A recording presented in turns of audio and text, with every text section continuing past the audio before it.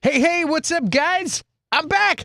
It's another episode of Versus. We have an exciting show for you guys tonight. Tonight, we're going to be talking about the R.I.P.D. and Men in Black versus each other. Now, this doesn't look promising for Ryan Reynolds in this photo right here, if you look at this, but it's R.I.P.D. versus Men in Black. We had a conversation last week. And let's get Curtis in here. Curtis, what's up, dude? Hey, happy Friday, Clint. Hey, happy Friday, man. We had a conversation last week when we were talking about True Romance versus The Big Lebowski, where we started talking about Jeff Bridges, and somehow, I don't know what happened, but we ended up getting into the R.I.P.D. And you asked me if I'd seen it, and I said, why do I need to watch that movie? I've seen Men in Black. If I want to watch two cops going around in a supernatural environment, that's hunting supernatural things, I'd watch Men in Black, which led to this very special episode of Versus. And I just want to pat myself on the back right now because of this thumbnail, guys. You got to look at this thumbnail. Just look. I just have to pat myself on the back. Hey-o! That's pretty yes, amazing. Sir. Pretty amazing. Okay, I'm done patting myself on the back for that thumbnail, and now we're back here. Let's talk to the chat real quick. But before we actually talk to these people, these wonderful people in the chat, and Rajneesh says the Peacebakers. That's our wrestling team. Curtis is the Peacebakers. Oh yeah. Oh yeah. How you been, man? You have a good week so far? Yeah, pretty good week. It's beautiful. We got beautiful weather finally. But I'm very glad it's Friday. Get to hang with my peeps. Hell yeah. Hell yeah. I haven't talked to you all week. It seems like I got a couple of messages from you, but dude, I've been busy. I've had a crazy week. Yeah, it's getting close to testing time. So, well, let's check the chat. See, we've had the chat going. Bobby, Jedi Master EJ. We got Bobby. We got we got Bakertown interacting with the gang. Yes, sir. My word is fun and dandy like sour candy. How have y'all been? I haven't checked Facebook yet for friend requests. I don't know any of the context. I just skipped over all the early messages. Now I'm just skipped down to the bottom. I'm like, what the hell is going on? Let's skip to the very, very bottom. I heard somebody say jerk in here. Did I see that? I love how Clint woke up this morning and chose violence against the Snyderverse. You jerk. I did not choose violence against the Snyderverse. I just said that Zaslav was going to be directing and acting in the new Snyderverse films. Zaslav's going to be Superman. It's going to be wild.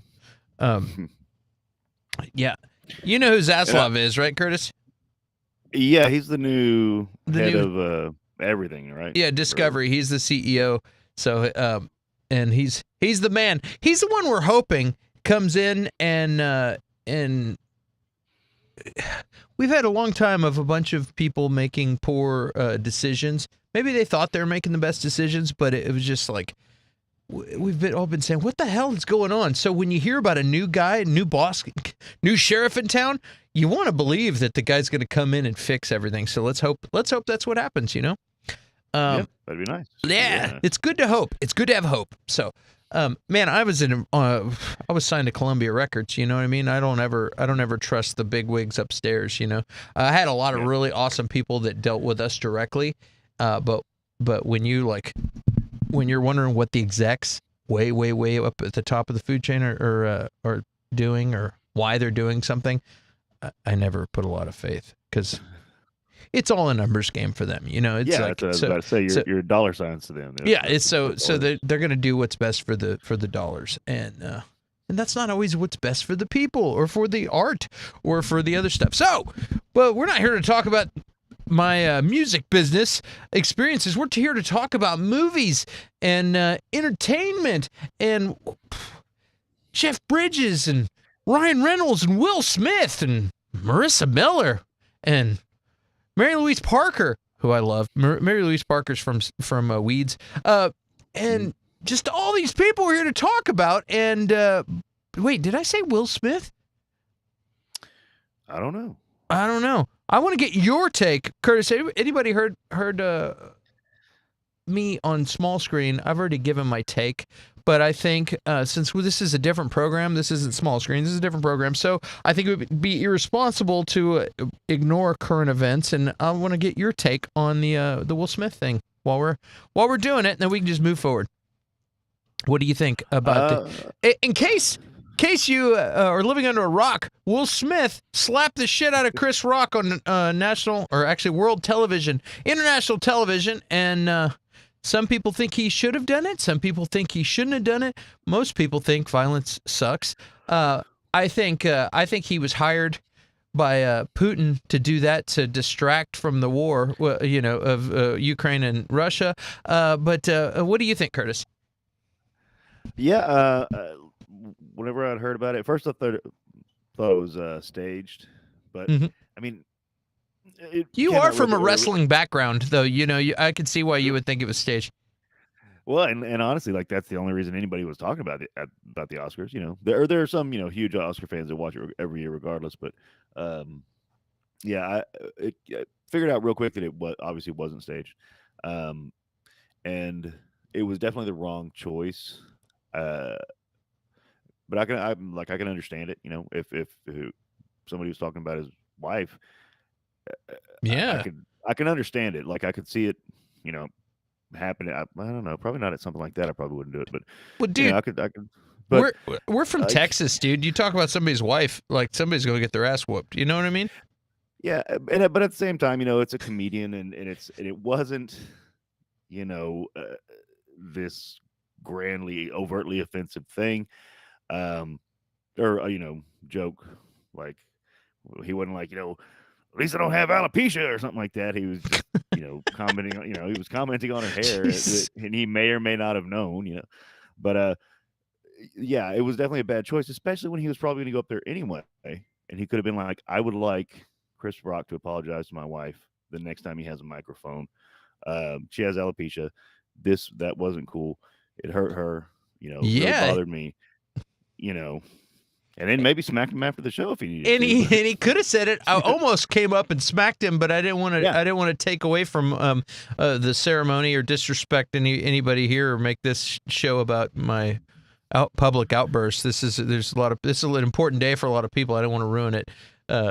But yeah, you're totally right. He could have used the microphone to yeah. He could have really eviscerated him, honestly. Yeah, I mean it would have done. He would have looked like the classy one, and it would, even though it was like I said, hopefully a joke of ignorance, and just Chris Rock was not a very good joke. Like he could have made Chris Rock look like the bad guy in that situation, but he just obviously chose not to. At first as well, whenever I was watching it, like it seemed like stuff has come out that they did try to remove him, they did try to ask him to leave, and he wouldn't leave and stuff like that. But I was thinking, like, how do you get away with this? Or where's the line of who couldn't get away with it? You know what I mean? Yeah. Like, like certain stars couldn't to a degree get away with stuff like that, or would they have just hauled somebody else's ass out, or so I was like wondering where some average guy out there would end up getting slammed against the concrete and dragged out by security or cops or anybody else. You know what I mean? End up in jail. So yeah. And it was making me think, because of the whole, Suicide Squad thing. Last year, like would Idris Elba have been able to get away with it? Could he have just walked up there and smacked Chris Rock, and then they're just like, okay, whatever, I think Have seen? I think the answer is that if Idris Elba had slapped Chris Rock would have hit the floor. Yeah, that's true too. Yeah. Yeah, he slapped him like he was like it was oh man, I just ruined a good joke. I was trying to think of Alfonso Rivera's name in Fresh Prince. Help me out in the chat. Carl's. Carlton? Carlton. Yeah, he'd have gone down like Carlton if no, like yeah, he didn't slap him. I mean, he slapped him. You heard it, but I feel like I think he was trying to humiliate him, not actually wound him. You know what I mean? Which is actually more wounding. Which he did. Yeah, which he did. And, so yeah, and I liked what you had said as well. Sue him over principle, because apparently they, I don't know, but apparently they are good friends, and honestly, you could get away with slapping a friend. Are they good friends? I don't know. Like that's what I mean. I don't know. Well, they're friends to some degree. I don't know if they're good friends or to what degree or something. But apparently they're have some level of friendship. But you can get away with even slapping a friend, but not on national TV. I mean, basically, dude. International TV, like you said. So I do agree with like suing him on, even if it is for some small amount. But he could really sue him for a lot of money because like that slap's gonna live forever. And it just. Chris Rock he handled it very well, like y'all were talking about, but it's still making him look like a punk. Yeah, if Chris Rock continues to tour and just act like it was nothing, he could capitalize on this because everybody's kind of got his back for being a pro through the whole thing. And if he laughs about it, and makes a bunch of jokes about it, I think he could shake it off and everybody be like, hell yeah, Chris Rock. I mean, he could probably have a resurgence, be in a bunch of movies and stuff. You know what I mean? Yeah. Because everybody understands that, you know what? He was out of line and he handled it like a champ, even though that joke was a little bit but that wasn't anything worse than Ricky Gervais did. You know what I mean? So, yeah. Oh, well, yeah. You know what I mean? Like, it's like, it's just another comedian. They do that in roasts all the time, and that's what those guys have been doing. They go up and roast the people in the awards. Well, that's what I was going to say. You know how they do those Comedy Central roasts? Whenever they do the one of Will Smith, it's going to be a bloodbath. Oh, dude, I loved the Peyton Manning. Will Smith. Did you see that they were doing? Peyton Manning was one of the guys on, and Nikki Glazer was like, Peyton, you're so good on those commercials, the State Farm commercials. You're the best. You're like the Tom Brady of insurance commercials, and which was really good. Because you're like the Tom Brady. Yeah, you're like the Tom Brady of commercials. You're so good, so good.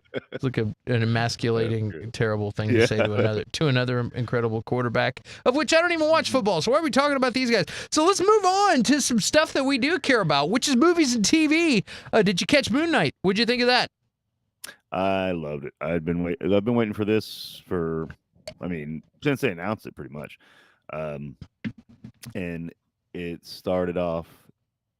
This is the first Marvel property that in a while where I have watched episode 1 and been like, bam, I'm in. That was great. Usually it's like, all right, well, that was okay. Let's check out the other, the next couple episodes. Like this one was like, and it wasn't, this action packed super thing. It was just done so well. It's unfolding the story. Moon Knight's barely in it because you're figuring out the story. Yeah.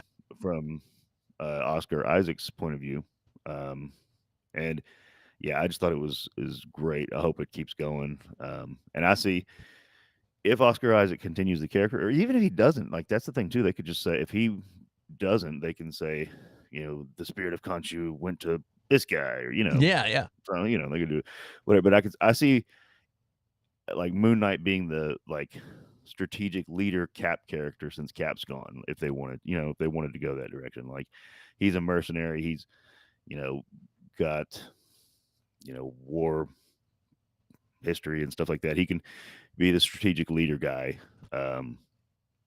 if they wanted to, because I haven't seen anybody else stepping into that role. They've got people stepping into the Iron Man role kind of, but not really Cap's role. I'm starting to wonder if Monica Rambeau is gonna step up and become like Spectrum and then really take take some kind of a leadership role or something, because she's really a go-getter in WandaVision. You know what I mean? Really got a lot of conviction and stuff. So I think she would be good. I thought she did really good for that. But we'll see what happens with that. Well, let's talk about some movies, man.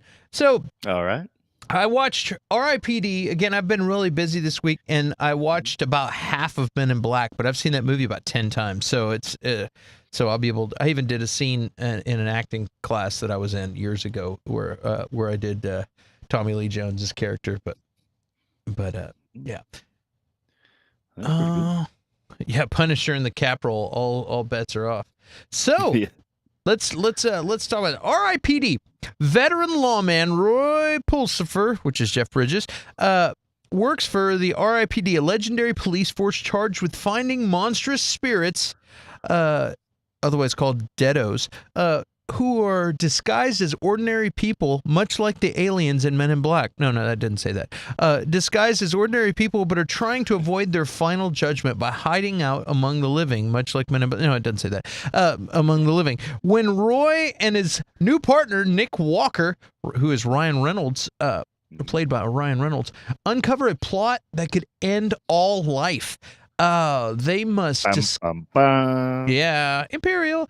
They must discover a way to restore the cosmic balance, or else watch the tunnel to the afterlife start sending angry souls back to the world of the living. Holy smokes. This was released in 2013, and it was directed by Robert Schwenke on Universal Pictures, starring Jeff Bridges, Ryan Reynolds, Kevin Bacon. Yes, so you can use this movie in your word association. Mary Louise Parker and Stephanie Sostak. That's a hard last name to say. So, first of all, again, I don't know about you guys. I used to watch Weeds back in the day. Weeds was a fantastic show, and Mary Louise Parker was in it, and I just love her. And yeah, she's aging like fine wine. She's fantastic. I love her. Yeah, I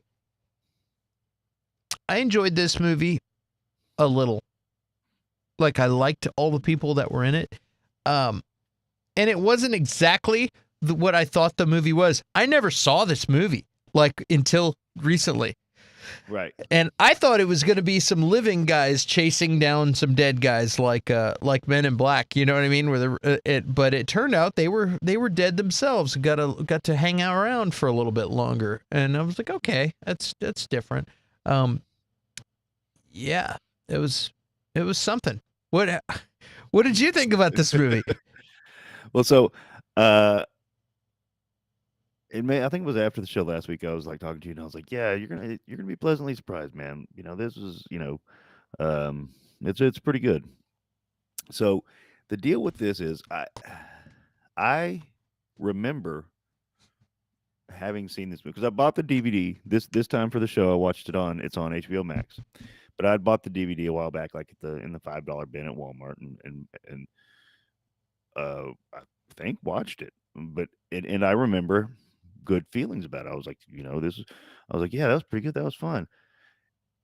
But watching it, I had zero memory of this movie. Like, I remembered nothing.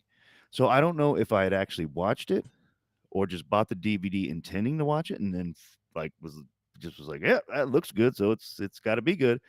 Or if I watched it, and you ever fall asleep with the TV on and the audio is in your dream, but the visuals, like your brain's creating the visuals? Sort of. And I definitely fell asleep watching R.I.P.D. and had to finish it this morning. I watched it last night and fell asleep 40 minutes in, and couldn't finish the movie. So I turned it off. I realized I'd been asleep doing exactly what you're saying. I've been halfway listening for about 20 minutes, and I was like, dude, I can't. I got to watch this again in the morning. I got to take notes. Sometimes when I fall asleep to stuff, like the audio will be I'll be asleep, like the audio will be in my head, but the visuals in my dreams will, like my brain's creating the visuals, but the dialogue and stuff is exactly what they're saying on the TV. And so like, I don't know if that happened, but I had zero memory of this movie, and it's not bad. It's not a bad movie. And like I'm glad Roger's here because I wanted to explain it. Yeah, it's forgettable. Uh, Yeah, and, definitely. and obviously, like because it's like just describing it is so weird because like it's not bad, I really, but it's I don't mean to interrupt you, but I really love no, that no. Mel Kennedy watched this. I hope you watched it this week for this show. Maybe you watched it in the past and it was pleasantly entertaining. But yeah, I think it's fun if we start planning out these shows, and if y'all watch them too, and when we get back here, we can all talk smack about them together.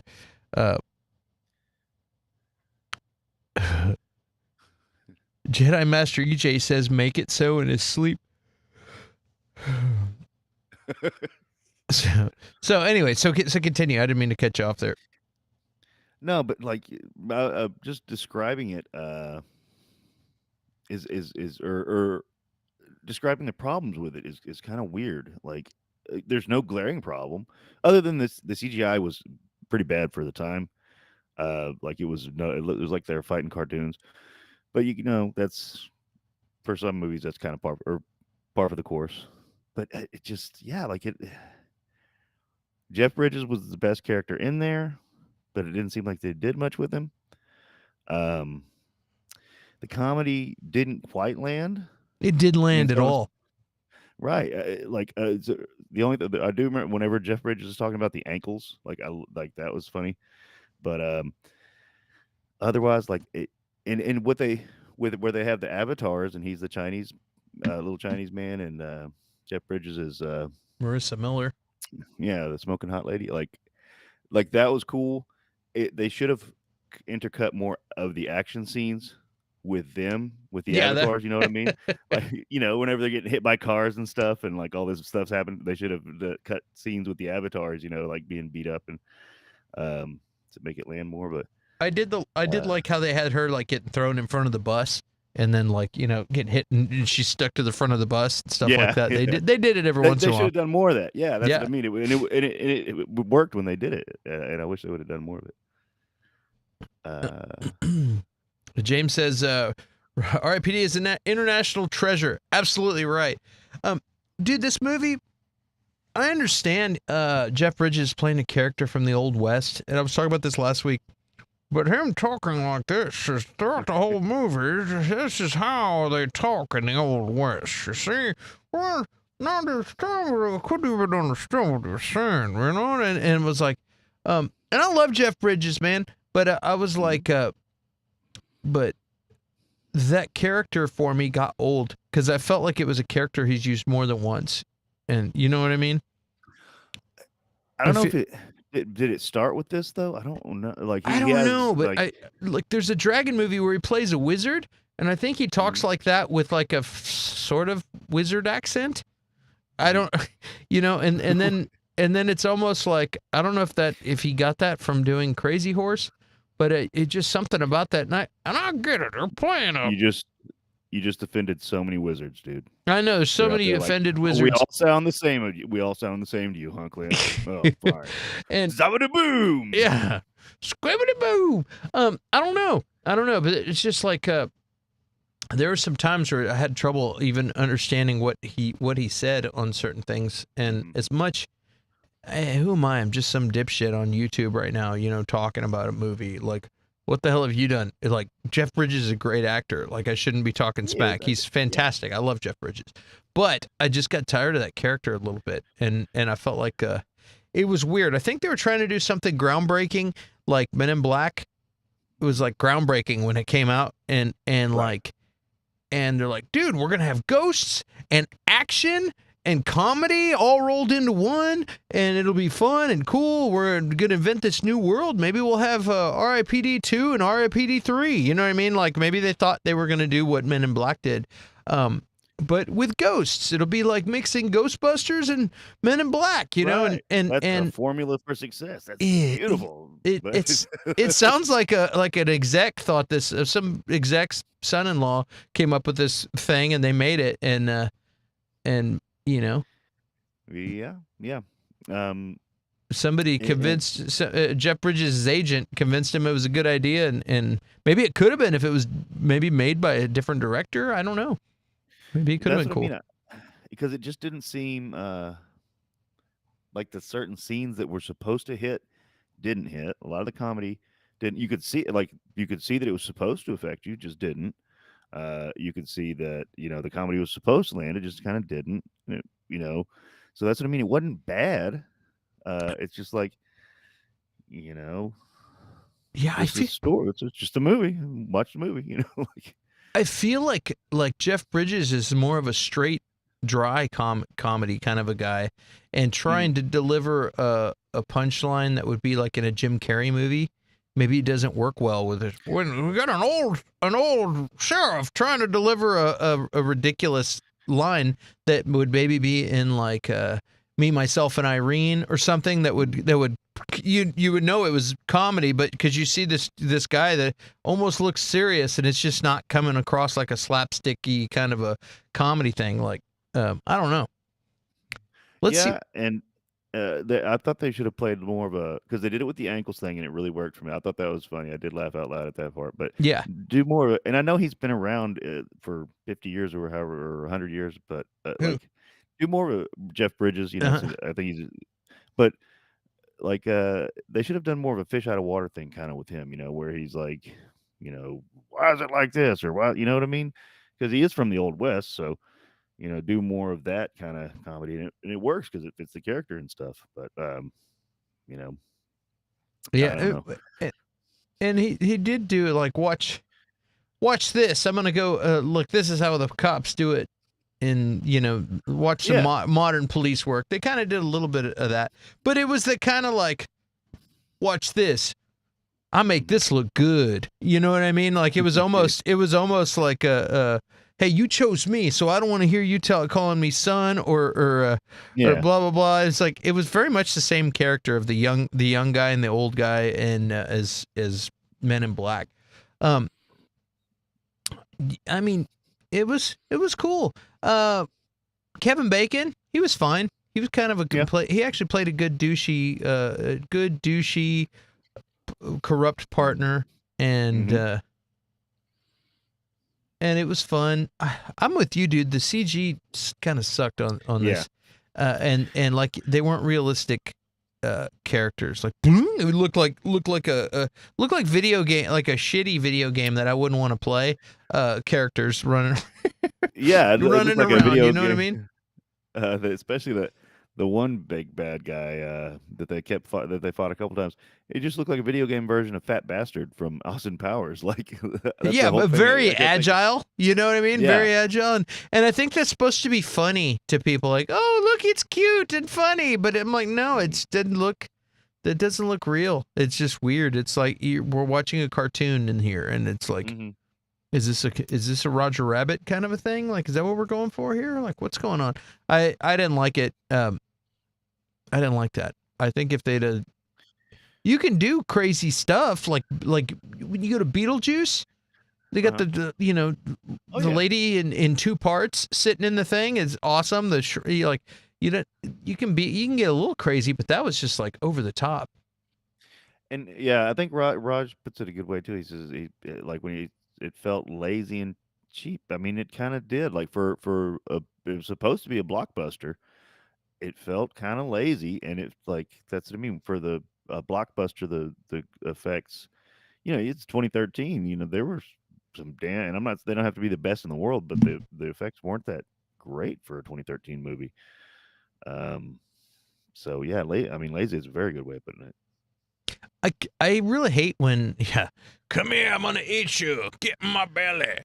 I hate when movies do that though. They're like, hey, we're gonna, and Morbius. You can say Morbius did it. We were just talking about that, but like, they get a really good cast and then have a lazy movie, and it's like you have like this famous actor that you like on the poster, so you end up renting it or going to see it at the theater, and or clicking on it. Which, if you're talking about Netflix movies, Netflix, Red Notice, and all these, Netflix is actually the Olympic champion of making shitty movies with high profile actors and tricking you into and they've got the science down for the thumbnails, so they'll put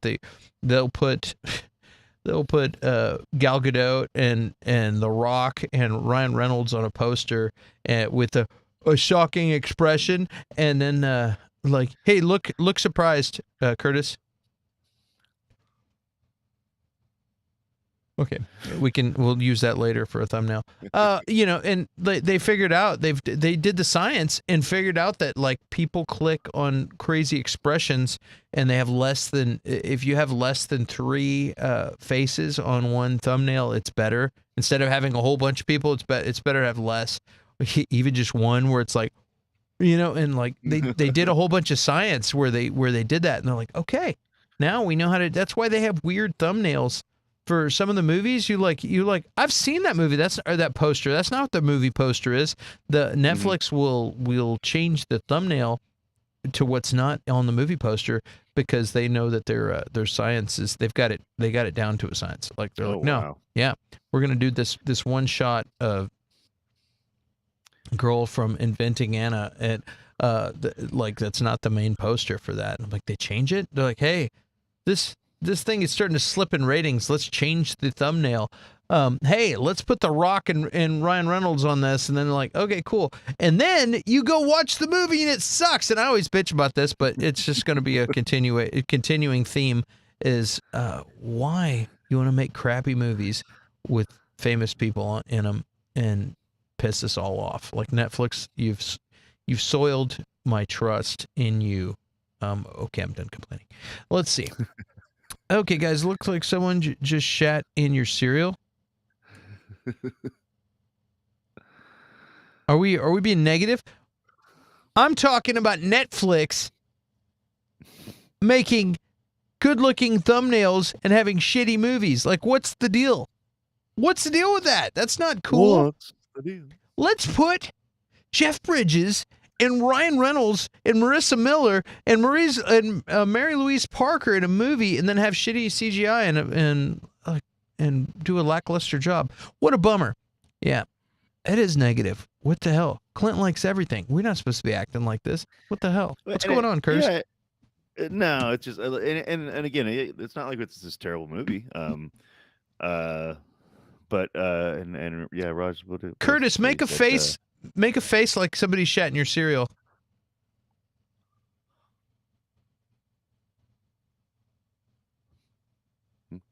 Okay, that's what you look like. But he said something and wait, one more time.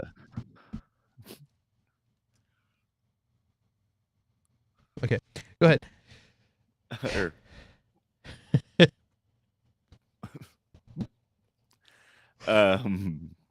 Yeah, he said something. I lost it somewhere, but and he says, it's just meh, and it's like this, like that's just a kind of a good way of putting it. It's like it's not a movie; it's a meh v. Like it's just it's all right.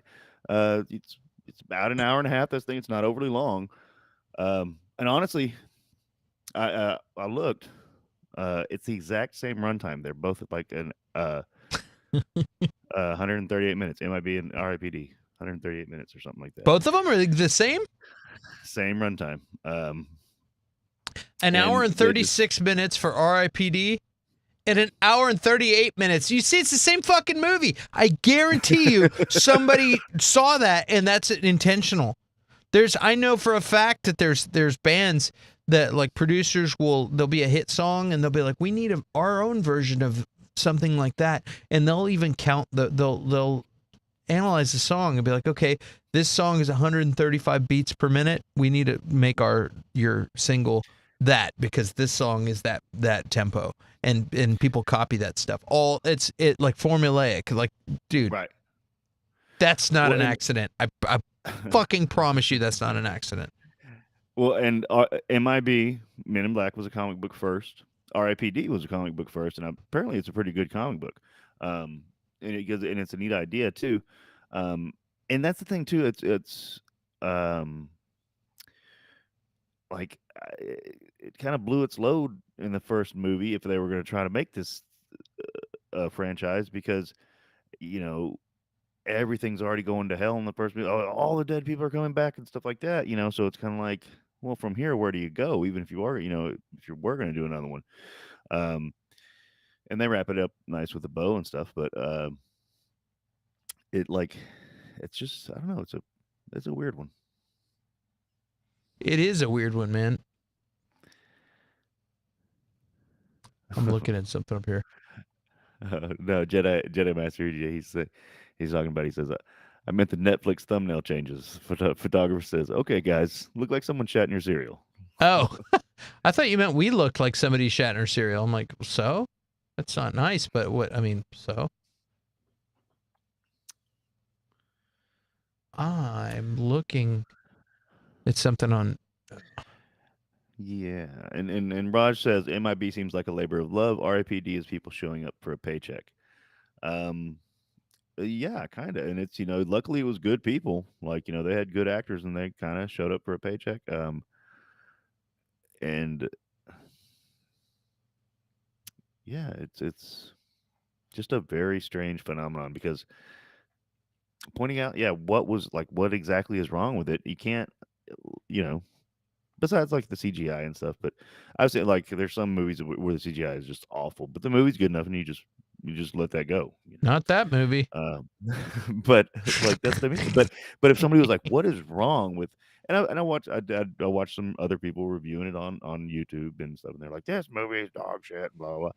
I wouldn't say that, like, because that's what I mean. Like describing what exactly is wrong with it is pretty hard. Like it's like there's like no real thing that's just bad. It's There's a just lot. There's a lot of stuff like that you're like, they're a good actor. They're a good actor. They're a good actor.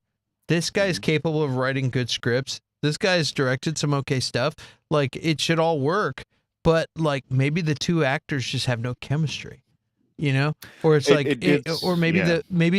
the director and the actors don't get along or something, and they have no chemistry. And it's like sometimes you can have four, and I always go back to music, because I'm a music guy. But you can have four people who are talented musicians. You put them together, and they don't click because they don't like each other. You know what I mean? And so I think there's something to be said about that. Sometimes you get people that don't like each other that it makes their performances better. I hear about stuff like that, guy girl parts and stuff. Like who knows? But it's boy, this movie was weird. Yes. And what I mean, I don't know if I'd recommend it, but I wouldn't recommend it against somebody watching it. Like it's a movie. It's an hour and a half. And you're not gonna be like, oh my god, I wasted an hour and a half of my life, But you'll be like, all right, that was a good movie. Could have watched like 5 Simpsons episodes at the same, but whatever. It's kind of like 21 Jump Street remake. You know what I mean? It's like, okay, that was a movie. Like, I saw it and movie happened. Like, and yeah, there was some moments in it, but okay. Except that I think they had more moments than and it's just like it's like that's just how it is. There are great grand stories, like Homer's Iliad and Lord of the Rings and stuff like that. And then there's also stories of like your friend telling you how he went and bought shoes. It's like, well, that's a story. That was a story. Like that's not it wasn't bad, like but he told me a story and then moved on with life. It's kind of like that. So, but that's the thing is that it was advertised and it was meant to be a big blockbuster. That's kind of what's confusing. Like, usually they put more, because even failure blockbusters like Last Action Hero and stuff like that, like to me, still like have more redeeming quality, or they're like you can see the badness, but you can see the goodness shine as well. Like the good parts are good. It's just the bad parts are bad. And this one was just nothing really bad, but nothing really that good either. It seemed like like in the last 30 minutes, whenever they were opening the gate and stuff, it seemed like I had a feeling like, oh, it's really going to kick in now, and it just kind of didn't. We got to the grand finale up on the roof. It was very just like Ghostbusters 2, where they're on the roof and you know what I mean, and then they have to go defeat the I'm looking Apparently, Mike Judge played a bunch of deados in this movie. Hmm. And I'm like, was it the big boy? Of course, it was a lot of CG, but I was trying to find out. Yeah, apparently he did. So interesting. Yeah, and Raj says inconsequential. Like that's what I mean. Like when he dies, I mean, you just met the character, so his death's not going to affect you that much. But like when a lot of the major plot points happen, you just don't. And like whenever his wife, like Kevin Bacon, like stabs her with a crowbar or something like that, and like it doesn't. It's like it's just kind of inconsequential. Like you like, and they do the whole, no, I love you kind of thing, and um, it was almost like I was like, I'm supposed to feel something here. I'm like, I kind of want to feel something here, but I'm just watching two people talk to each other. Like, I don't, it's not quite working. Yeah, and here I never showed that. I forgot to show the thumbnail. Yeah. Look at that glorious thumbnail. Boom, baby. Hey, and that's weird. They have weird weapons that are almost like real weapons, but they're not weapons. Like they're not normal weapons, much like Men in Black. Yes, that's true. That's true. And yet they never like. Except they make this look good. Go ahead. Yeah. No, I was just gonna say like it's funny too because when Jeff Bridges comes in, he looks like he's just trigger happy, shoot first, ask questions later kind of guy, and then whenever when all these guys are like changing into the monsters and stuff, they just kind of stand there and let them turn into monsters and go running around. It's like just like once they're changing, they're like changing for like a good 20 seconds. So like like just shoot them. It's done. Movie's Watch over. this. Done. Yeah, I agree with Raj. Like someone screwed up the script, and I don't know. I looked up the director earlier too, but like I said, a lot of the points that were supposed to hit just didn't hit. So it was directing as well. Hey, Curtis, put your hand up like this. Looks like you have a hole in your hand. Oh, from the greenstone? Yeah. So you've got a hole right through your hand. Do that. It's the whole bit. Like, oh, you don't on that side. Go there. Yeah, that's wild. Yeah, the green infinity stone and the green screen. Dude, if you next week, you got to put a green dot on the inside of your hand, and you'll be able to go like that, and it'll look like you have a hole both ways. Oh, wow. That's why. Hey, dude, don't show them how we do the magic. You're just supposed to make them think you have a hole in your hand. That's it. I got the stigmata. That's wild. That's cool. Yeah. Guys, just Curtis is not next to me. He's in Houston, and I'm in Austin. He's not right there. Or as in Texas, we say right down the road. It's only about 150 miles. High five. The other way. I always do that. Oh, yeah. That was nice. That was nice. No, that was the wrong one. Nice. Yeah, you like that, Raj? I do get distracted by weird stuff. It's like, dude, I like how Clint gets distracted by weird shit. Yep, I do. This is a fact. Well, let's move on to, you want to move on? I mean, bottom line, this was an entertaining movie, and Jeff Bridges is likable. Mary Louise Parker's likable. I liked Stephanie Sostak, who is his wife. She played a very good, I thought she was, convincing, sweet wife that you just like, oh, you feel for her, and she did a good job.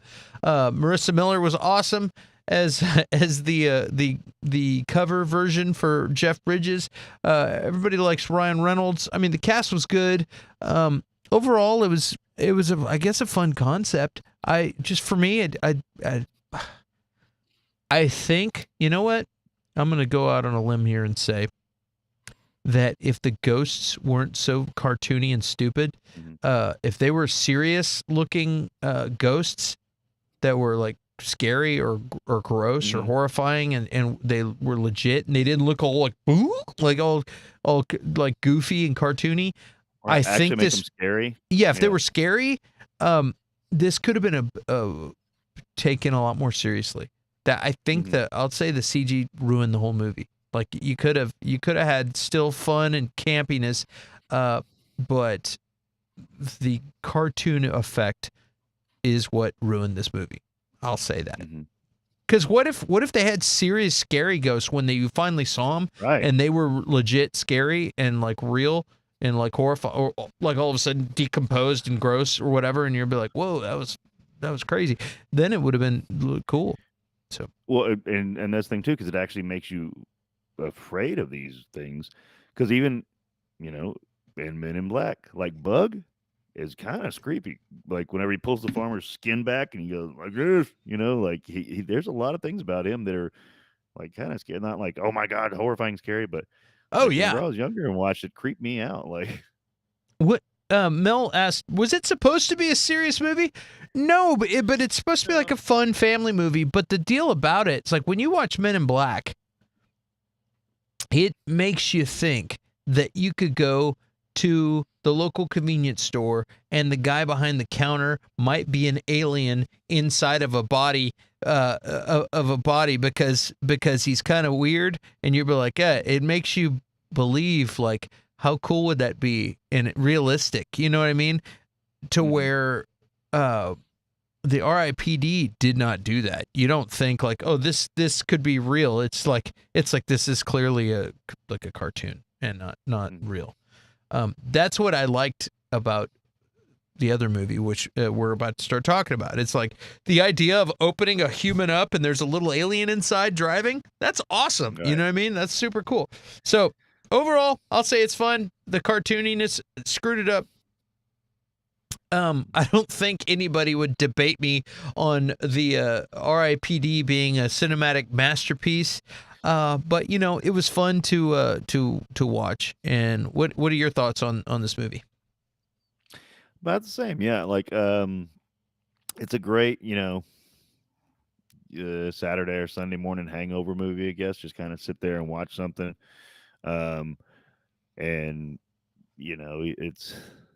it'll be enough. It might be in rewatch. It might actually get better. You might notice more things. I don't know. But yeah, it's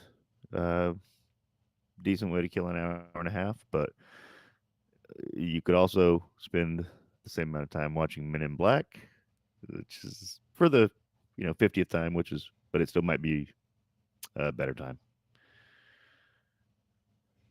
Yeah. There you go. Again, enjoyed some of it, and I wanted it to be better than it was. But I mean, it was cool. It didn't take itself too seriously or anything. It was fine. It was fine. It was a good movie. I'd watch it if I was flipping through channels and it was on. I might get stuck watching that. All right. Well, let's get down to the chat for just a second. We'll see what these guys have to say, and then we'll jump into Men in Black. Let's see. R.I.P.D shows. You can't carbon copy a comic book into a movie. Certain things don't translate well from the page to the silver screen. This is true, man. This is true.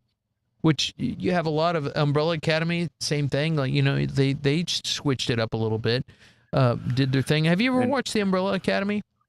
I haven't. I've heard good things about it. It's a great show, dude. You should check it out. It's on Netflix. It's a Netflix show. From my understanding, Gerard from My Chemical Romance wrote that, created that story. I don't know if he co-created that with somebody else or not, but I was really surprised and excited because I've met him before. He's a cool dude and ran around in the same circles as I did, and I like the idea of a musician who wrote some pretty cool songs. Great singer, and I've met him. Went backstage at one of their shows one time, and my sound guy, Super Dave, went on to work for some other people and ended up working for My Chemical Romance, and we had a day off, and I texted him because I saw that they were playing in town. He's like, dude, come over to the show. I'll introduce you to the guys, and you get to check out the show. It'll be fun.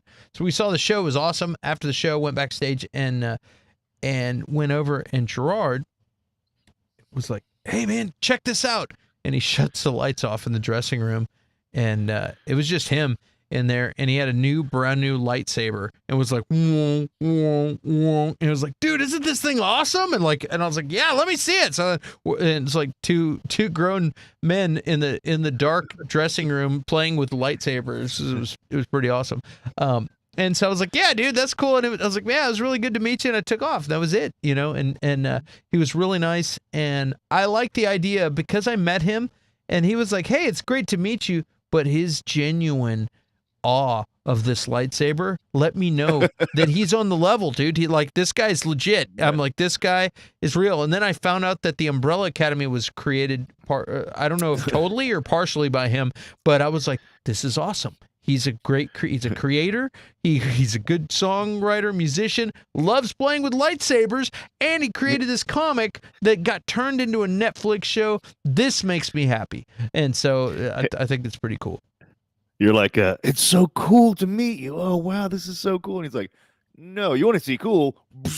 Yeah, he's like, I'll show you guys. It's basically what happened. And I was like, yeah. I was like, dude, this guy's cool. This guy's like me. It's awesome. Yeah, it was pretty cool. So anyway, when I found out, I started watching this show, and I was digging it, and then I found out he's part of it, and I was like, wow, now I'm really digging it, and that show turned out great. Season 2 is great, and I can't wait to see more of it. So if you get a chance, check it out. It's kind of weird, but it's really good. I like kind of weird. Really good. Yeah, that's right, Raj. I'm name dropping.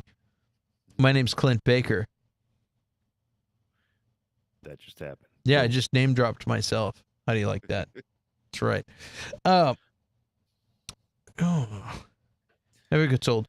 Mel Kennedy says, "Really?" And I'm like, yeah, I don't know it's anything I said. Really? Yes. True story. Let's go back and look at this thumbnail one more time.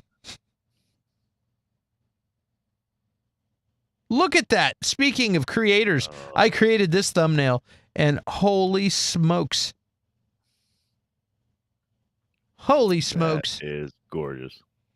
Yeah. And look how displeased Tommy Lee Jones is. He's like, I can't take this guy to any award ceremony. He just oh boy. And all Ryan Reynolds did was say, "Hey, Will, did you get a haircut?" And he's like, "What the fuck? What the hell did you say to me?" Oh boy.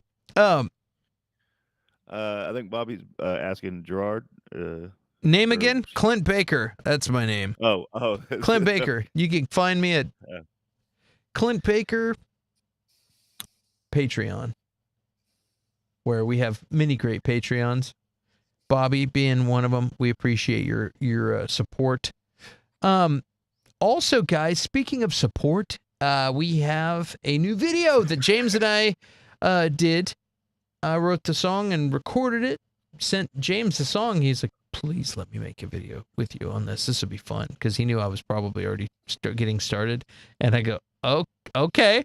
And holy cow, I'm so glad I did. Like, he did such a good job. If you guys haven't seen the Doctor Strange 2 video yet, it's fantastic. Like, James did such a great job. Let me see if I have a...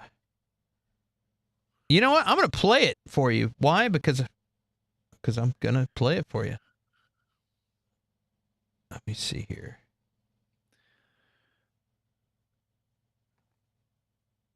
Raj doesn't believe Mel is real.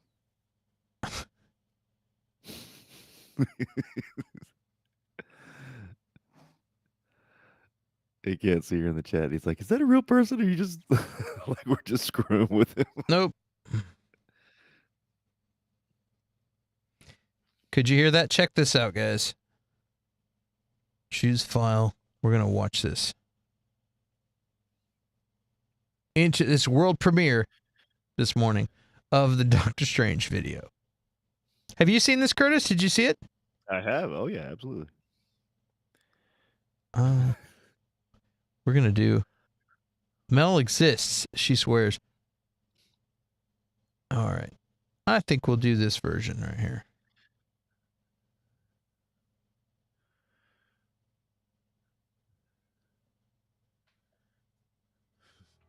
Who's Who's gonna be in Doctor Where is Strange 2? Who's gonna be in Doctor Strange 2? Who's gonna be in Oh, I know Doctor what's happening. Strange 2? Who's gonna be in Doctor Strange 2? Nope, I'm gonna have to go to a different. Man, I am messing up this. We'll just do this here. How about this? One more time. Choose video.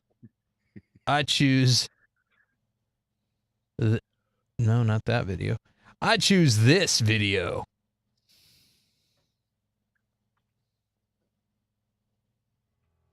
Who's gonna be in Doctor Strange 2? Who's gonna be in Doctor Strange 2? Who's gonna be in Doctor Strange 2? Who's gonna be in Doctor Strange 2? Loki, Sylvie, Ant-Man, Wong, Myrtle, Charles Xavier, Miss Marvel, Bruce Campbell, Wolverine, Reed Richards, Black Belt, Hulk, Thor, Iron Lad, Namor, Tom Cruise. This is making me crazy, dude. I can't get my technology to work here. I love technology, but not as much as you see. Always and forever. Always and forever. Why am I real small down there, too? There's all kinds of ghosts in the machine. All right, we're going to try one more time. Guys, while we're doing this, throw some ideas at us for what voices next week so we can Here we go. get it nailed down and we can all watch it together. There we go. Who's gonna be in Doctor Strange 2? Who's gonna be in Doctor Strange 2? Who's gonna be? Jeff Bridges, Ryan Reynolds. That's What happened, dude? This is weird. All right, we're going to try that. I'm going to try this. Yeah, all right. R.I.P.D. ain't having this. They're like, this is our time, baby. Yeah, this is us. Let's get rid of you.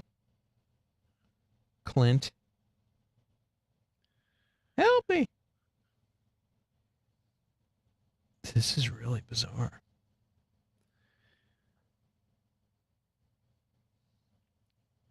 Resume last video. Doctor Strange 2? Who's gonna be in Doctor Strange 2? Loki, Sylvie, Ant-Man, Wong, Myrtle, Charles Xavier, Miss Marvel, Bruce Campbell, Wolverine, Reed Richards, Look at Black this. Belt, Hulk, Thor, Iron Lad, Namor, Tom Cruise, Iron Man, Scarlet Witch, and Spider-Man, Daredevil, Nick Fury, Punisher, She-Hulk, Jessica Jones, Hawkeye, Hank Pym, Moon Knight. Who's There gonna it be is. in Doctor Strange 2? Who's gonna be in Doctor It was under Strange layers 2? of Who's trash. gonna be in Doctor Strange 2? Who's gonna be in Doctor Strange 2? Carol Danvers, War Machine, Domino, Charlie Sheen, Black Widow, Wasp, Blade. All right, now we're going to watch it from the beginning. Who's gonna That's a good Af- one. Yeah, after I get rid of this.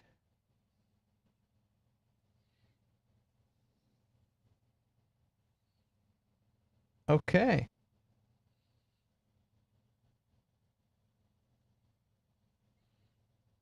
I don't understand why I can't get rid of this guy. I guess I'm going to move him down here to the corner. All right, now we can watch this. be in Doctor Strange 2? Who's gonna be in Doctor Strange 2? Who's gonna be in Doctor Strange 2? Who's gonna be in Doctor Strange 2? Loki, Sylvie, Ant-Man, Wong, Myrtle, Charles Xavier, Miss Marvel, Bruce Campbell, Wolverine, Reed Richards, Black Belt, Hulk, Thor, Iron Lad, Namor, Tom Cruise, Iron Man, Scarlet Witch, and Spider-Man, Daredevil, Nick Fury, Punisher, She-Hulk, Jessica Jones, Hawkeye, Hank Pym, Moon Knight. Who's gonna be in Doctor Strange 2? Who's gonna be in Doctor Strange 2? Who's gonna be in Doctor Strange 2? Who's gonna be in Doctor Strange 2? Carol Danvers, War Machine, Domino, Charlie Sheen, Black Widow, Wasp, Blade, Captain Britain, Beta Ray, Ultronix 23, Adam Warlock, Shang-Chi, Black Knight, Spectrum Biz, Watcher, American Chavez, Darcy, Shuri, Peggy Carter, Kang the Conqueror, and Ralph Boner. Who's gonna be in Doctor Strange 2? Who's gonna be in Doctor Strange 2? Who's gonna be in Doctor Strange 2? Who's gonna be in Doctor Strange 2? So I got this theory. What if it's like the Mandela effect, where the universe got broken and it merged with another universe? So instead of pulling people out of another universe into our universe, like the X-Men, maybe we all join into one universe. And like, maybe there's a Shazam movie. No, Shazam is DC, man. You know who's not going to be in this movie? Mephisto, Mephisto, Mephisto, Because they can't have demons in China. Who's gonna be in Doctor Strange 2? Who's gonna be in Doctor Strange 2? Who's gonna be in Doctor Strange 2? Who's gonna be in Doctor Strange 2?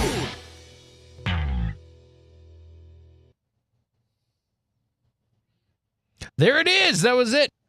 That was it. Hey, thanks, Mel.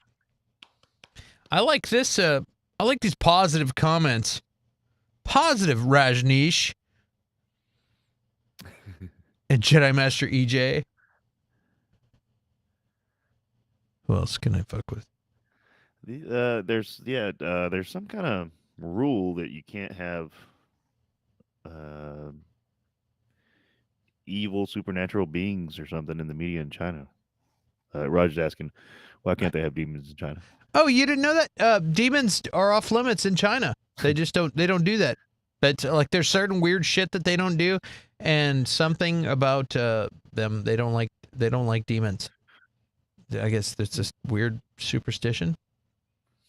I don't know. They just don't do demons. So this whole time, every time somebody's like, "Oh, it's going to be Mephisto," it's not going to be Mephisto because they don't do demons in China.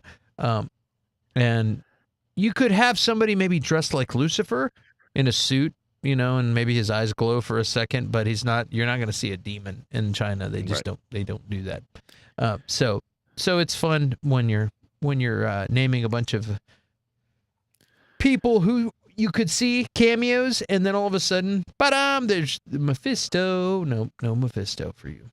So I thought it would be fun. I thought the people who keep track of Doctor Strange 2 would think that was hilarious. You heard it here, folks. Demons have a travel ban to China. That's right. What were you going to say, Curtis? Raj has made a pretty good one for next week. Armageddon versus Deep Impact. You think do something like that? Armageddon versus. We could do that. We get into these 90s,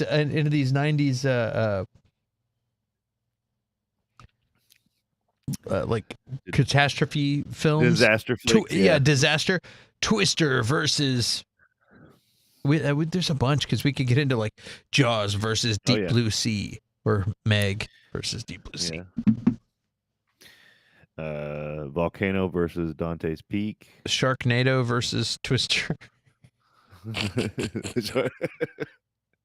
Dude, Deep Impact versus Armageddon. Is that what you said? That's what Raj said. Yeah, I think that was Raj. Yeah. Yes, Raj.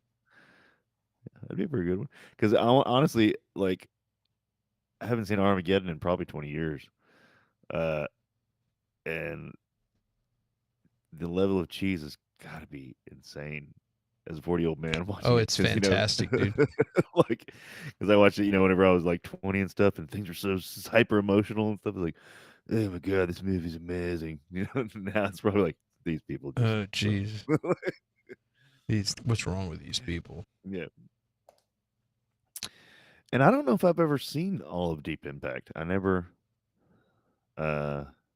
Maybe I have, but because Armageddon's all insane action and comedy.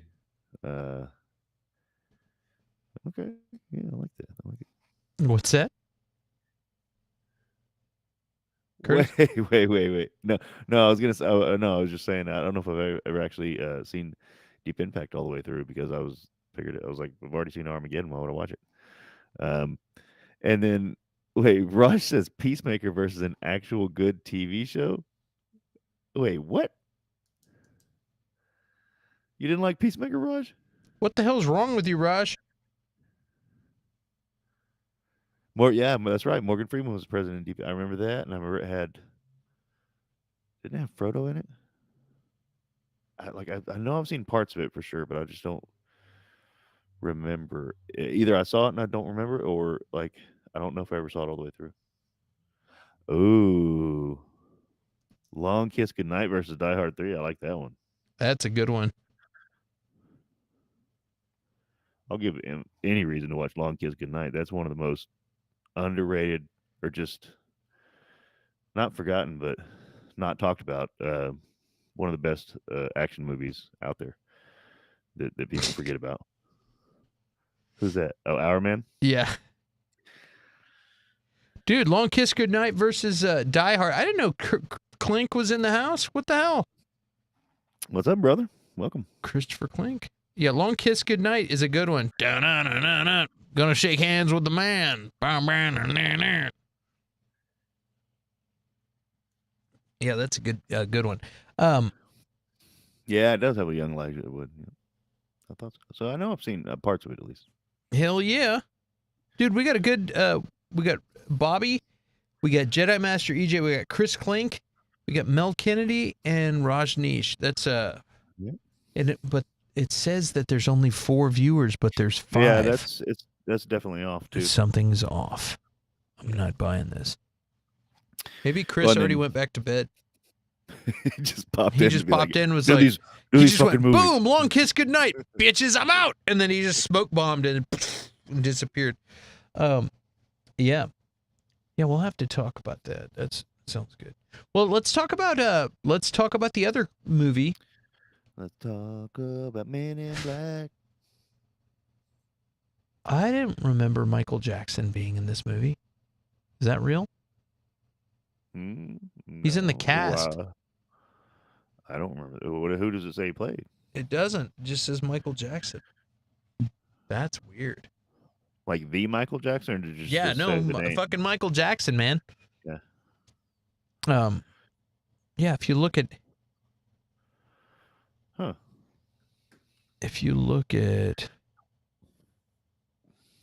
this, maybe.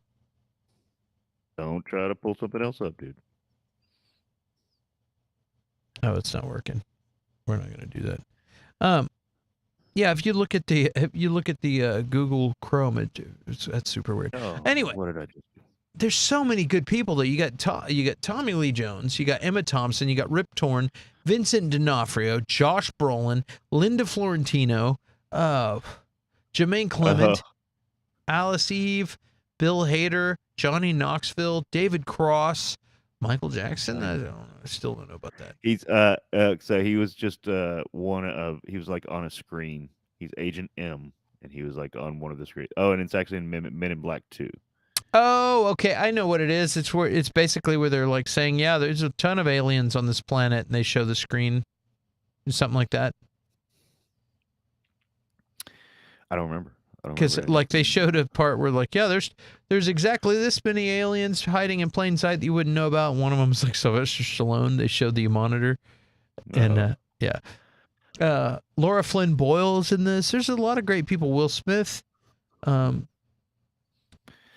Well, what amazed me, I hadn't seen it in a while, not too long. Rip Torn. Yep. Go ahead. You hadn't seen this in a while. You gonna go somewhere with that, or you just got Tourette's or something? No, just Rip Torn. Like Rip Torn. I mean, how many people will have the same first and last name, but don't? Right. Yeah. But I couldn't believe D'Onofrio. Like, I couldn't believe he was the bug guy, because knowing him now as Punisher, and or not Punisher, Kingpin. Yes, thank you. I thought I had never seen the Kingpin guy in anything else. I was like, he's so good at it, and he's the bug guy. Like, I couldn't believe it. He did so great in that. Like, blew my mind. You know, I'd seen the movie before, but I never thought about that actor. And now knowing that was Vincent D'Onofrio that was crazy. Dude, he's fantastic in this movie. And the physical aspect of what he's doing is ridiculous. Did you ever see Full Metal Jacket? Oh yeah. You know that's him. Oh, is that him? He's Private Pyle. Oh wow. He's the one who loses his shit. He's like, That's crazy. Yeah. I mean, it makes now that he's in a ton of stuff, dude. Vincent D'Onofrio. Wow. Let's go down the Vincent D'Onofrio rabbit hole real quick and see what we got for Vincent. Movies, TV shows. What do we got here? Daredevil. You got Law and Order, Criminal Intent, Full Metal Jacket. He's in Hawkeye, Men in Black, Magnificent Seven, Unforgivable, Jurassic World, The Cell. He's a crazy character in The Cell. He's in Adventures of Babysitting. I have no idea what he was in that. But first time I ever saw him was Full Metal Jacket, and then I saw him in The Cell, and holy shit, he's fantastic in Daredevil. But in Men in Black, he is wild, dude. Like, he's a guy who's like in a different skin, and he's just great. He's great, and like the physicality of what he's doing, the way he's walking. They're like, hey, act like you're an insect trapped in a guy's body, and he's like, he doesn't bend his knees sometimes, then other times he does, and he's walking all, and it's fucking crazy. Like, it's really cool. And it's just him. Like, well, I'm sure there's some practical effects going on, but but not a lot. It's just him acting. And it's great. Well, let's go over the synopsis real quick, because we just jumped right into like throwing props to Vincent D'Onofrio. But Men in Black. Let's see here. They are the best kept secret in the universe, working for a highly funded yet unofficial government agency. K, who's Tommy Lee Jones, and J, Will Smith, are the Men in Black, providers of immigration services and regulators of all things alien on Earth.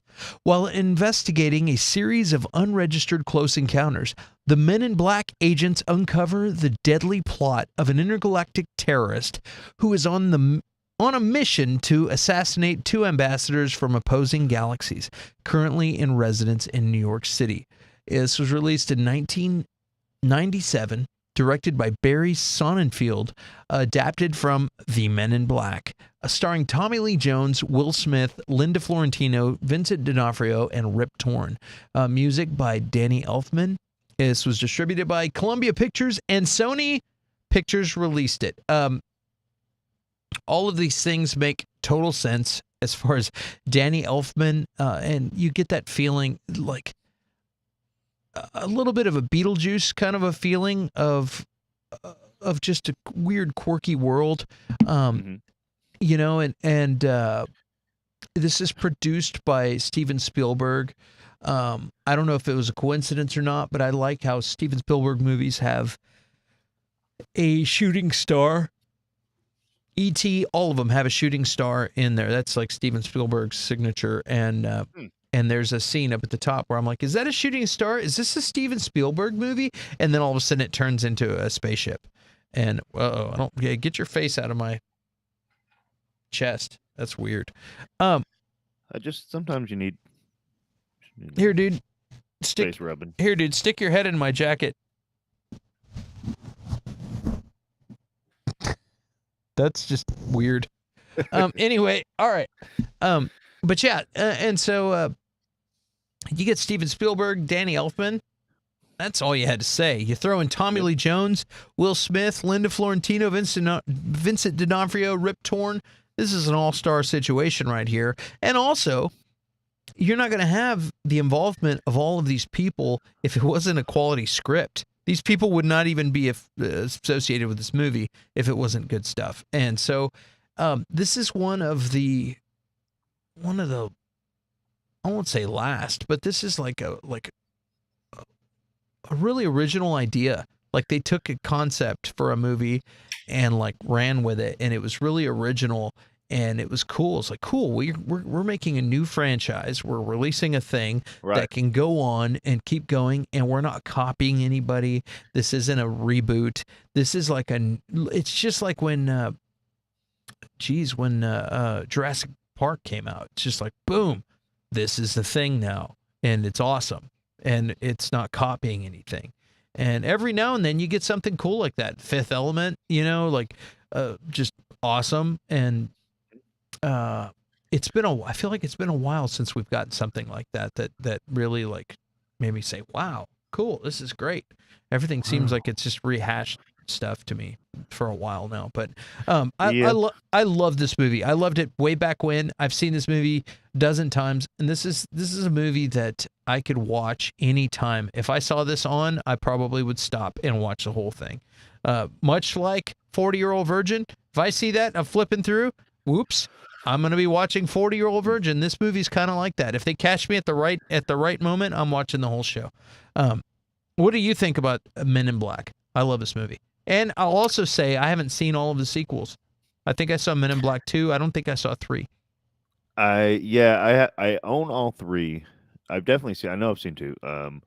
I just watched it not too long ago. But the third one, maybe I've seen. I don't really have a memory of it. I think Thor's in it. No, there's a Men in Black 3, and then the newest one is Men in Black International. Okay, that's maybe the one and the third one has Josh Brolin in it. And so maybe I saw it once, but I don't remember it at all. Is it a prequel and Josh Brolin is playing Tommy Lee Jones? Maybe. Because Josh Brolin would be a knockout Tommy Lee Jones younger if you could do that. Right. That would work. That's really cool. They should do Looper 2 with Josh Brolin and Tommy Lee Jones. Yeah. Don't say yes to that. No, bring it, dude. I want to see that. Tommy Lee Jones is 1 million years old now. Poor guy. Poor Tommy Lee. Yeah, he's like too old for Space Cowboys, the sequel. You know what I mean? He's like, he's like, they're going to do another one, but like it's too late. Yeah, they could do Jack Nicholson and Christian Slater and Looper. Who else? They don't even look the same. I know. No, this is a really good movie, and it's funny because I always, for some reason, so I'm not, even before Slapgate, like I'm not a huge Will Smith fan. Like he's like whenever he actually acts, like the movies where he's acting. Dude, that's racist. Like he's Just great, and that's he's not. I don't know if he's ever bad in anything, but he Will Smiths it up. He's basically, so you could say the same about Ryan Reynolds. Sometimes, absolutely, I know exactly what you're saying. A little Ryan Reynolds is great. It's perfect, but like too much Ryan Reynolds is just like, oh my gosh, like it's the same hey there, thing. yeah, blah, blah, blah. Yeah, he does the same shit all the time, and fast talking. I love it. I think he's hilarious, but you can get tired of that, If you watch Green Lantern too many times, you can get tired of that, And also, like Will Smith doing the Will Smith thing, like you can get tired of that. Like, I'm trying. And so I like this movie more than I think I wanted to when I was younger, or something. I don't know. Like I just didn't want to like it as much. I don't. Something weird about me. But this is like a very good movie. I rewatched it again, and I realized how good it was. And I like it every time I watch it, but it's never been one of my go-to. It's movies, and it easily could be. I don't know. Like I said, I just fight it for some reason. It's got a lot of fun things, like him picking up the little gun, or just it's different random things that are fun. But something about Will Smith, dude. Even when he was going to be in Suicide Squad, like I was like, I feel like it's going to be distracting because it's like, right, yeah, you're throwing Will Smith in here, like he's too Will Smith for this role. Yeah, he did a good job of kind of toning it down, for sure, in Suicide Squad, but still, it's just like, and he can't turn it off too. Like you can see, he absolutely can't. Like Pursuit of Happiness. I haven't seen his latest one that he won the Oscar for, right? But I mean, he can absolutely turn it off.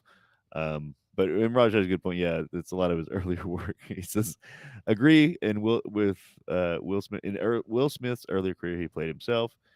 He's like, yeah, I make this look good. Like I don't want to see that in the Suicide Squad. You know what I mean? And yeah, right. And he didn't do that, luckily. But it's like, okay, it's just this is Mike Lowry playing. Yeah.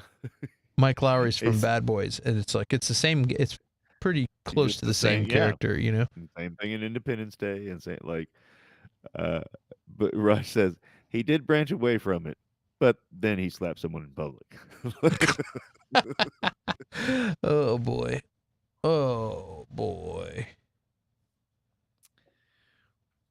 But so this, I mean, I don't know why I fought this movie. Like I don't think I've ever said this movie was bad. I wouldn't. It's not a bad movie, but like I just like I enjoyed the hell out of rewatching this. And you know what? Here's what's insane. Realizing that this is a 25-year-old movie. It doesn't seem like it at all. This could have come out last year, and it looks just, looks like it, looks like something that could have come out last year. It's amazing. Like we were just talking about R.I.P.D's effects, and this one. I mean, some of it's noticeable, A but little, but it's still yeah, awesome. Like, and it came out 25 years ago, dude. Like this could have come out last year. It looks great. Um, so yeah, it's just a very good movie. I loved it. I like Linda Florentino, Tom Is Brady's that the ex-wife. She's awesome. is she the coroner? Yeah. Yeah, and I hadn't seen her in that I much. feel like she was great. I don't know if she dipped out to like be a mom or what, but I feel like she could have been a bigger star. Like she's likable. Yeah, I mean, I'm looking at the cast. I'm like, dude, there's so many good people in this movie. I liked how you didn't ever really know what was coming next either. When this movie was new, like they kind of like you kind of expected, okay, they're gonna unpeel this onion as we go, and like you're gonna learn a little bit more about aliens and different things like that. But they did a really good job of like, okay, you think you're ready for that? And then they open it up and you see the whole office with all the aliens walking around, and you're like, whoa, it's just as much of a discovery for us as it was for him, and it's really cool. Well, and that that's the thing too, is that you and that's part of it, comparing it to R.I.P.D. Like you didn't really know it was coming, and the characters didn't really know it was coming.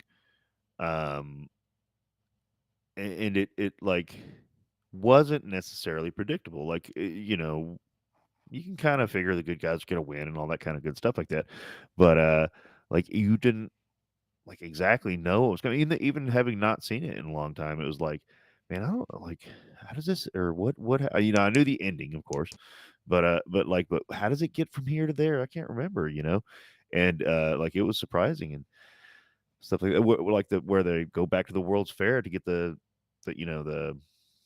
spaceships and stuff like that. I was like, I didn't remember that at all. I was like, that's a pretty good idea, Even this can't remember. Okay, look into this, guys. Look into this light. You know what I mean? Yeah. And things like that. It's like as a kid, like kids are going out into the playground and going, okay, everybody, look at this thing. Yeah. and like what? And like play, like they did fun things like that. And again, like imagining that the guy that works at the counter at the convenience store by your house is an alien with like, dude, right? You know what I mean? With a guy inside of him, it's like it's pretty cool, pretty awesome. Well, and that see that's the thing too. That plot device was so perfect because when stuff like what happens in MIB occurs, like you're like, well, how are they gonna fix that? Well, they use the eraser thing, but like in R.I.P.D, like you got a big old fat bastard running across the this high rise buildings and flipping over cars and stuff like that, and they don't have a memory eraser. It's like you're telling me like there's these monsters everywhere constantly going back and forth to Earth, and like this has never happened before. Like what is like dude? Everybody saw this. If they had a memory eraser, they would have gotten busted for ripping off the Men in Black. Yeah, oh, for sure. But like it just doesn't make sense. Like, dude, they got a memory eraser. They're not even trying to hide it. But this is our memory eraser. This is a memory eraser.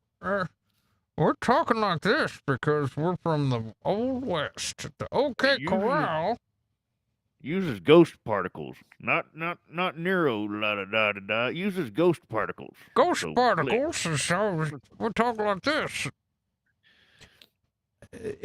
I just wanted to go bowling. You know what I mean? I'm like, come on, dude. Come on, dude. Let's go bowling. The rug really tied the room together. Yes, absolutely. Yeah. that's obvious. Oh, I didn't know that. Linda Florentino's career halted because she was difficult to work with and not a big enough money-making star to get away with it.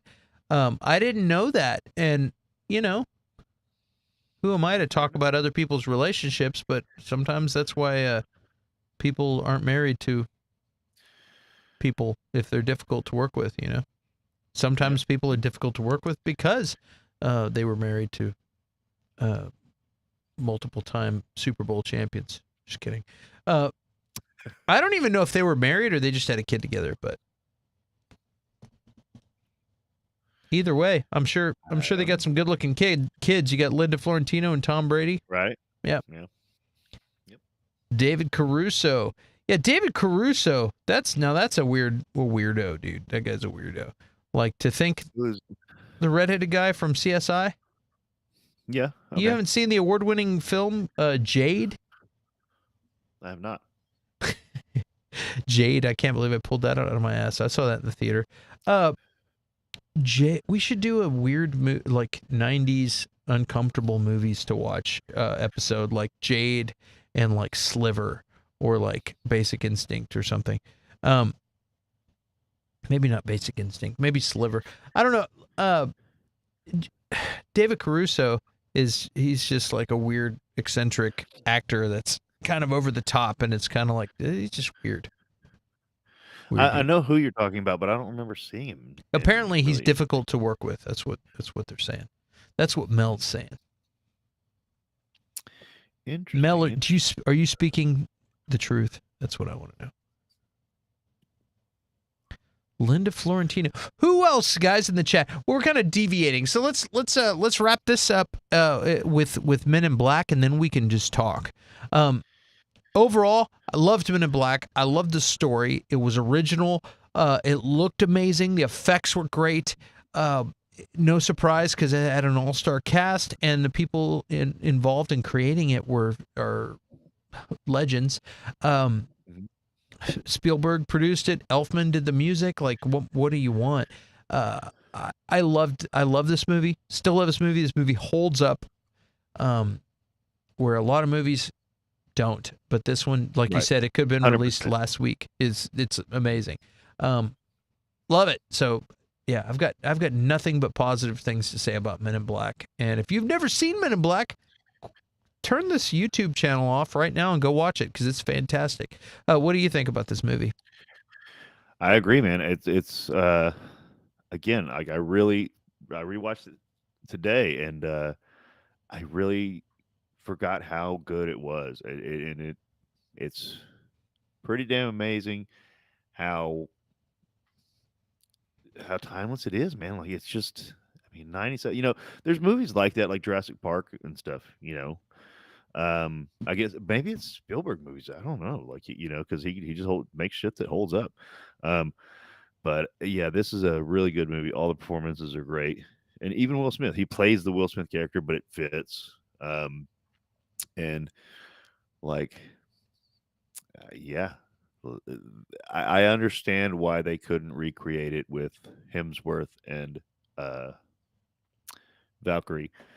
I haven't seen that movie yet, so I'm not gonna, just say it's bad. But I've heard apparently it wasn't that good. But you can't, and that's the thing that Ryan Reynolds is a great actor. Jeff Bridges is an amazing actor. But the chemistry that Tommy Lee Jones and Will Smith had together was just like, he looked like he was wanted to learn from Tommy Lee Jones. Tommy Lee Jones wanted to mentor him, and it worked. They worked very well together. So it's a great movie. It's a great, I don't know about the only, but the major flaw I have with it is that at the end, Tommy Lee Jones retires. It's just the stupidest plot hole in that movie. Like, why is it a plot hole? You've been on the job 2 days, so go ahead and erase my memory. I'm out of here. Find my replacement. It's like, what the hell? What? Like, he just got like, huh? He just figured this thing out.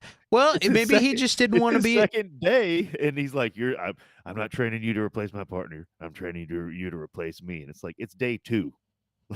Like, come on, man. Maybe the the whole second movie is them getting Tommy Lee Jones back. Sorry. Maybe Tommy Lee Jones said, "I'm only doing one of these fucking movies," and so they had to write it in there, and they didn't know it was going to be a hit.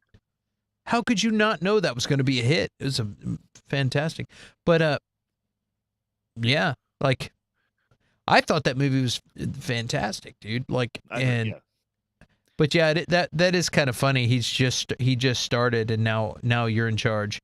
Here you go. Yeah, all right, I'm out. Wipe my memory, and like I'm gonna go hang out with my wife, which is cool. I mean, maybe he saw us. He's like, dude, this guy is that good that I can give him the reins and go finish out my the rest of my life with my wife, you know, instead of being gone all the time. So, I mean, that's kind of cool. There's something. I spent a lot of years on the road touring in bands, and so I could think, hey, you know what? Like, I've done my time. I've traveled. I've been around. I've done my thing, and now it's time for me to go back to normal life instead of being part of this circus that I'm part of. And like, and you know, he did his thing, and I can understand that. Like, I feel that, and they set it up with him, you know, showing the, you know, looking at the picture of his wife and stuff like that. It's just they should have had like some kind of time jump, like 6 months later. You know? I agree. It should have been a time jump, and then yeah. And yeah, he went back to after being gone for 50 years. But I guess she thinks he's in a coma. Maybe they mind wiped her or something. No, that'd be terrible. Like, but yeah. Yeah, so yeah, it's in the paper at the end. She thought he was in a coma, so maybe that's the story they set up whenever he left. So, but yeah, that it's just the part of like even like the cashier at Wendy's or something on their second day, they're not gonna be like, all right, well, you're good to go. Tell so the I'm out." GM, later, like, GM, get the hell out of here. I got this. Like, dude, you don't even know how to clean the shake machine yet. The Frosty machine it's been. We only clean that on Wednesdays. It's not even been a Wednesday yet. Like, what are you gonna do when Wednesday comes around? Exactly. I'm gonna make this look good when I clean that shake machine. Yeah. Yep. Yeah, I did like Rip Torn, and get ready for the last suit you'll ever wear. Until he changes it at the end. These are the men in black. Which, if he sticks his bottom jaw out a little bit more, he'll sound like Jeff Bridges. These are the men in black. These are the men. Yeah, I got nothing. The men in black. I see. Tommy Lee Jones left Men in Black to go to the R.I.P.D. Being the CEO of WWE. Yeah, he got all jacked and then was like, yeah. Yeah. Man. So, who else is difficult to work with? I'm not sure about that, but earlier when we were talking about Hey, and for the chat, are we doing that next week? Are we doing Deep Impact versus Armageddon? Yeah. Or Long Kiss versus Die Hard 3? Or Leviathan versus the Abyss?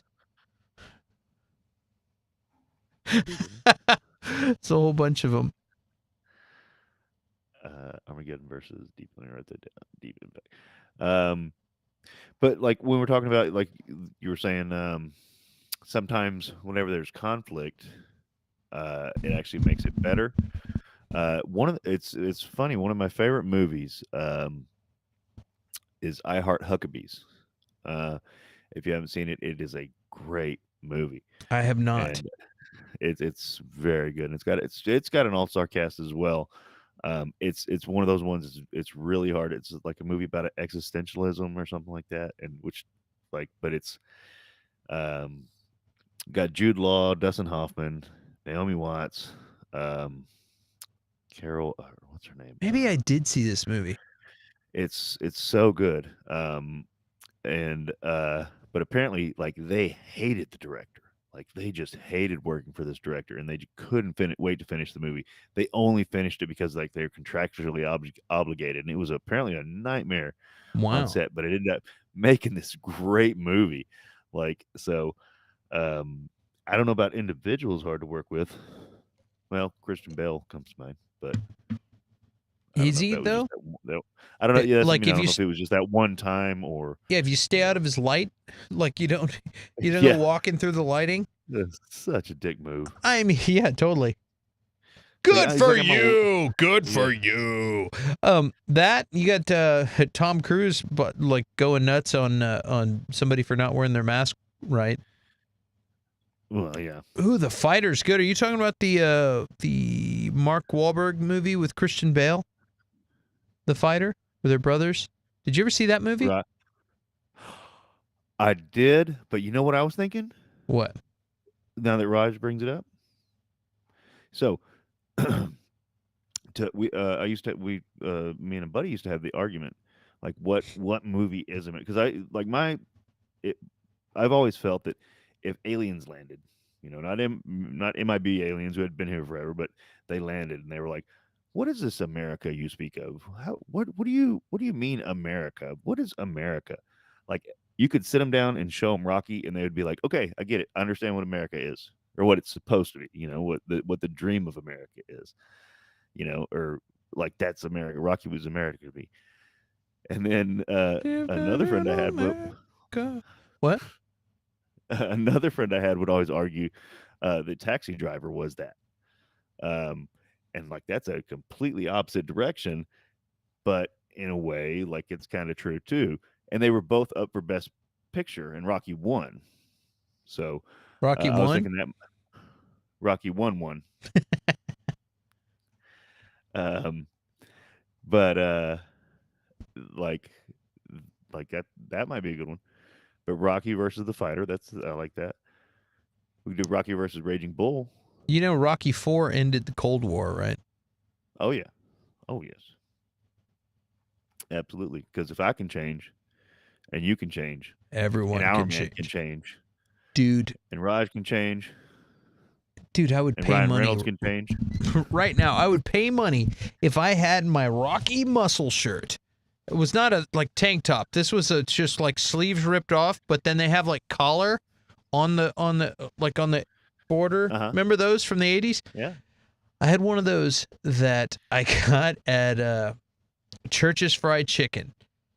That was like a shirt they sold at Church's Chicken, and it had two gloves on the chest, and there was a Russian flag, like Soviet Union flag, and an American flag boxing glove hitting, and then with a explosion in the background. Yeah. The most glorious image ever. It was the best shirt ever. I have to find this shirt now. What else do you have to say? Talk. What I'm trying to say is cover for me while I find this shirt. Well, Raj says Joker versus Taxi Driver. And what about Rocky 7, Adrian's Revenge? That's a good one. That's not real. That's from The Simpsons. Where'd it go? I just saw Rocky versus Fighter. Yeah. Oh, and Bobby says Deep Impact or Long Kiss Goodnight. Yeah, earlier we were talking about Armageddon versus Deep Impact or Long Kiss Goodnight versus Die Hard 3. Or Rocky versus the Fighter. This is the shirt that I speak of. Wow. Yeah, dude. And Rocky actually wore it. That's huge. He wore it. This was the image. Let's see if I can grab this image. This was the image. Holy shit, that was good. Yeah, that was an excellent, excellent T-shirt that I had. Man, I wasn't even 6 years old when I had that. That's amazing. Yeah, it was good times. Raj says Man on Fire versus Leon. That's a good one. That's great. Or The Professional. Oh. Man on Fire versus what? Leon the Professional. Man on Fire. Who's in that? Oh man, if you haven't seen that, it's Denzel Washington where he's the bodyguard for the little girl. Oh, that is good. If you haven't, that's one of my favorite action movies too. Man on Like, Fire versus The Professional. Those are both good. yeah, those are both really good movies. And Mel says Meg versus the Meg. I don't know. I know the Meg, but what's Meg? I mean, I guess From let's find Family out. Guy? That I don't know. I'm just Like, kidding. I'm just being silly. did she get her own movie? Wow, There it big is. time. Yeah, Dakota. It's man on fire. I love it because and I love too because like there was a. I'm obsessed. Why do I have to lose this shirt, dude? It's so good. Same movie, different actors. Are you serious? Which one is? Meg versus the Meg. It's Wow, it's a okay. shark movie, right? Yeah. So it's like Wyatt Earp versus Tombstone, basically. This has got me interested now. Apparently, same movie, different actors. Meg versus the Meg. Super weird. Ooh, wow. That is weird. Oh shit. What was I gonna say? What were we talking about? Rocky? We were talking about Rocky, We're but talking about Rocky. Hey, oh, hey. hey, oh, hey, Hey, oh. yo, Adrian. Hollywood version versus Sci-Fi Channel ripoff. Oh, okay. Okay. I gotcha. Or Dino Shark. We could do Dino Shark. Or Sharktopus. Dino Shark versus Sharktopus. Sharktopus. So what are we gonna do? I don't know. So many guys. What are we doing? Joker versus Taxi Driver. Oh yeah, I did see that one. That was a good one. Did you see Joker? The new one, the R-rated Joker. No, I haven't seen it yet. With Rambo versus Born Identity. You never saw Joker with No, because well, me and the wife have been planning on watching it, but like sitting down and watching a movie together when the kids are asleep. and it is a dark movie, and you don't want your kids watching that. Honestly, like it's barely even the Joker. Like it's not even the traditional Joker that you know. Right. It's like, hey, it's a guy who dresses up with face paint, but this isn't like the Joker. Maybe people like yell at me for that, but it's like it's not the Joker. This is a random movie about a weird psychopath that dresses up in clown makeup, and Right. it's really not. It's kind of in the Gotham universe, sort of, but it's not really. Sort of is. It's a weird thing. And yeah, Bobby says both Psychos were word for word remake. Yeah, that's true. The what's his name? The tall guy. Yeah, it was kind of weird too. Like they just basically remade Psycho, and it's like, why? Word for word and shot for shot. It's like, why would you do that when it's already like been like the good one's already out there? You know, like Martian was good, and so is Ad Astra. Martian was awesome. I haven't seen Ad Astra. I've heard it's really good. Dude, Rambo versus Born Identity?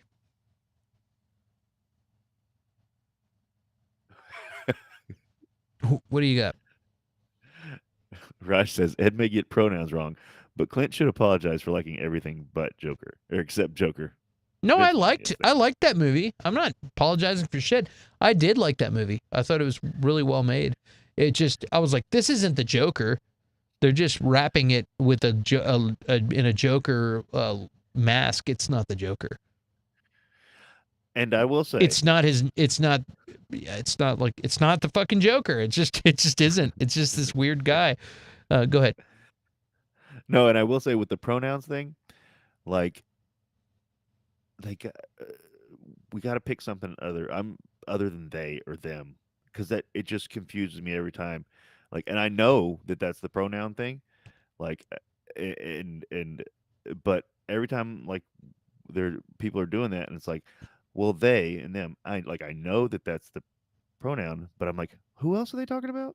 It's like, okay, I know it's you, but who else? When anybody, it just gets me. Like, I don't. When anybody or like stutters as many times as Edward did while he was trying to communicate an intelligent thought, and has to stop and backtrack. He stopped 15 times, and I think if anybody gets mad at him for slipping one time, they can fuck off. I'll just say that now because it's after 11 p.m. so I can say fuck off after 11 p.m. Because clearly he's worried about it. You have plenty of people out there that have zero consideration for other people's wishes, or they just say whatever the fuck they want, and they'll be like, yeah, blah blah blah, him, it's they, and be like, whatever, fuck them. So him, blah blah blah. You know what I mean? And where Edward's like, he's really making an effort to try to play ball here, and if he slips up, fuck off. That's what I say. And me, I appreciate people's freedoms and wishes and everything else, and I try to be as accommodating as possible. I turn it into almost like Rick James talking. Where he talks in third person. He's like, and if Rick James doesn't want to blah, blah, blah, Rick James isn't going to do this. So we're talking about Ezra Miller. So I'm like, so Ezra Miller was having a hard time. Ezra Miller was getting a little bit too intoxicated. When Ezra Miller gets intoxicated, he sometimes acts a little bit, and I just keep calling him Ezra Miller like over and over, and don't use any pronouns. I like, okay, we're just going to address this person, so it's like either this person or Ezra Miller. You just say it by the name, and But like that's what I mean. Just like the choice, I don't know who made the choice. I'm not a member of that community. However, I am an ally. Like, and that's the thing. I was at when I worked at University of Houston. I was an LGBTQ ally, and I went to these meetings and stuff. And I was like, but here's the thing. I was like, the thing is, guys, like I use sir and ma'am all the time. Like that's just how I was raised. Like that's what I do. Like, and I'm not trying to offend you or anybody by doing that. I was like, but I don't know what the non-gender term for that is. And I was even like I'll call you emperor but just tell me what to say. Like, like I don't know what to say, and I'm going to that's just what I do. And then, but that's what I mean. That choice, I'm not. It's just a confusing choice to me, like, because it just my mind always goes, well, who else are we talking about here? And I'm like, oh, we're not talking about anybody else, and I'll realize it. But then, like 40 seconds later, I'm like, them and who? Or like who else? yeah. So, yeah, it turns into an interesting. It's a weird day. It's a weird time we're living in, where we want to be considerate of everyone's feelings and everything else, but it can get weird, you know what I mean? And it's like, but you know what? So be it, you know what I mean? Like, there's I think, and that's the thing too. I think it's just, as long as if I have to hiccup a little bit and whatever, it doesn't matter. Yeah. And there's some people who are like, oh my God, I can't believe. But most people are genuine, and they're like, you're showing effort. You're not purposely trying to offend me. Like if someone's like, well, I don't go by he or she or something like that, and you're like, he, because he's a he, and blah blah blah. And you never know too. I have a friend that is, she's gay, and she has short hair, like kind of a boy haircut, and she went up to some people and was talking to them, and they go, oh, well, what would you prefer we refer to you as? What's your preferred pronouns? And it's like, what? I'm a fucking girl.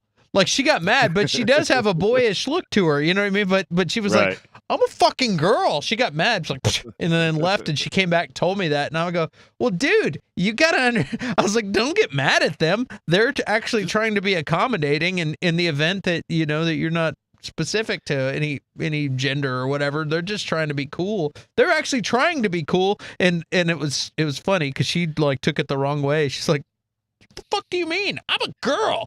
Like, it was pretty funny. Well, and it's interesting too. Like as a teacher, I've had at least 3 students just come up to me and be like, I'm transitioning, so can you use they or them with me? And I'm like, sure. And I'll be to be honest, I usually forget. I'll be, but I like, it's not I usually use their name, like you were saying. Right. Just forget the pronouns. How old are you? like 13, 14. I mean, Okay. so I teach 8th grade.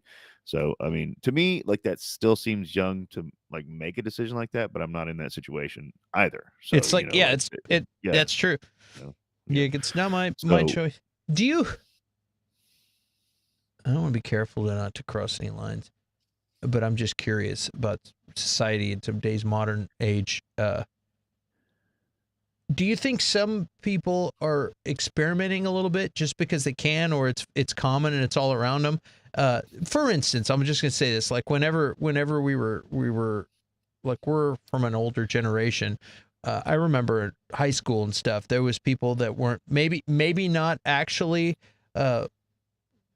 lesbian, but because it was popular to do it, they might like kiss a girl at a party or something, and it was just, oh, that's what I was experimenting in high school or college, and then it turned out that wasn't my thing. Like, do you think today's modern age of having so many different open-minded situations maybe would make, because when I was a kid, like you like experiment all kinds of weird shit just because you're like and normal shit. I'm not calling anything weird, but I'm just saying like just because it's there, you know what I mean? Like, oh, I'm gonna be maybe somebody who doesn't care about being vegan tries vegan because they see it all over the place, and you know what I mean? Do you think there's a little bit of that mixed in absolutely with like actual gender? I don't want to use the word confusion because that's a rude, but like gender fluidness. You know what I mean? To where there's some people that are just, maybe I'm this because this is something different. You think there's some people experimenting? I don't mean to get us off onto some weird political conversation. I don't usually get political, and I'm not actually getting political because I don't care either way or the other. Not trying to be political. We're just talking. We're just talking here. But do you think now, because there's so many open minds, that maybe people? So yes, what I asked earlier. I do know with and I don't know about with like you were saying, gender fluidity and stuff like that. Because like that's, like I said, that's been like 3 kids, so that's still fairly new, even to the new generation that's coming up and stuff.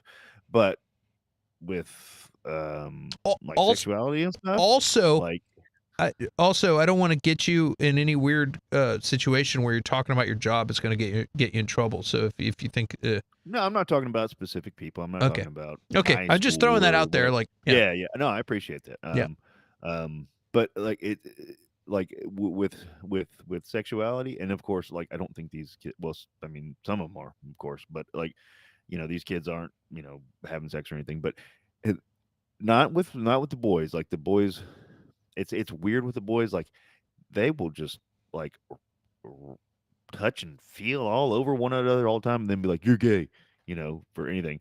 So the boys are still have it's still different, but like plenty of girls will be like, like, "Oh, we're lesbians," or blah blah blah, and not in a sexual way. Right. I don't think they're meaning it that in a sexual. And it was actually this big, like we had these.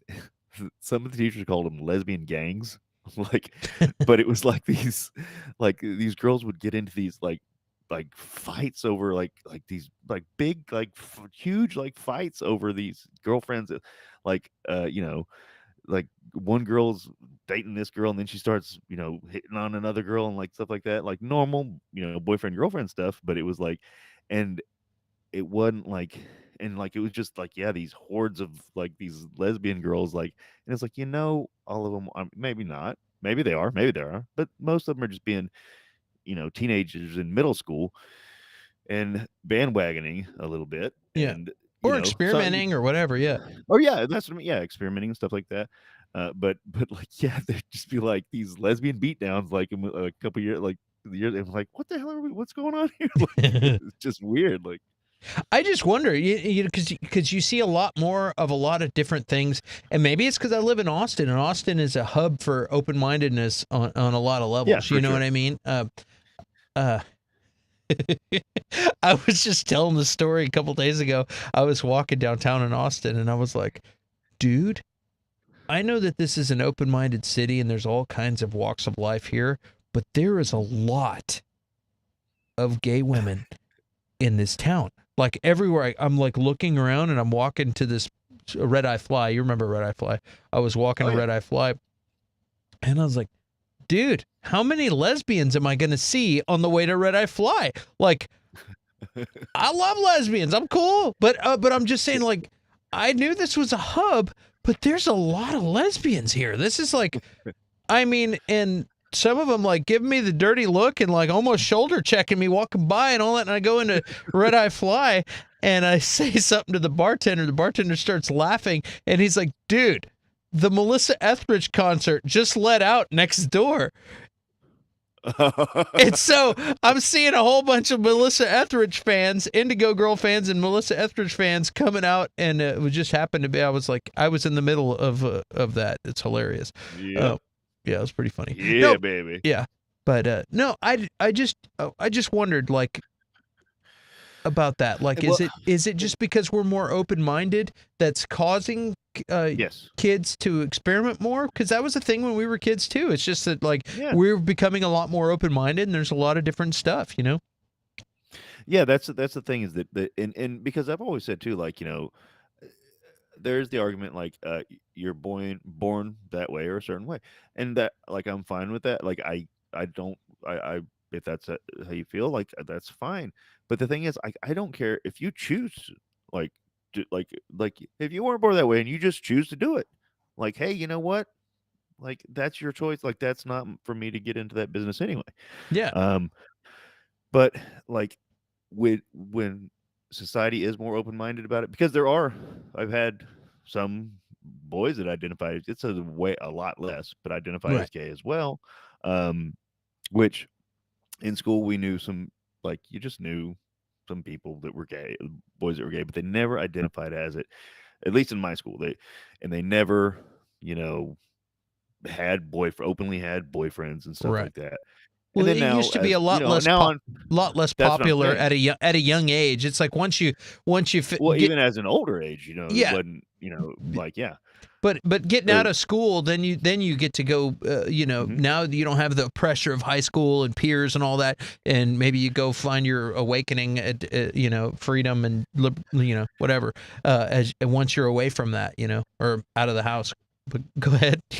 No, so, and yeah, a lot of young boys will self-identify in 8th grade, in middle school, and one of my favorite things that happened. So I had this substitute who she was a great sub, and she had this really strong Spanish accent. We live in Texas. She was from Mexico, and like, but and I had a couple young boys who self-identified in one of my classes, and or a couple of my classes, and so she's subbing for me one day, and she's like, I have to tell you this story. And so she says,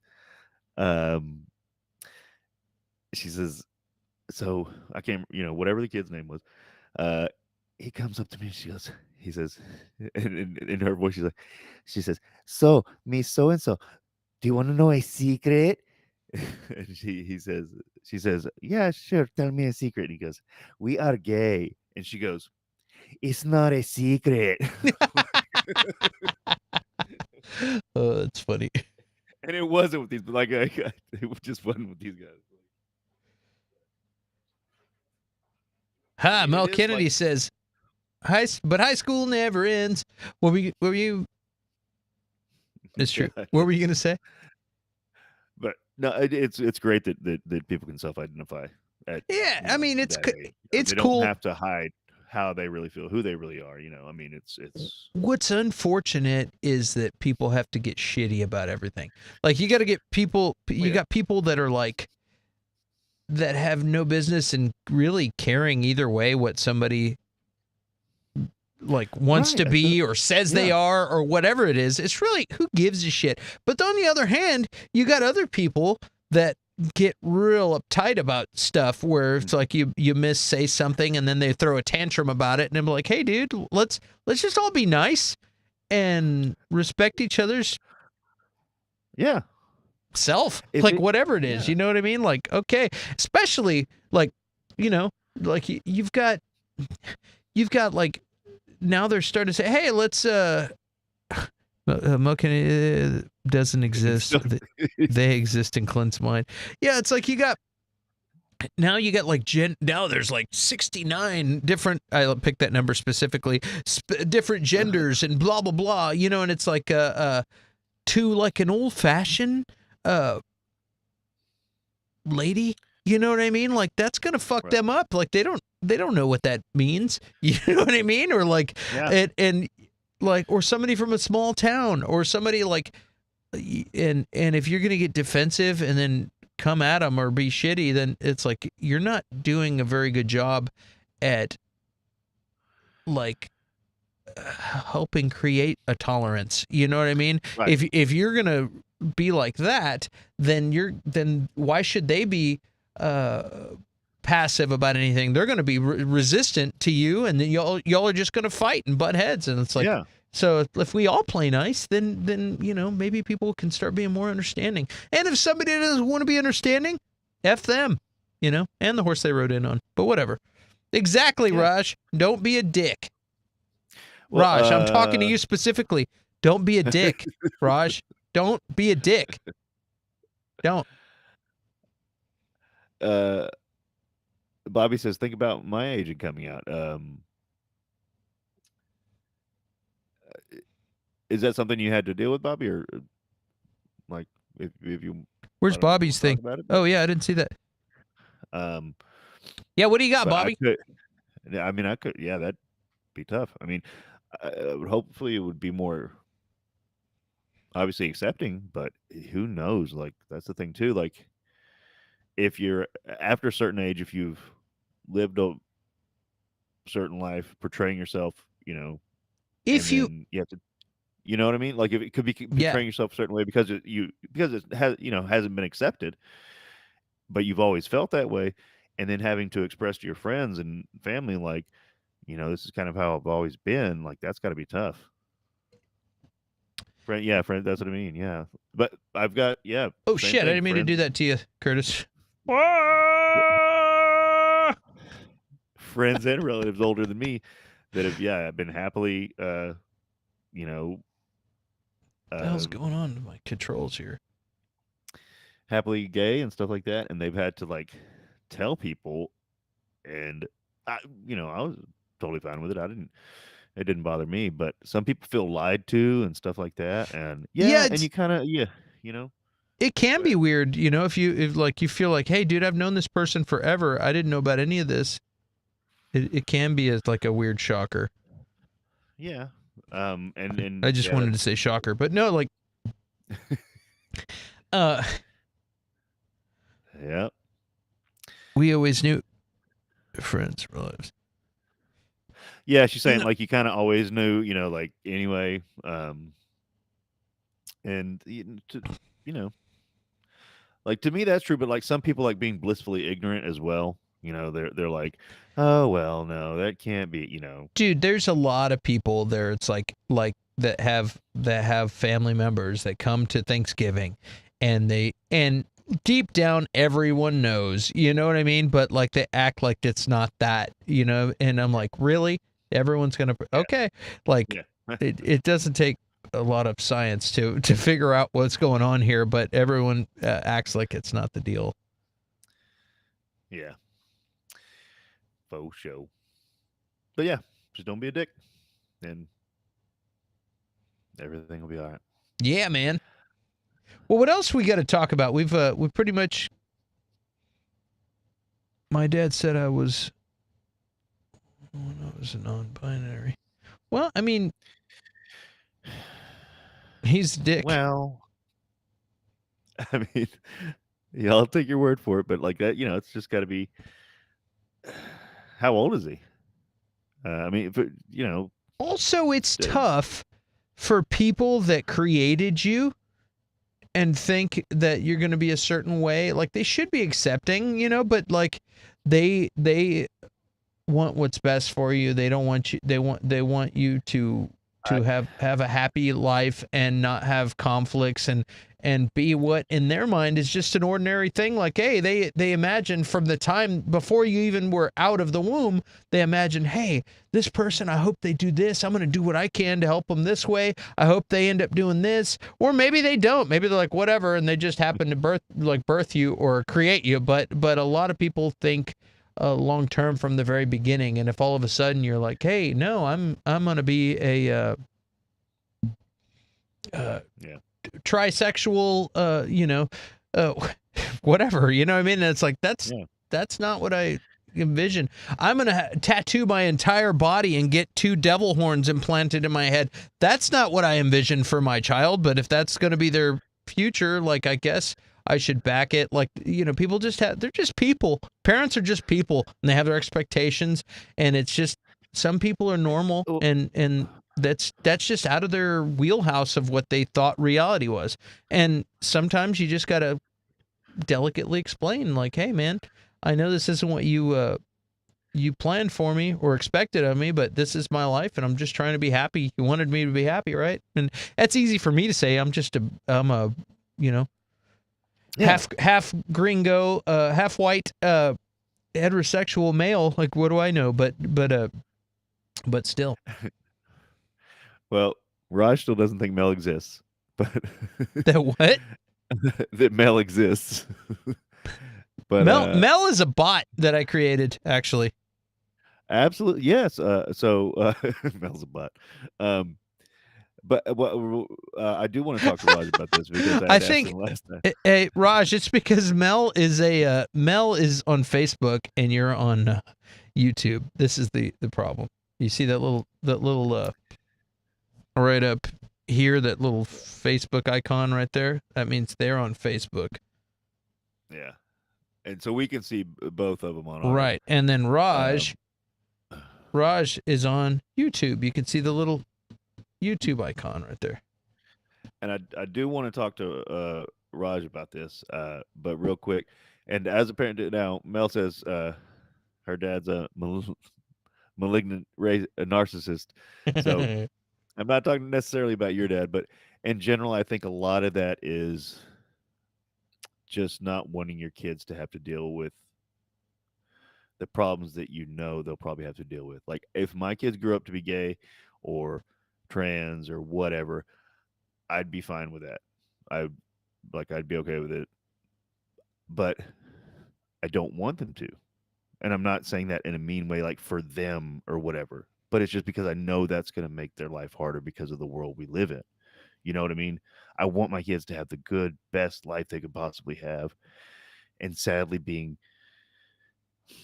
plain Jane, whatever right now, and probably for a long time, even though things are being more acceptable, is the easiest way to do that. I don't want them to have boring, normal, so-and-so lives and live in a shell. I'd rather them have a hard life than be somebody that they're not, or pretend to be somebody that they're not. I will say that. But it's just like part of that parental thing is like, I just don't want you to have to go through all these struggles, I don't want that for you. But I would much rather have them go through those struggles than pretend to be somebody they're not. And it is getting more acceptable. It is getting more acceptable. Yeah. But yeah, I did want to solve that issue with myself. I don't want kids, so that won't be a factor for me. Yeah, I don't want kids either. I've recently decided. I was like, I think I'm too late. It's too late in the game for me. I know I could always have kids, but I don't think I'm gonna. So I don't know. I'll just leave my fortune to Curtis's kids. There you go. Can't wait to meet Uncle Clint. It's the same last name. Yeah, that's right. But yeah, I asked Raj a while back, like, so I have an understanding. I'm a white guy, but I know and study race issues in America, and like the history of it, stuff like that. But in places like the UK, I wonder how that is. Like, there was, or there are race issues in the UK as well, but they don't have a huge strong history of slavery and stuff like that we have here. So I was wondering like how that Oh, this is such a good conversation. Hold on 1 second, dude. Keep talking. I gotta play the I gotta play the troll video for just a second. Are you okay with that, Curtis? Yeah. And then we'll go into this conversation. I'm almost considering like I'm thinking about sending a link to Raj possibly if he wants to answer this via conversation instead of just typing. But I think before that we need to do the.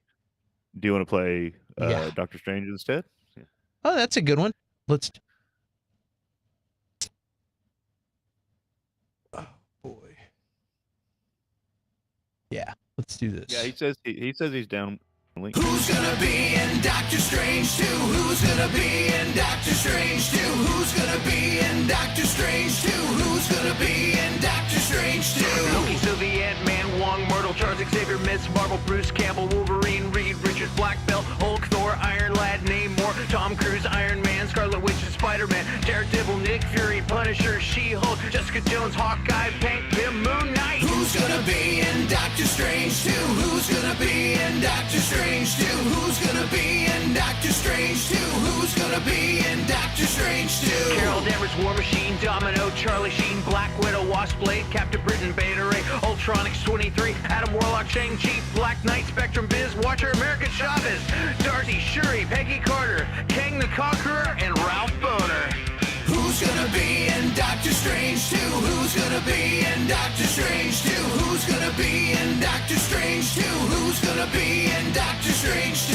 So I got this theory. What if it's like the Mandela effect, where the universe got broken and it merged with another universe? So instead of pulling people out of another universe into our universe like the X-Men, maybe we all join into one universe. And like, maybe there's a Shazam movie. No, Shazam is DC, man. You know who's not gonna be in this movie? Mephisto,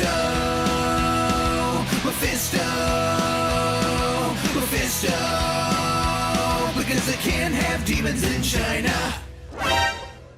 Who's gonna be in Doctor Strange 2? Who's gonna be in Doctor Strange 2? Who's gonna be in Doctor Strange 2? Who's gonna be in Doctor Strange 2?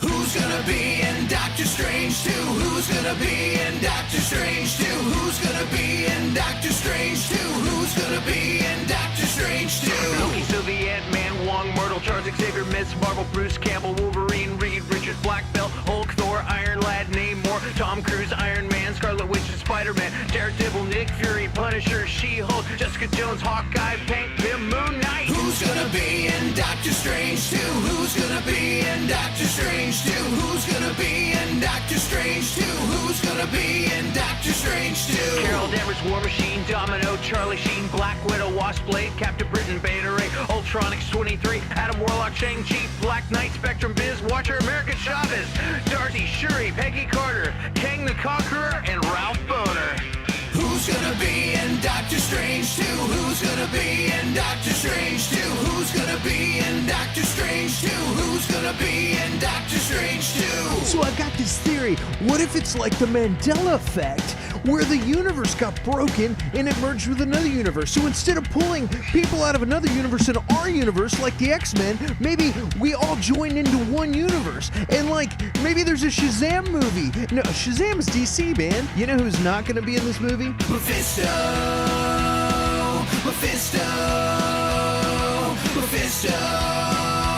because they can't have demons in China. Who's gonna be in Doctor Strange 2? Who's gonna be in Doctor Strange 2? Who's gonna be in Doctor Strange 2? Who's gonna be in Doctor Strange 2?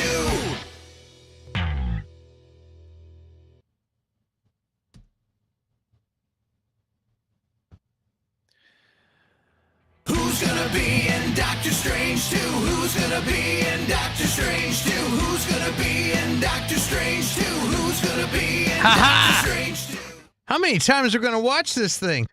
Raj, I sent it to your Twitter, bud. You think Our Man will be in it?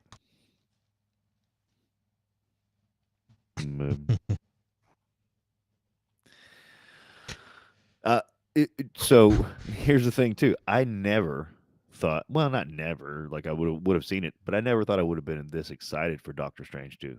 I mean, the first one was fine, but like, yeah, I never thought I'd be like, oh my god, Doctor Strange 2 is coming out.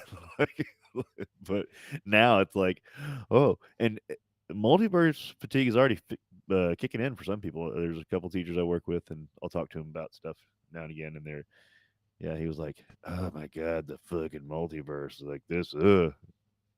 And so it is kicking in, but I think Doctor Strange will re-up it, you know.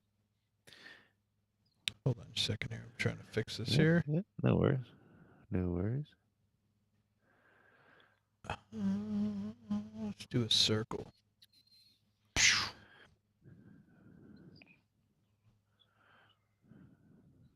There we go.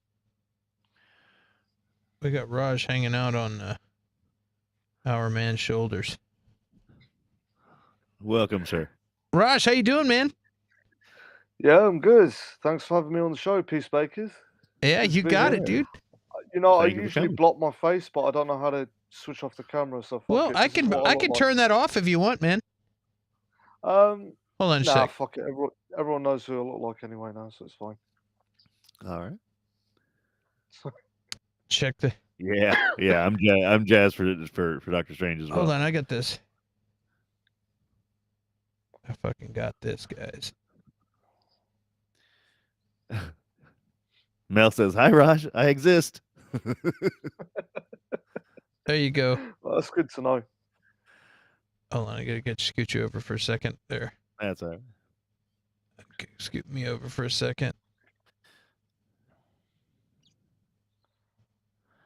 There we go. We got you hiding behind our man.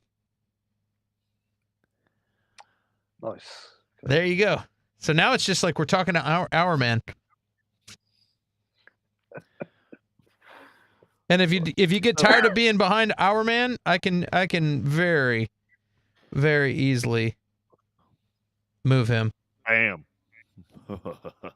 Whatever you like. Boom. All right. Cool. Hey, yeah, and Mel Kennedy says, "Hi, Raj, you exist." Yes, I do. Oh no, hi, Raj, I exist. Yes. Good. So I'm not going insane then. No. Yeah, I was thinking. Yeah, it felt like you were being like the Wizard of Oz. It's like, no, don't look at the man behind the curtain. Like, no, Mel does exist. That's cool, man. Clint's having his Moon Knight moments. Me, always. Cool, man.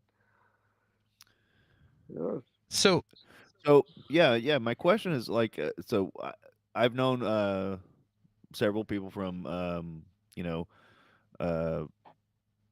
or Scotland and England and stuff like that. But they've been other white guys, and I've always wondered about the experience of a person of color over there, because we all know racism exists everywhere. And not necessarily just full on racism, but prejudice in general, and like what that experience is like for you, in a place that's not America, because just wondering,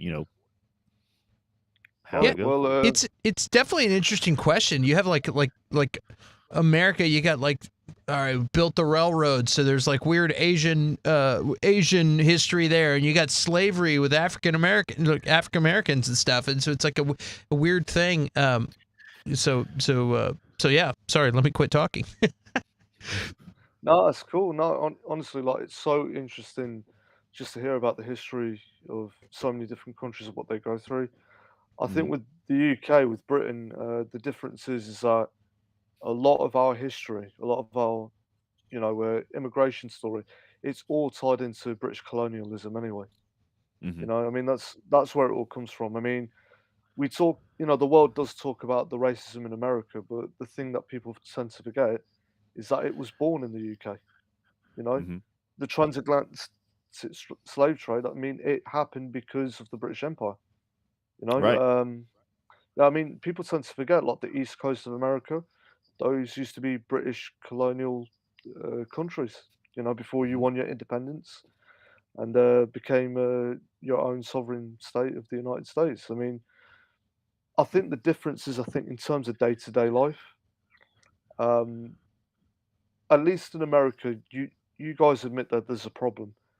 Here in the UK, the problem isn't that we're unequal, because you can find that in any country. I mean, you go to Right. Scandinavia or you go to anywhere, like they have problems.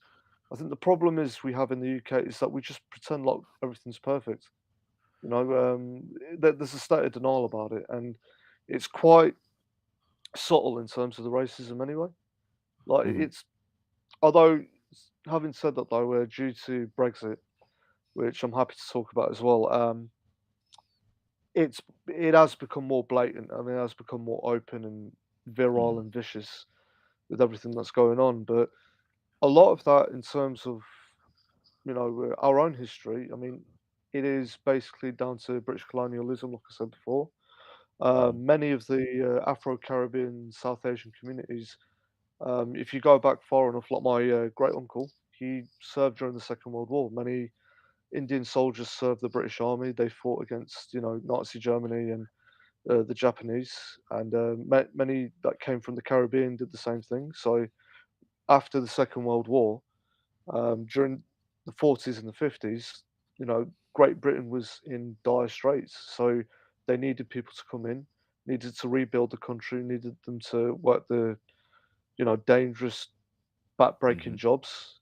And that's where they invited many people from Jamaica and India and Pakistan and many of these other places to come in and build the country. But the problem is, uh, because many of them did come serving as soldiers during the Second World War.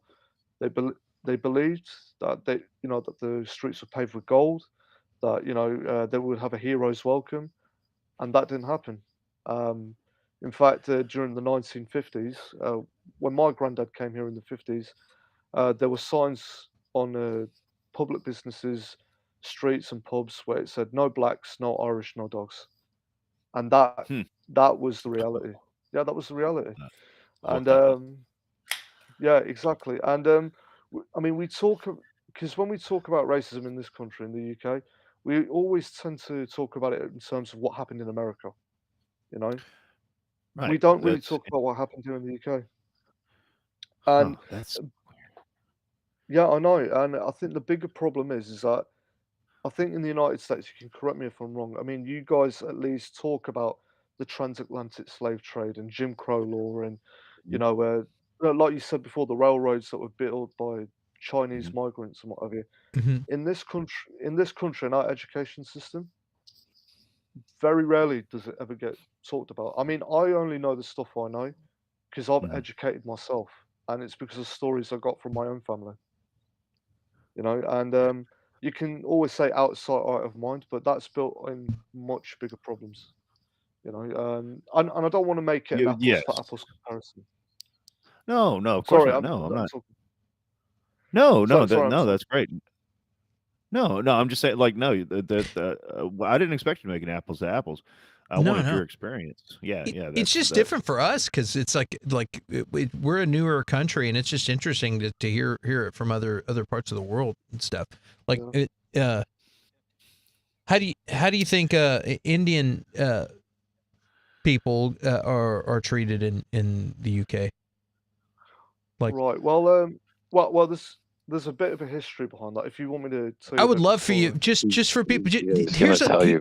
He's yeah. gonna tell you for 20 minutes. Well, here's a little thing is Americans, a lot of them don't know history, or they know Right. American or Texas history, their local history, but things that it's almost like life started when we hit the shores of North America, and that's it. And like a lot of them, there's all kinds of uh, events like different world wars and Napoleon and different things. Yeah. But there's a lot of things like what you're about to say that we don't even consider over here. and I think it's super interesting, and I think people should Honestly, hear about it. So I just came here to cut Raj off, but you guys are talking about some serious subjects, so I'll just Piece of shit. exit stage left. Yeah. You know what? Being cut off by the white man. Typical. What can I say? So tell us about it, just so people in America can say, hey, this isn't just an American thing. Maybe people in the UK aren't affected or affected differently. I wonder how it is in Italy. I wonder how it is in other countries. You know what I mean? Like, I'm just curious. Right. Well, let me tell you this quick tidbit that I think you guys might find interesting. There was a point here in the Midlands in the UK, a place called Smethwick, which is like in the West Midlands in England. And during this period in 1964, one of the I think you guys have the Republicans, we have the Conservatives here, right? So that's our political party that's right leaning. During that period, they actually had a slogan. They came up with a slogan: "If you want an N for a neighbour, vote Labour." And you know what the N stands for. Right. And during this period, the racism was so rampant and so bad that there was almost a British chapter of the Ku Klux Klan that was going to be built here. Wow. Yeah, it was that bad. It became so bad that the Indian Workers Association and the Black Civil Rights Movement here in the UK, they actually wrote to Malcolm X to come here to visit to see how bad it was. And if you go to that area today, you'll see there's a blue plaque of where Malcolm X actually visited. And after about 3-4 days, he actually said that the racism was so bad, it it rivaled anything that you saw in Alabama.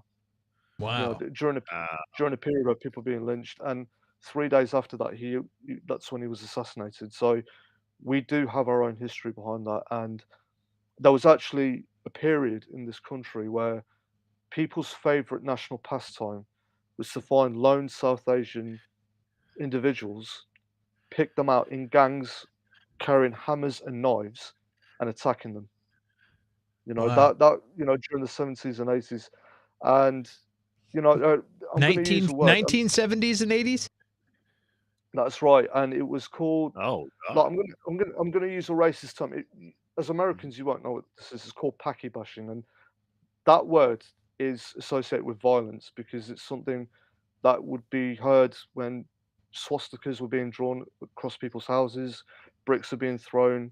It was literally a word that people would hear when they're being attacked right before they were murdered.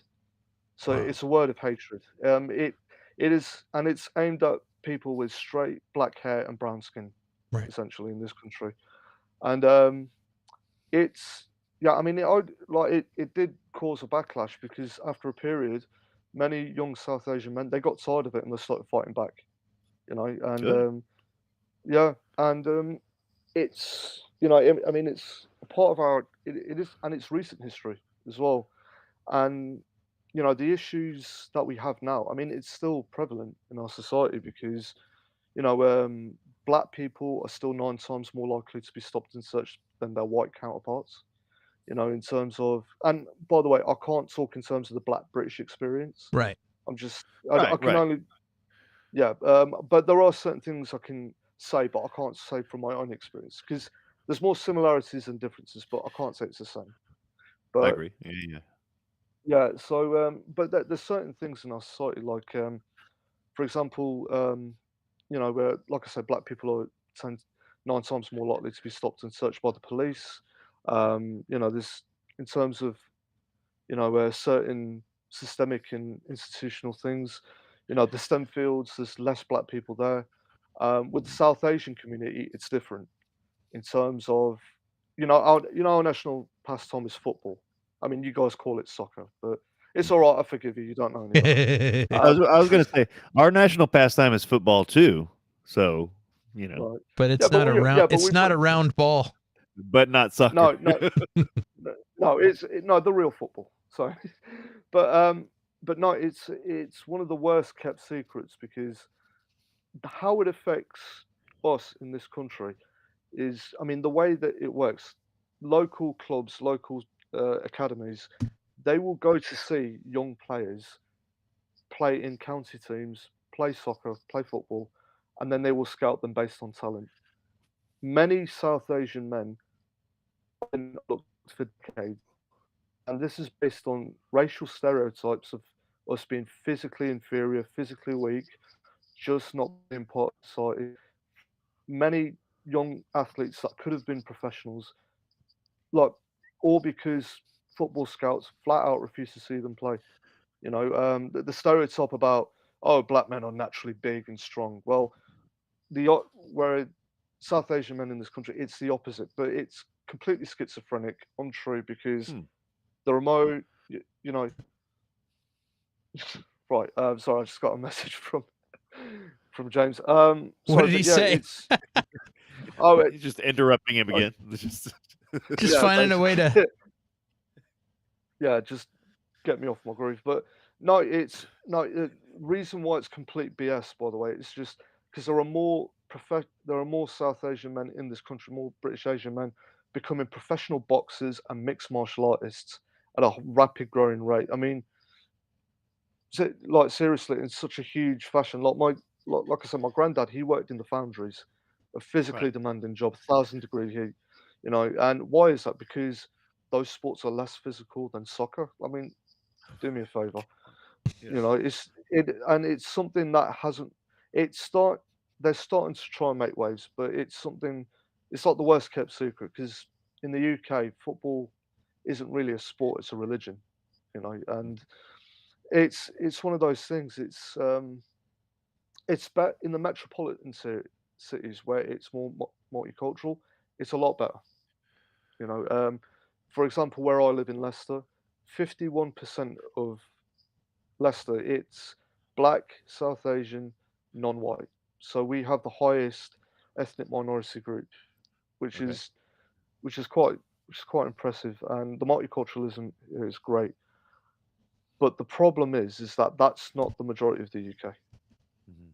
and this is where I don't know if you guys are okay with me talking about Brexit or not, but I Dude, talk suppose about whatever you want, man. We're it's refreshing to talk about interesting new things, and it's things that are not happening here. It's things over another part of the world.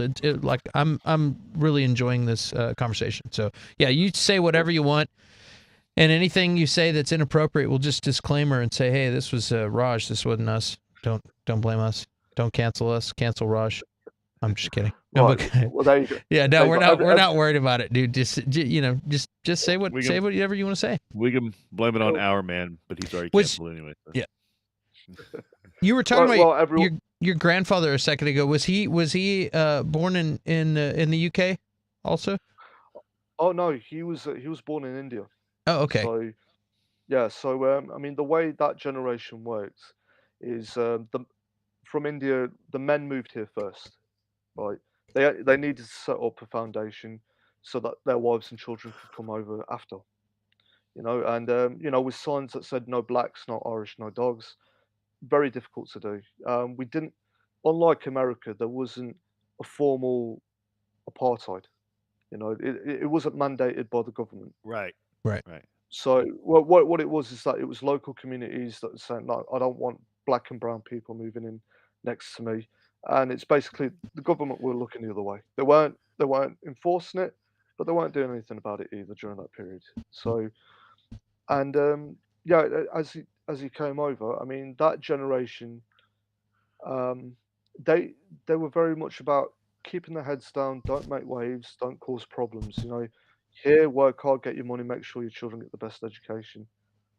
But that only lasted for so long, and Mhm. it's crazy because you know um, when we used to term black, obviously in America it means those of sub-Saharan African descent, right? And it does mean that here too.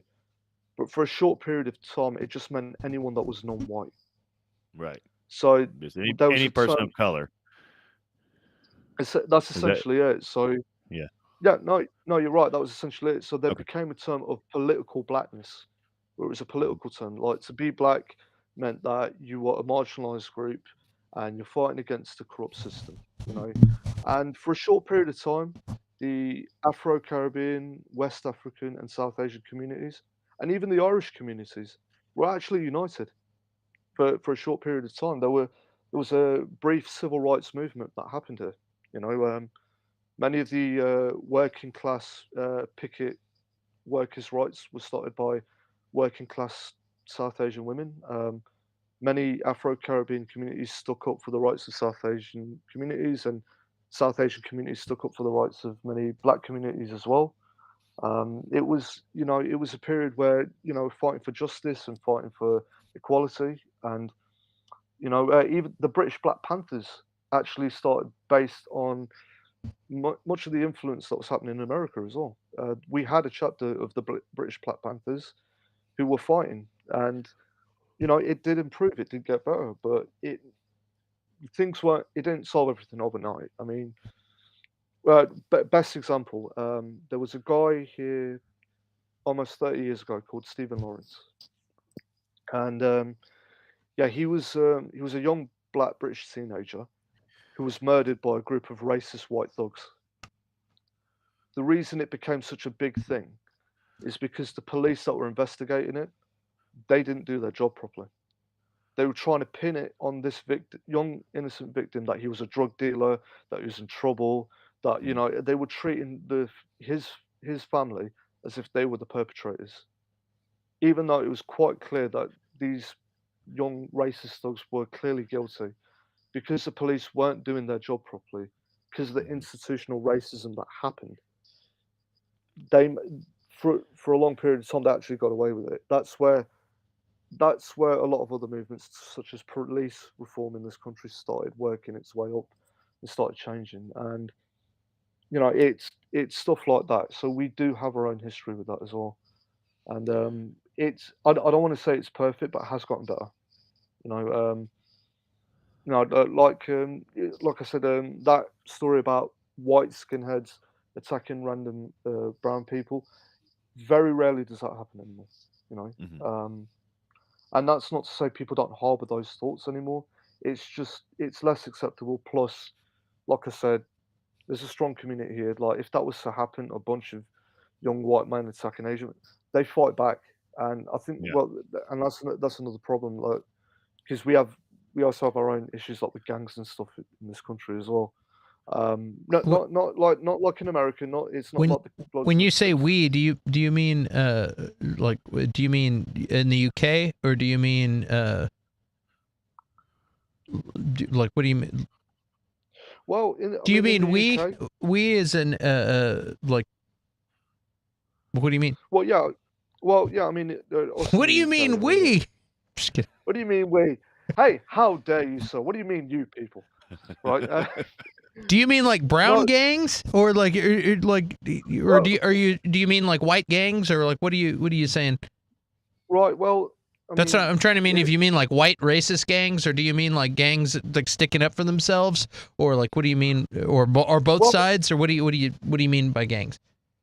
well, what I mean by gangs is, you know, people that are dealing drugs and, you know, selling illegal things on the street and what have you. And like with South Asian communities, it initially in this country it started as a way of protecting themselves, but then obviously it turned into a criminal element, which Mhm. is not good. Well, And that's it's that actually that's like a I always think of that more of an economic situation. Even when you talk about American black situations where they're like, oh, there's a lot of crime here and that. I'm like, you know, most of these problems with crime, it's economic. You know what I mean? And it oh, might absolutely. stem from being really poor for several generations, and so you do what you got to do to get by. You know what I mean? Like, and I imagine it's the same thing over there. Oh no, no, absolutely, no, it absolutely is. I mean, the fact is that I mean, in terms of social class, I mean, poverty isn't. I mean, I might be ignorant, and you can correct me if I'm wrong, but it does seem like there's like a racial line in terms of how poverty and wealth is distributed in America, whereas here it's not that clear cut. In fact, what's more surprising, the working class is actually the most multicultural and diverse in the UK. Like there are more, like there's certain things that in America you guys do better than we do, and there's certain things that we do that you guys probably don't do. Here's for example, it's almost impossible to go to any area, any neighborhood, or any school where it's 100% black or 100% Asian. Would it's a little bit more multicultural. The last time I was Yeah. in LA, actually, I spoke to one of the people there, and she told me that she never met a white person until she was like 12 years old, which shocked me. I was like, wow. Like I didn't know it was like I understood that there was a segregation in Jim Crow law in America. I didn't realize that it was that segregated in America. It's Which I don't think it's racially segregated like, hey, let's put these people here, put these people there. It's like if you grew up in South McAllen, which is the hometown, or it's what the state of Texas looks like. I'm on the bottom tip of Texas is where there you go. That bottom tip right underneath the hole in his hand, down lower, right. lower to the other way. The other way.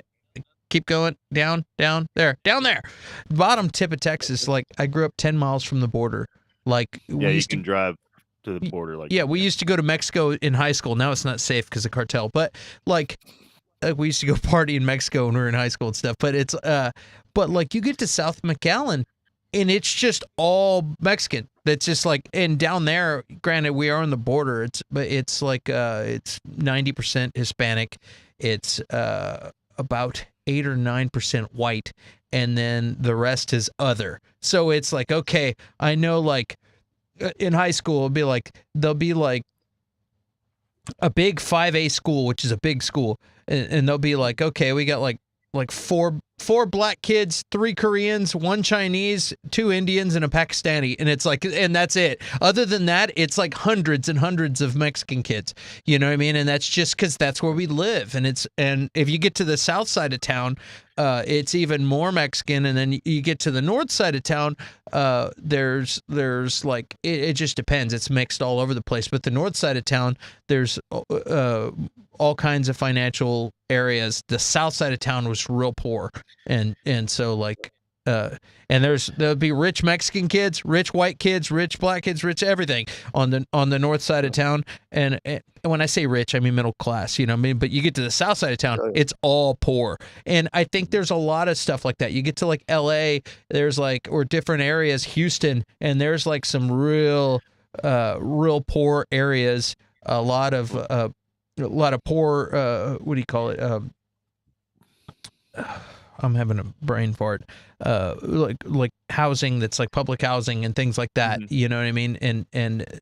And it's just, yeah, this is the hood. Like it's poor, and it's not necessarily they moved somebody there. It's like that's where they can afford to live. So you're not gonna catch a bunch of like poor people in the rich neighborhoods going to the rich schools. It's how it is. It's like, and sometimes they've had programs where they try to bus people into other areas, and it a lot of times that's a super political issue, but you end up with a lot of people that are resentful because they're getting bussed across town. They don't get to hang out with their friends at school. They end up with a bunch of people that don't like them because they don't have the same cool clothes on and can't afford to dress the same or whatever. Or maybe it's a racial issue too, a little bit of that, a little bit of everything, but they're pissed off because they got shipped across town, and they're pissed off because they're like, who is this? Maybe not mad, but they're like, who is this outsider? We don't know you. We're gonna ignore you and hang out with our friends, and it just turns into a weird thing.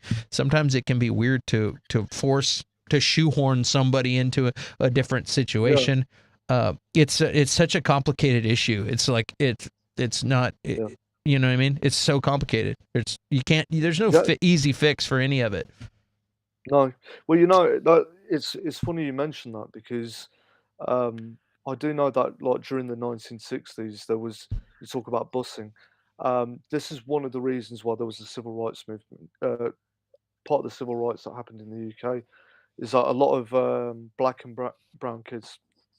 By the way, when I say brown, or Asian, I'm talking South Asian, but obviously you guys have a different terminology for everything, but We have different there was browns. I'm half brown, but not really. okay, I'm well, light. so I'm half light brown. okay. But yeah, no, there was an issue with busing where a lot of kids in this, in the London area, they were having to drive. They were having to drive miles across to a different school.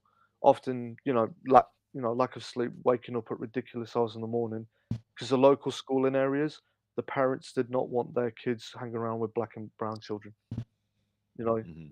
and that's more and more stuff where they were getting sick of it and they were, fighting for civil rights and saying, no, this is wrong. There's no reason why this should be happening. Our children's education is suffering because of this. And yeah, there's our own history behind this as well. And Which like, which can get complicated too. When you were like, yeah, well, we've had gangs or different things like that, to where you might have somebody who's like pays a lot of money to live in a certain area that's in a certain school district, and then this person who's got a criminal situation going on, or like, fights and sells drugs and stuff.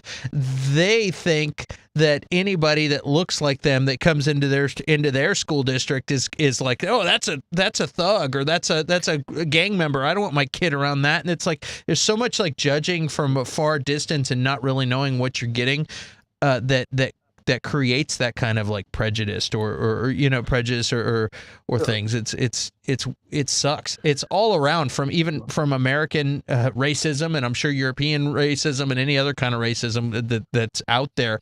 It's like people just assuming, because people also assuming, oh, just because this guy's white and they're looking at me this way, they're racist, or they're judging me. Maybe they're looking at something else. Same, like, oh, they're looking at me because they think I'm this guy. It's like, I really wish we could I wish we were all like weird empaths that could detect the real truth from people and not have to just assume what somebody else is thinking all the time. And I also wish there was a lot less assholes, but anyway, go ahead. yeah, no, I 100% agree. But I think certain lived experiences, I mean, it always shapes the way that you navigate the world anyway. The reason why I'm so perceptive is because, well, I mean, after I graduated uni, I was traveling up and down the country, just working odd jobs just to get experience in film and media. And oftentimes I would be going into different towns and different areas where the only person of color was me. And Right. I mean, I talked about before how, in one sense, we're better because, well, not better, but like we do things better in that, many ethnic minority individuals aren't 100% ghettoized or seculated away from the white community. Mhm. That's not necessarily the case on the other side, where you will go to areas where it's 100% white. And Mhm. when I went into those areas, oftentimes it was very unwelcoming. It's quite hostile, and nothing physical, but there was always this sense of you don't belong here, Mhm. you know, and which never feels good. And the No. threat, I mean, and the fact is that I'm a man, so the threat of violence is always 50-50. Like, I'm not saying like I'm this tough guy, but like But they'll still, yeah, like if no, yeah. like yeah, but like but as a dude, right? That if there's a threat, they may think twice before trying anything, because they might be like, well, you know what? If I try something, he might hit me back, right, or Yeah. something, right? Whereas if I was a South Asian woman or a black woman, Mhm. that would be a lot worse, because they're in a lot more danger. Because it's not just a racial thing; it's a gender thing for them as well. How tall are you, And Raj? 5'10", 5'10"? yeah. How tall are you, Curtis? About the same? 5'10". Yeah. You guys are short, man. I'm 6 foot. Yeah. We're average height. Buddy. I'm actually You're considered tall. I'm shorter than average like height. If you measured me from the shoulders, I just have this giant game show host head that makes me taller. Anyway, I forgot what I was Yeah. going to ask you. Oh, Well, no, right. Well, I mean, you. sorry, go on.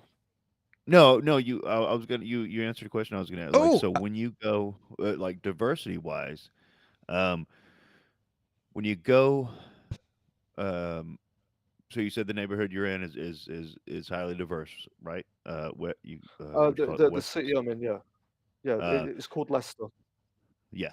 So when you So go, Leicester? it's in Leicester, yeah. So where the city, our Oh, football team won the Premier League, like yeah, that's what I guys was about played to in that say. player. Yeah. Yeah. So it's the Okay. same place, yeah. Dude, Um, I gotta come to the UK. yeah, But man. when you go to other major cities, now I know when you get to the more rural areas, it's just going to be more white. That's just, I mean, that's how it is here. That's Yeah. how it's is. But like when you go to other major cities, what's the diversity like?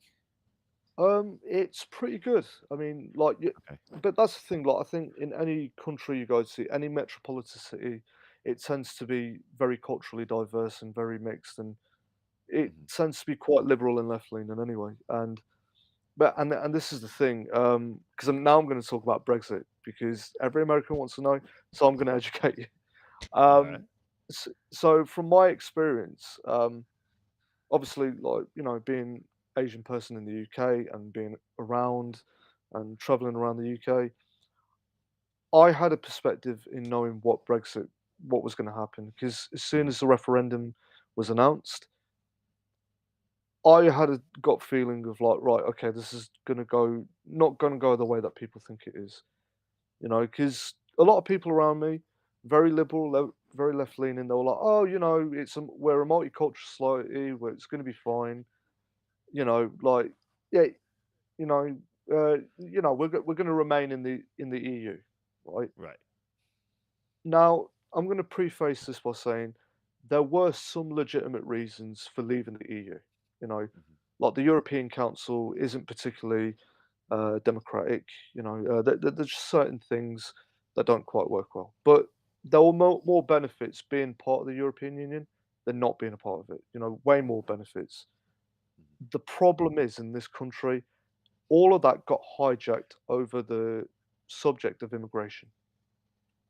It just got completely hijacked over it, and it became a ridiculous thing where they were talking about, oh, immigration, we need Brexit because, oh, we need to control our borders. The ridiculous thing about that is that the European Union never had any control over the immigration laws of the UK ever. That was never like, yeah, I know you laugh because that's how It's, ridiculous. People weren't educated about what they were voting for, and the type of immigration that many people were against.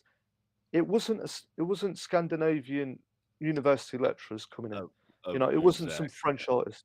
It was immigration coming in from countries outside of the EU, which the Hmm. EU had no control over anyway. And you know, um, and it actually became quite toxic because we had newspapers and we had media outlets that were very openly being very aggressively anti-immigrant.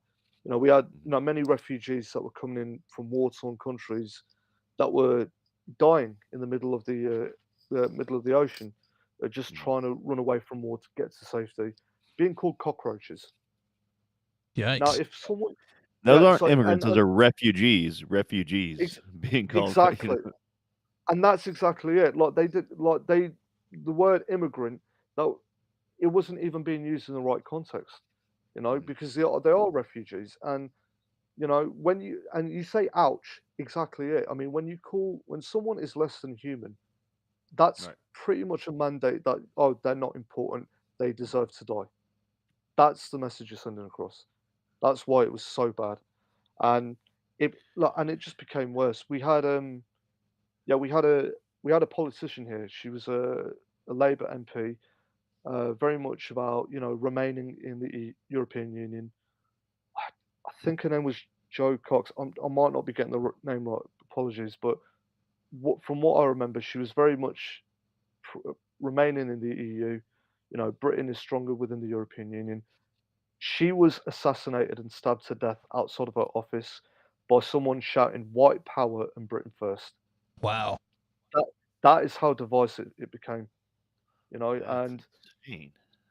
yeah, and it became so divisive in terms of, yeah, like, and you even had black and brown people getting in this immigrant this kind of conversation as well, where they were like, "Oh yeah, they're the bad immigrants, not me, not my granddad, not my dad. No, they're the good immigrants. It's the bad immigrants we don't want."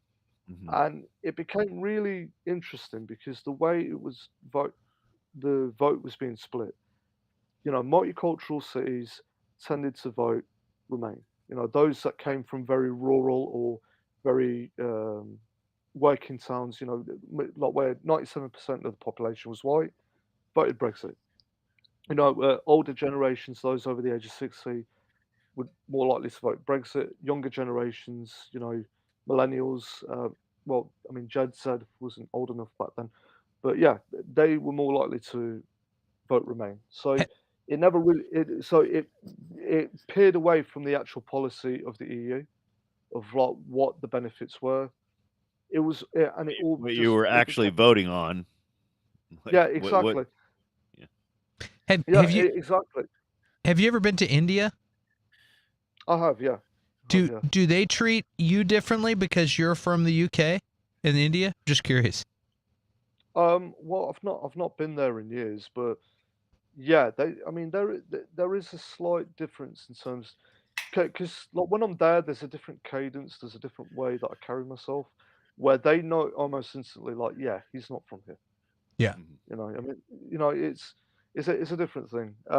How do they feel about English?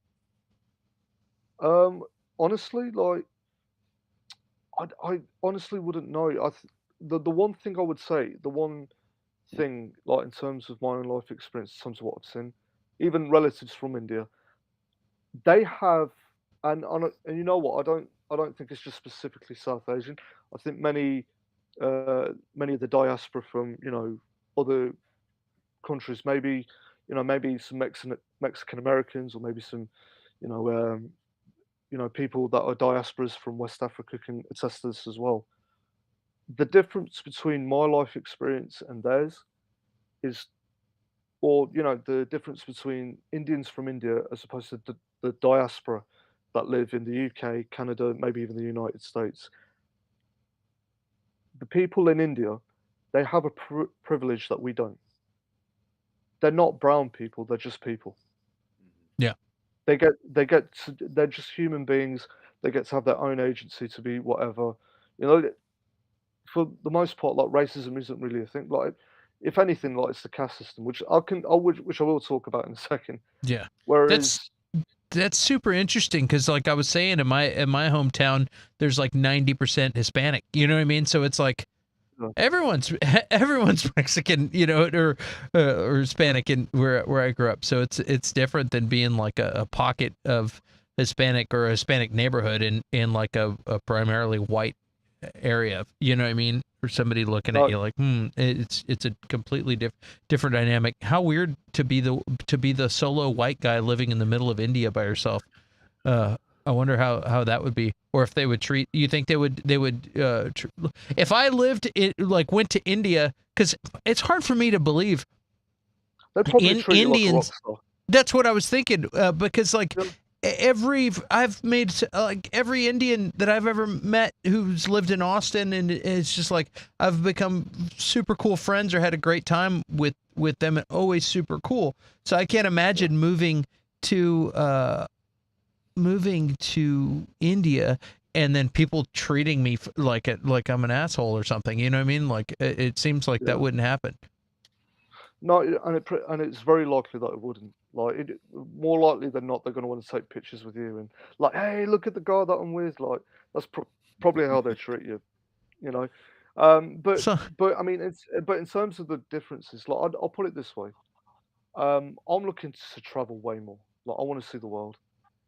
But I know, just because of my lived experience, just because of what I know of Western society, there are certain places that for me it's a no-go area. You know, I will never be able to go to Slovakia, Poland, Russia. Ukraine's in a war right now, so that's never going to be an option. Only because I know from the research I've done, I know that the rampant neo-Nazi racism would make me a target. wow, You really? know, oh yeah, like where my dad works, there's some Polish people that work there, and he's actually very light skinned. I mean, you would think that he was Middle Eastern or Hispanic just by Mhm. looking at him. very very naturally light skinned, and they said to him like, "Oh yeah, come visit Poland. You can meet my family and my friends." He did ask, and my dad's actually born in India, but he asked this question because he's been living here for 30 plus years. He said, "Would I actually be safe there though?"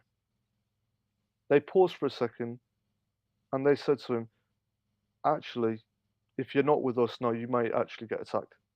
So no, Wow. if you, yeah.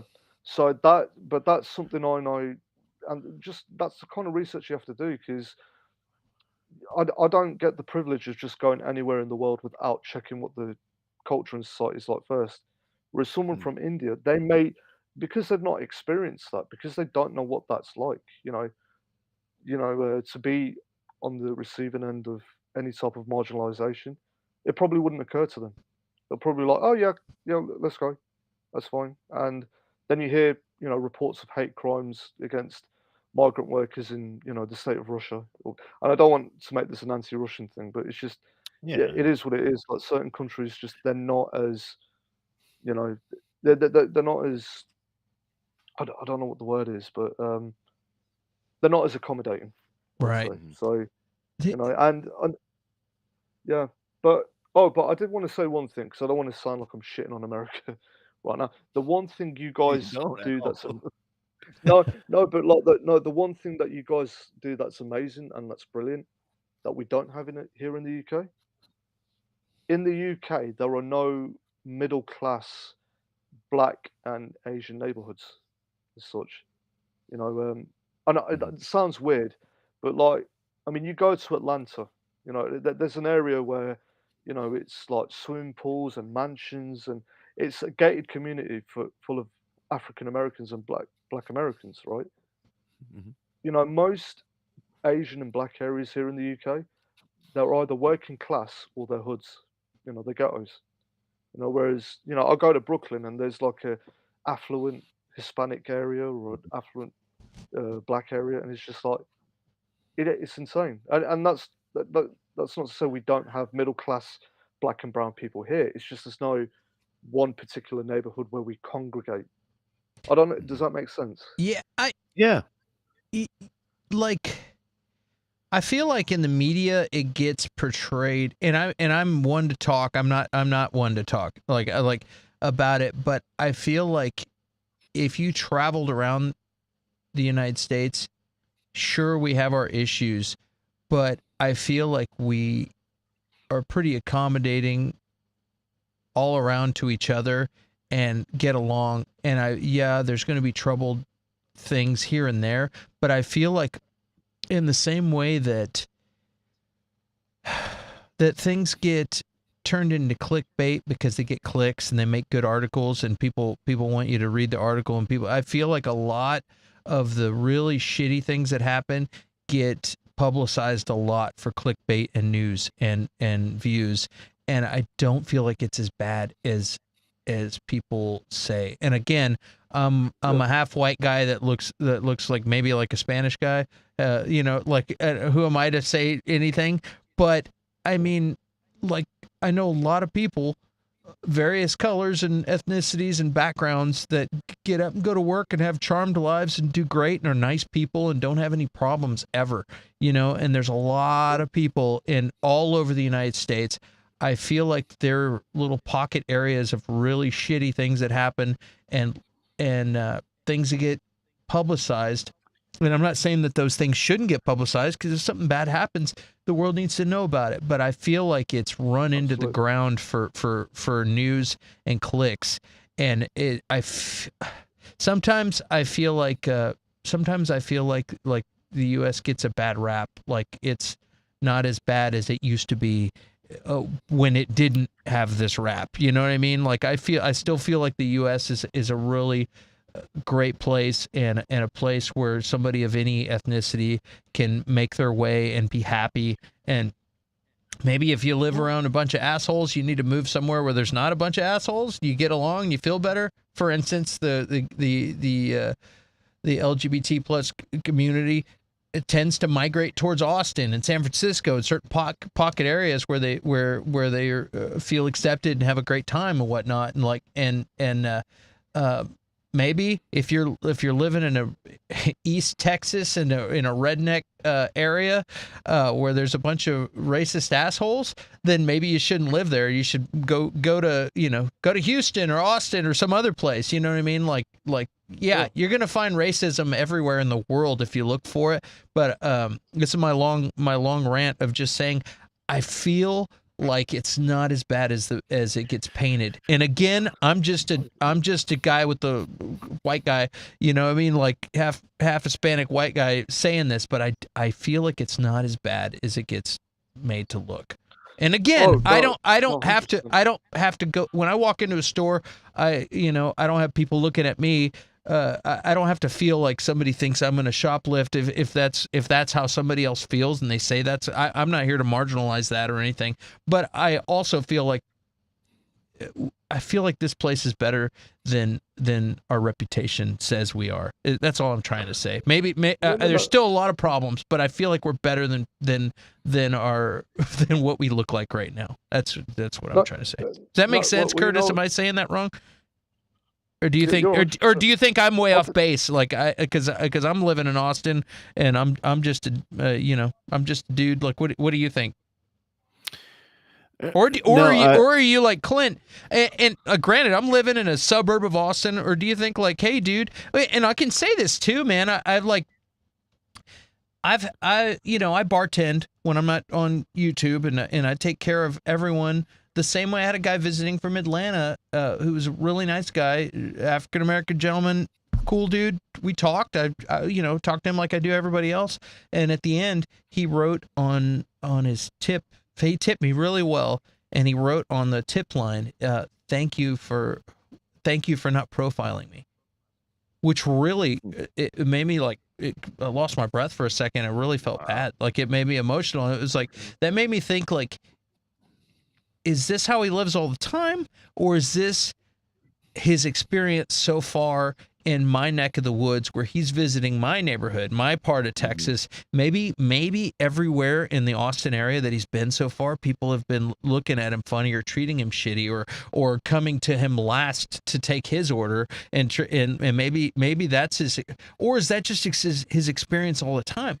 I don't know. He met me. We had a good conversation, and I talked to him like talked to everybody else, and but he felt the need to write that note. Yeah. So just to have to say thank you for not profiling me, I had a big gulp, and I almost teared up for a second when I read that, and I don't know what his experience is. I still feel like overall, I want to believe that everybody are good. You know what I mean? And Clint, maybe Clint likes everything, and I'm naive, maybe. But I feel like it's not as. I feel like everything else that I see on the fucking news is sensationalized and run into the ground. I don't want to believe that it's as bad as CNN and Fox and MSNBC and all these different channels say it is. I want to feel like it's not that bad. Like, I want to think that it's better, that it's still got a lot of problems, but it's not that bad. That's what I want to believe. What do you guys think? Here's the thing. Like, in terms of my own experience, like, I get it. And by the way, like, talking stuff about this, like, for me personally, or for any person of color, it's very difficult to talk about this and not get emotional because it's such an emotional thing.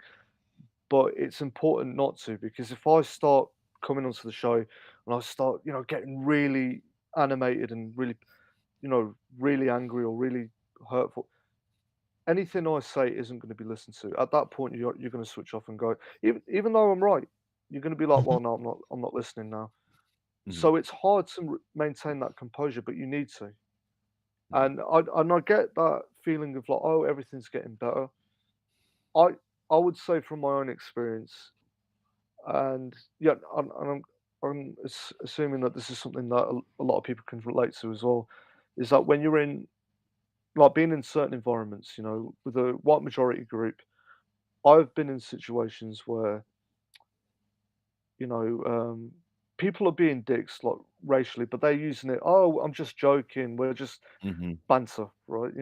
Oh, we're just joking. Oh, we're doing it. We're making fun of you. based color of your skin. Oh yeah, that's just because we're joking. Yeah, it's a joke until they all start go drinking at the bar and you don't get invited.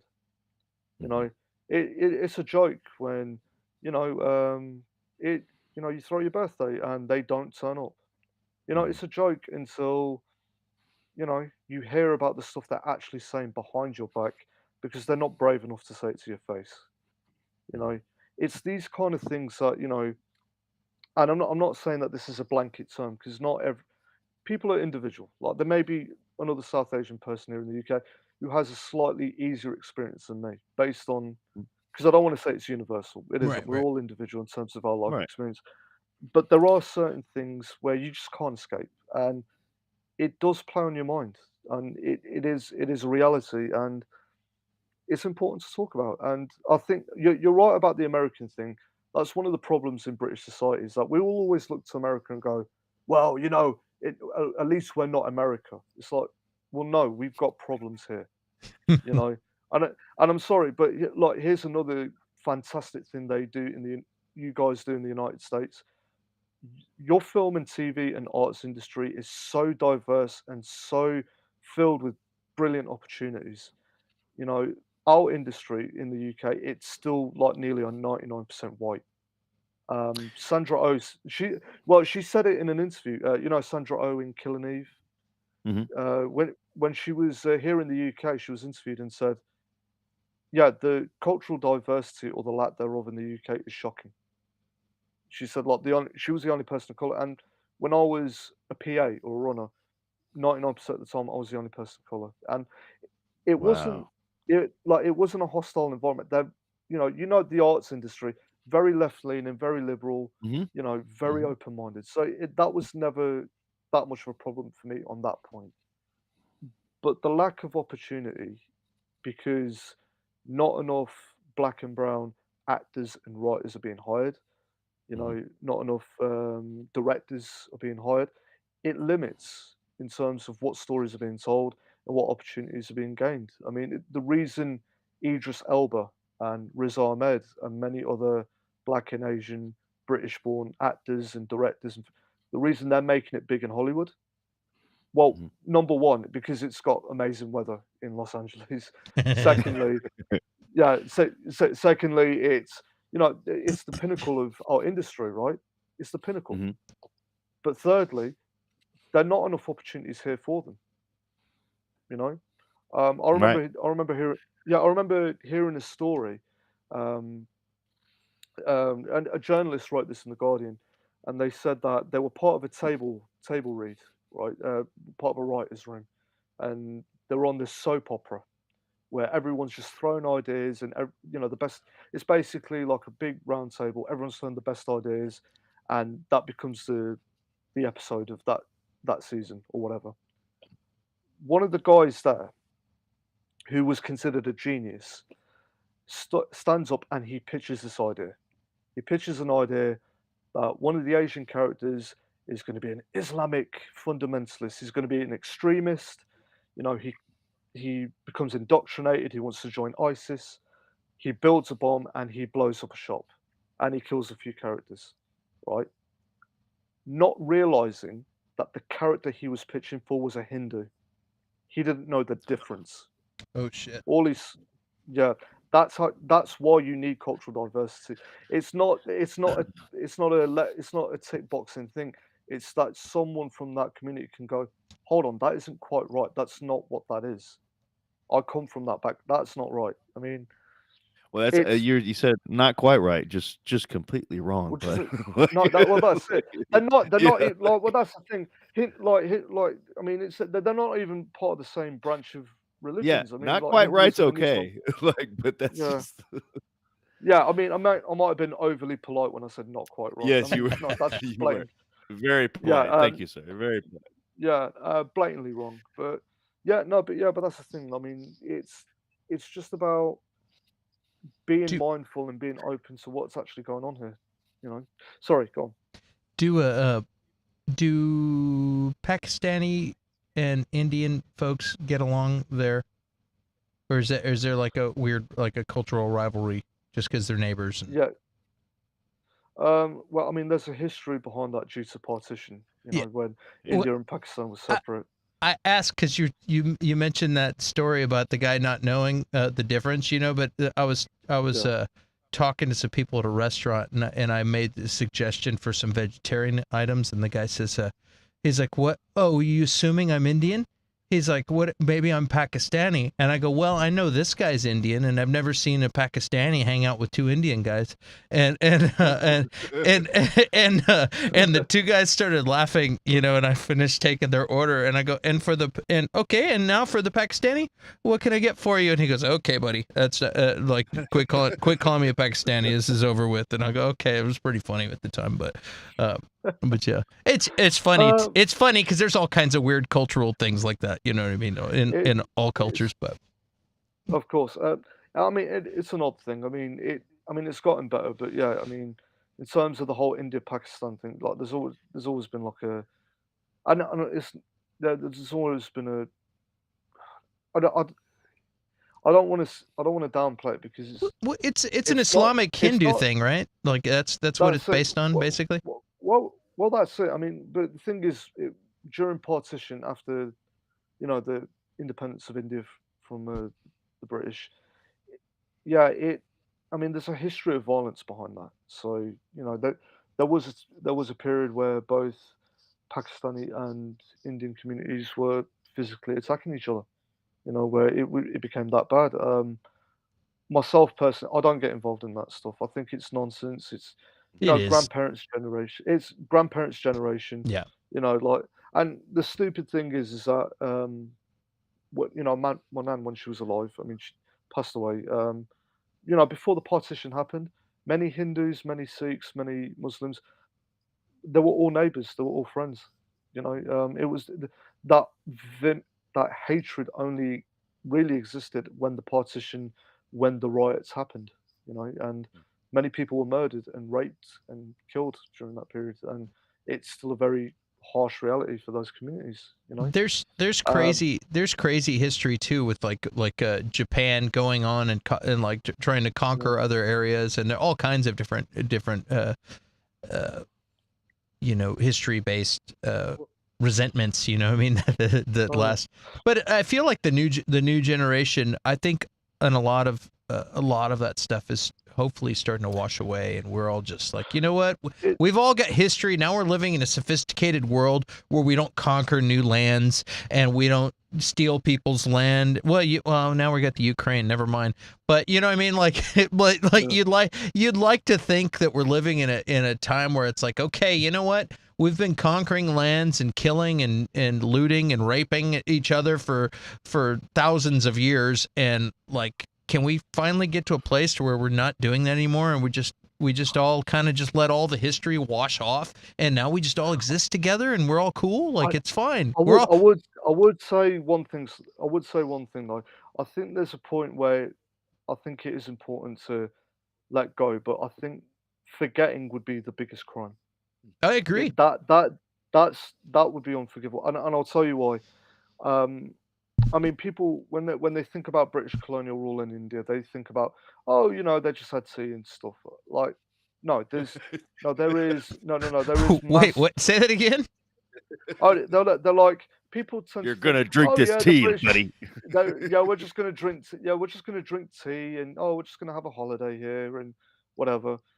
No, that wasn't the history of Britain in India. That the history was genocide. It was murder. It Slave labor was came. segregation. I mean, look. Here's something. This is why it's important to know this history. During the 1856 Indian Rebellion, when many Indian soldiers and much of India fought back against the British because they didn't want to be ruled by Britain anymore. There were periods of battles and wars that were going on, and in one of those battles, the British settlers, they got caught in the crossfire and they died. Like part of war. But the British propaganda machine painted it out that many of the Indian rebels ended up raping and killing women and children. Right? That was what was printed out to the rest of the world. it was complete BS. That is not what happened. So much so that even Karl Marx wrote in a public paper that this is pure British propaganda at its worst. Hmm. And when when Britain took control back of India, many people were slaughtered, they were murdered, many wives were raped in front of their husbands. And reason I'm telling you this, I know you're thinking like, why's Raj telling this story? It's because because of this incident, because of this propaganda, they became a vicious, nasty stereotype about Indian men being leery and pervy and disgusting and just preying on innocent women. Hmm. Where that where it became to such a point that if I was in India right now, me being who I am, sitting where I am, I couldn't sit next to a white woman unless one of you guys was sitting there with me. Otherwise, I could end up in jail for the rest of my life for attempted rape, just for being in the same room as a white woman in India, Is you this know. now or back in the old days? Yeah, this is back in the old days. Okay, I was But like, why? whoa. Yeah, no, yeah, but as it is now, what is that important now? Because some stereotypes about Indian men being a bit Yeah. geeky, bit nerdy, bit pervy, that all stems from back then. Hmm. That's why that still exists now in terms of like saying, oh, look at that Indian guy. Oh, he's such a creep. He's such. Look at him. Like, oh, what was he being a pervert for? It's just that all comes from British propaganda of dark-skinned Indian men being rapists. And that's So why certain stuff like that needs to be remembered because we have to know where this stuff is coming from. Because we can't solve the problem unless we know where the issue came before. absolutely. You know. Now let me ask you this. So okay, so whenever we're talking about everybody working and living together and having this great world, um, at what point do you see uh or where's the line for just pure gentrification taking over and loss of culture and or the opposite of that or like acceptance and stuff would be great but um and also now I you were talking about America or the diversity and representation in America um from your point like there's probably is a lot more South Asian representation over here. However, those stories, like you're telling a lot of damn good stories that should probably be told. But what story on film would you tell? Like if you could do this grand epic story, like which one would you tell? Because I mean, just talking the last 20 or 30 minutes or whatever it's been, like you've like a lot of these things that you've said, like these could make some damn good movies, and they're Yeah. historically, relevant. Like, so Yeah. what would you tell? Wh- So where does all of us getting together become gentrification in your mind? And Mm. then like what story would you tell? For me personally, I think, and by the way, a lot of this stuff that I know that I'm educated, I am looking to make more bigger, more ambitious projects where I'm telling Of course. stories like this anyway. So yeah, I'm not just doing this to torture myself, as much as that'd be great. Um, but yeah, I mean, I think in terms of the stories going forward, I'm kind of split in between what's happened in the UK prior, Hmm. in terms of that first wave migration story, and also about where we could end up going if we're not careful, Hmm. you know, Where's that? because this is the thing. If we continue to bury our heads in the sand, if we continue to, just pretend that everything's fantastic when it isn't, and not address certain issues and not address certain problems, then where that leads into, it leads to segregation, which leads to more ignorance. Because personally, I think people that meet the way you cure that is just, and I'm not saying anything revolutionary. Anyone with common sense will tell you this. Right. That when you talk to different people, when you start to diversify the people that you're around, basically people that don't look like you and don't think like you, Mhm. you break down ignorance and you become a much better person and you become more open. And that a lot of that well, I don't want to say it completely cures it, but it cures it for the most part in terms of It kills it. ignorance, in terms Yeah, of it does. bigotry. It really does. Yeah, but I think if we're not doing that, if we end up segregating ourselves, we could end up making things a lot worse. And history has told us that when we segregate ourselves, when we start to ghettoize ourselves into our own groups, even though there's safety in numbers, it will cause more problems, and it does cause catastrophic things where there's certain riots that happen. I mean, I don't have to tell you guys in America, there's so many history of riots happening in America. In the UK, we've had our own riots. There were the Mm. Brixton riots in 1981, where the Afro-Caribbean Society, you know, in Brixton in London, they rioted against the police because they felt like the system let them down. There was the Oldham riots and the Bradford riots in 2000, 2001, where Pakistani communities, they rioted against the police. They rioted against the white community that were coming in and trying to attack them and say, no, we're not our dads. We're not our granddads. We're not just going to take this anymore. We're going to fight back. And if you try this again, you're going to get worse. And stuff like that, it's eye-opening for our societies, but it shouldn't lead to that. It really shouldn't, No, but of course. Yeah. and I don't want to sound too dramatic, but like if you don't remember your history, you're doomed to repeat it. And you know, what we're seeing, like, don't get ahead of me. Yeah, the whole Whoopi Goldberg thing. I remember she said, like, when she was talking about, Auschwitz and like Nazis, that wasn't about racism. I The mean, it Jews, was yeah, because she's like, that's just you white guys messing around, yeah, basically. that's well, I mean, in my opinion, that's not true. The reason being is that an atheist Jew that would still have gone to Auschwitz. The The reason fact, she said that is because there is also a perception. For me, you can be. I know from people that are like Mexican that are prejudiced against African Americans. You know what I mean? Like that, like they yeah, don't that's like it. black people, and they're Mexican. And then I know that like white people that don't like Mexicans, and I know white people that don't like No. black people. I know all kinds of different situations. But for me, it's like you're talking about different races, and if one race doesn't like another race, that would be considered racism. As far as I'm concerned, if you judge somebody according to their race, that's racism. But to some people, Exactly. racism is discrimination against African Americans equals racism. That racism is a white and it's not a race issue, it's a skin tone issue. So if you are black, Yeah, then you get judged when you walk into a store like you're going to rob the place. Extreme hypothetical for a quick conversation. I'm not saying like that's the yeah, deal, yeah.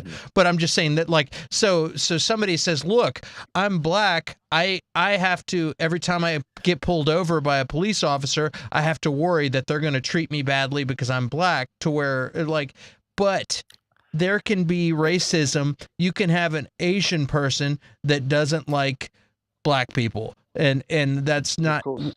white on black. That's Asian on black. You know what I mean?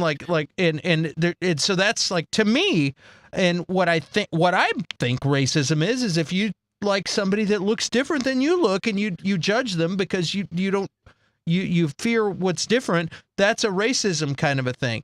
But like, Right. to some people, it's like, oh no, that's what she said. She's like, what they were doing was not racism because they were all white. There was no black, and you have to be black for it to be racism, and that's not true. You know what I mean? And that's See, it. It, and you know what? I think you're right. So And it's a here's the thing. definition issues is the deal. Yeah, yeah, and I think that's one of the problems in America is that because she said, look, here's the thing, like, in terms, I've always seen in terms of anti-Jewish racism. Actually, It's Raj, always let weird. me get you to please hold that thought real quick, because Curtis was fighting to get a word in. I just want to know what you were. All You right, were I'm almost sorry. like he was going to correct me. And so what were you going to say? No, well, I was just gonna say, so like that's like you're correct. You know that any bias against another ethnicity, race, whatever, that is racism. But the thing is that the white racism is so dominant because I mean I've even had this conversation like y'all were talking earlier. Rod was talking about Indians and Pakistanis, and on the Hispanic side, there's been like Mexican. I didn't know this was a thing. Like Mexicans don't like Salvadorians. Yep. Puerto Ricans don't like Mexicans, But that's not and stuff race. like That's that. just neighbors. You know what I mean? Like, It's nationalism Yeah. and it's not race and stuff like that. But they're like saying, oh, they're saying all this stuff like that, and but they're this and they're that, like. And I have to explain to them, like, look, a racist white guy, he doesn't care. You're all brown. Like he doesn't care. Oh. Like yeah, like y'all the are all white, Mexicans. what? Y'all are like y'all are you're from all Cuba. Mexican. Yeah, you're Cuban. Yeah. You're island Mexican. You're from Mexico. You're Mexican. You know that's a So no. That's true. so like to it to I know racism you're is so 100% right, dominant. Curtis. that's What I mean. Like it's there is specific racism, but white racism is so dominant that it kind of takes the cake. just Like, just Yeah, like you were can I saying. jump in on that? Yeah, just like you were saying about Hindu and Middle Eastern and not knowing the difference or anything like that, like with the script you were talking about where he's pitching a script about a terrorist or whatever, and the guy didn't even, you know what I mean? Like, it's like there is like, are people thinking all, I don't know, Chinese, Korean, whatever, it's all this, like there's just a lot of stupid, naive people out there, I guess. But go ahead and jump in and then get back to what you were saying, Raj, before also. Yeah. I was just going to say that not 100% would agree with Curtis because, like, I would say this, like, on an interpersonal level, can brown and black people be racist? Yes, of course. We can call each other names, physically attack each other, do all sorts.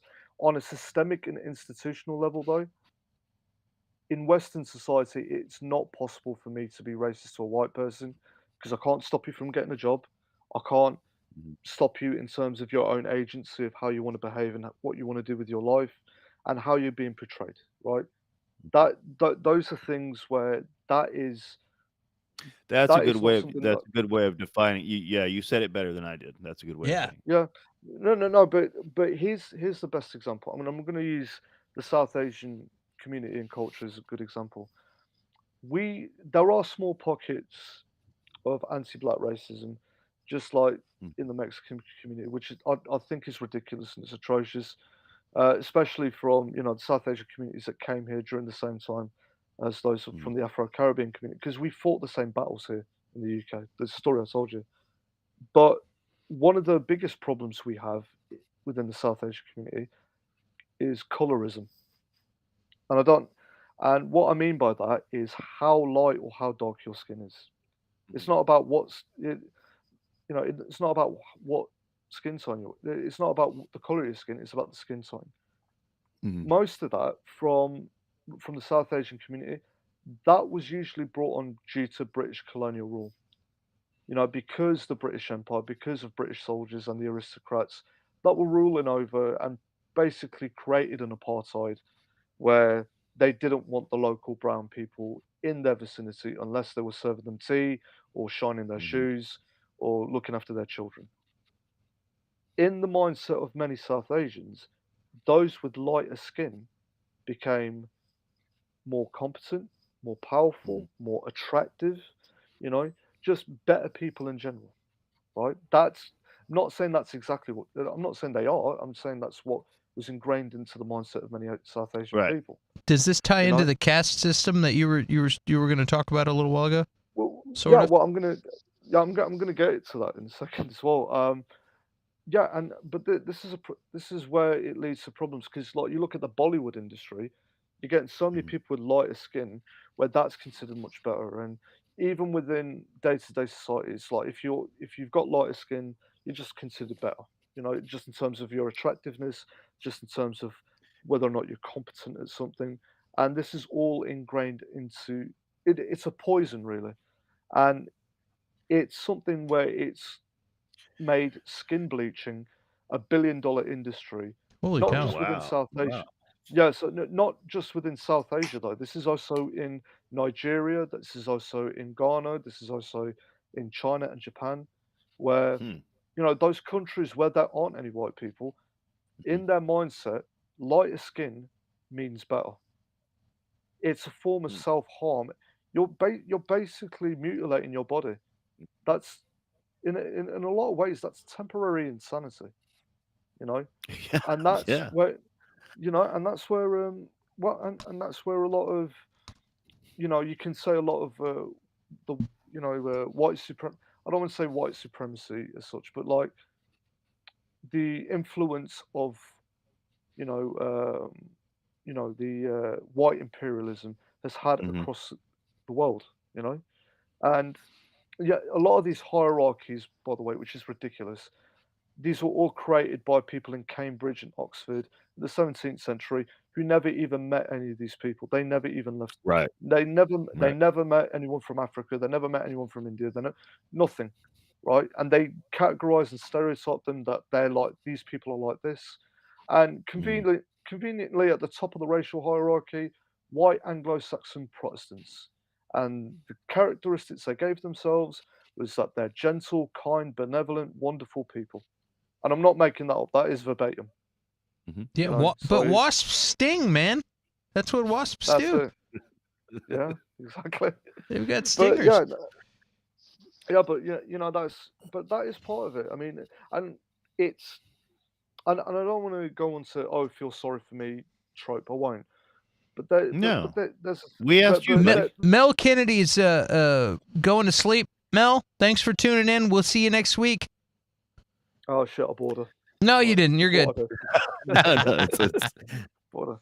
Dude, it's like Right, that. no, It's like that in Mexico too, because there was Spanish settlers in Mexico, and like the local natives there were of darker skin, and so like there's like Spanish blood people that are lighter, like Mexicans tend to be. There's like a lot of racism in Mexico, is what I'm trying to say. With that within Mexicans, Well, it's pretty wild. and it's interesting too that there's like and that's why I was asking you about gentrification as well, because so there are I don't know if you've met them, but or I'm sure you have, Clint, but I don't know if they've self-identified, because I've had like 3 people uh self-identify as such, because it's probably an offensive term, but so I I have this recurring delusion that I can speak Spanish, and I can speak Spanglish pretty well. Like I can understand Spanish a lot better than I can speak it. Like I took Spanish, and then a lot of the times on jobs in construction, I'd be the only white guy out there. Wasp. So it was kind of a necessity. It was kind of a necessity that I understand Spanish. But so I have this delusion that I can speak Spanish. So anytime I see somebody who I think speaks Spanish, which might be me projecting or thinking, but I'll go up and start speaking my Spanglish to them, and most of the time they humor me. But I've had some people be like, 3 individuals for sure, be like, I don't know what you're saying, and I'm like, oh man, I'm sorry, my Spanish isn't good. They're like, no, I just don't speak Spanish, and they've said this term. They said they're coconuts. Yeah, I've heard coconuts a lot. Okay. Coconuts a lot. I've been called that. Yeah. Brown on the outside, white on the inside. I'm like, I'm not even brown on the outside. What are you talking about? Yeah. Like, yeah. Reverse coconut. No, like I've had people that worked at a restaurant that like, and I, and I, hey, ¿cómo estás? ¿Cómo amaneciste? And they're like, hey, how are you doing? And I'm like, oh shit, sorry, my bad. Like, just a guy taking a leak in the men's room, and I go and think he's a new cook, and he's a new kitchen manager, completely from up north, not even from the south. He's like, hey, how are you doing? Good to meet you, man. My name's Joe. I'm like, oh boy. yeah. I mean, I'll have to admit that out of all my family, I don't know that much Punjabi or Hindi, so I'm pretty much considered the disappointment. However, I do know the important stuff in terms of the Yeah, colonial history and history and the all that other culture. Yeah. stuff. So anytime they call me a coconut, I can say, "Well, actually, I know this, so go fuck yourself." Is that Yeah, is that a man. term over there as well? Is that a term over there as Coconut, well? is that a thing over Oh, there? oh yeah, oh yeah. Oh, yeah. I mean, Okay. that's the term Okay. over here as Whatever, well. dude. They'll be kissing your ass when you make the India version of Braveheart that like shows some culture from your homeland. You know what I mean? Like, oh, Dude, cool, Raj, make Indian Oh, yeah. Braveheart. Do it right. Indian I, Braveheart. want it. I, Fuck yeah. actually, you know what? This might interest you actually because there was an Indian Braveheart. Hell Why There aren't was a you woman. making that movie right now?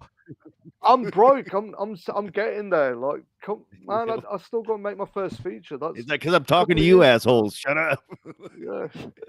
No, but yeah, no. The next couple of years, I'll be making my feature. Don't worry, guys. Like, I'll be stateside pretty soon. Like, I was in Alright. I was in LA I was in LA for a film festival before the pandemic. So Hell yeah! yeah, it's pretty cool. Yeah, with the Oh yeah, You man. got to come to Austin. I do, man. Teach me how to shoot a gun. I will. No problem. That's easy. Nice. That's Yeah, man. super. Hey, I was going to ask you earlier. When you said no Irish on the signs, was that because of the Yeah, famine? The famine, so all the Irish like went over to England. Is that what the deal was? Yeah, well, this is the thing. Because we got a bunch of the Irish I- in the U.S. when there was a famine over there, so like they all came to the U.S. looking for work and food. And I was just curious if that's what happened. Well, I mean, The famine Ireland was part. because of the fucking English, but anyway.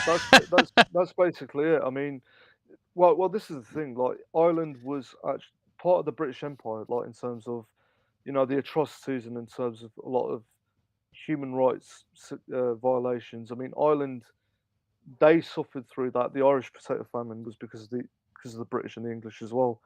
And Mhm. it was during that period, where they were white, but they weren't the right kind of white people.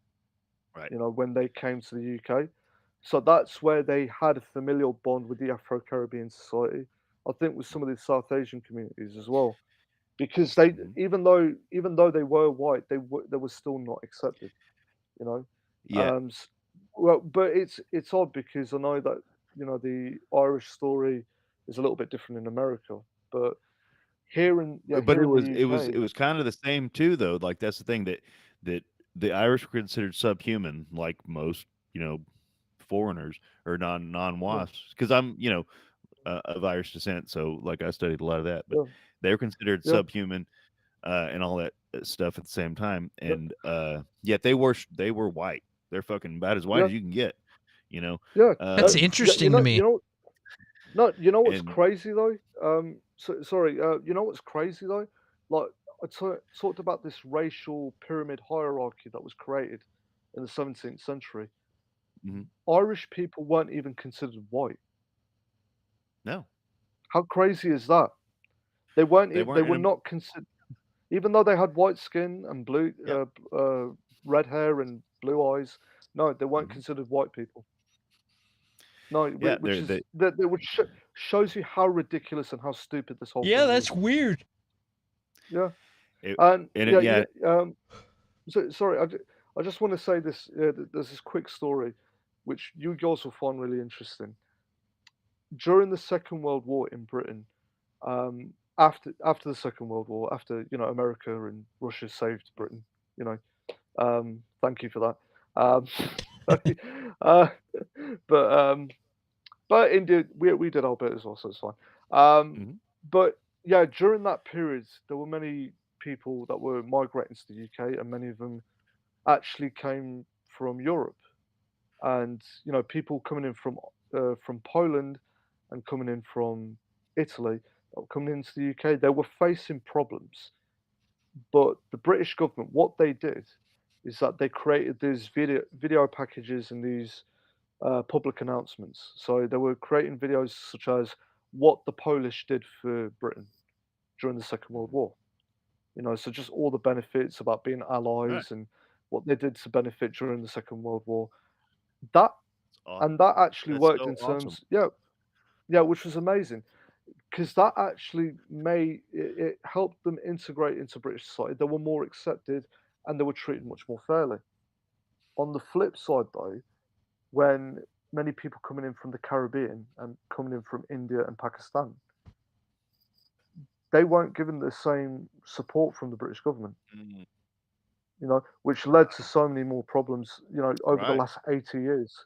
And you can imagine how different our history in the UK would have been if, the British Mhm. government had posted, well, this look at what India did for the UK or what Jamaica And did for the UK. Like it would have been different, but they decided no, because and yeah, at the same sorry, time, it almost hurts because you know or an Indian could be like, no, we came in and we did this and we did that and blah blah blah blah blah, and then yeah, some person living in the UK is like, no, I saw the videos.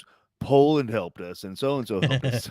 Like, you know what I yeah, mean? Like, not of it's course, it's helpful to them, but it's hurtful to y'all because it's like not only were you left out, they can be like, no, I saw the fucking government videos. It was them, not you. Like, yeah.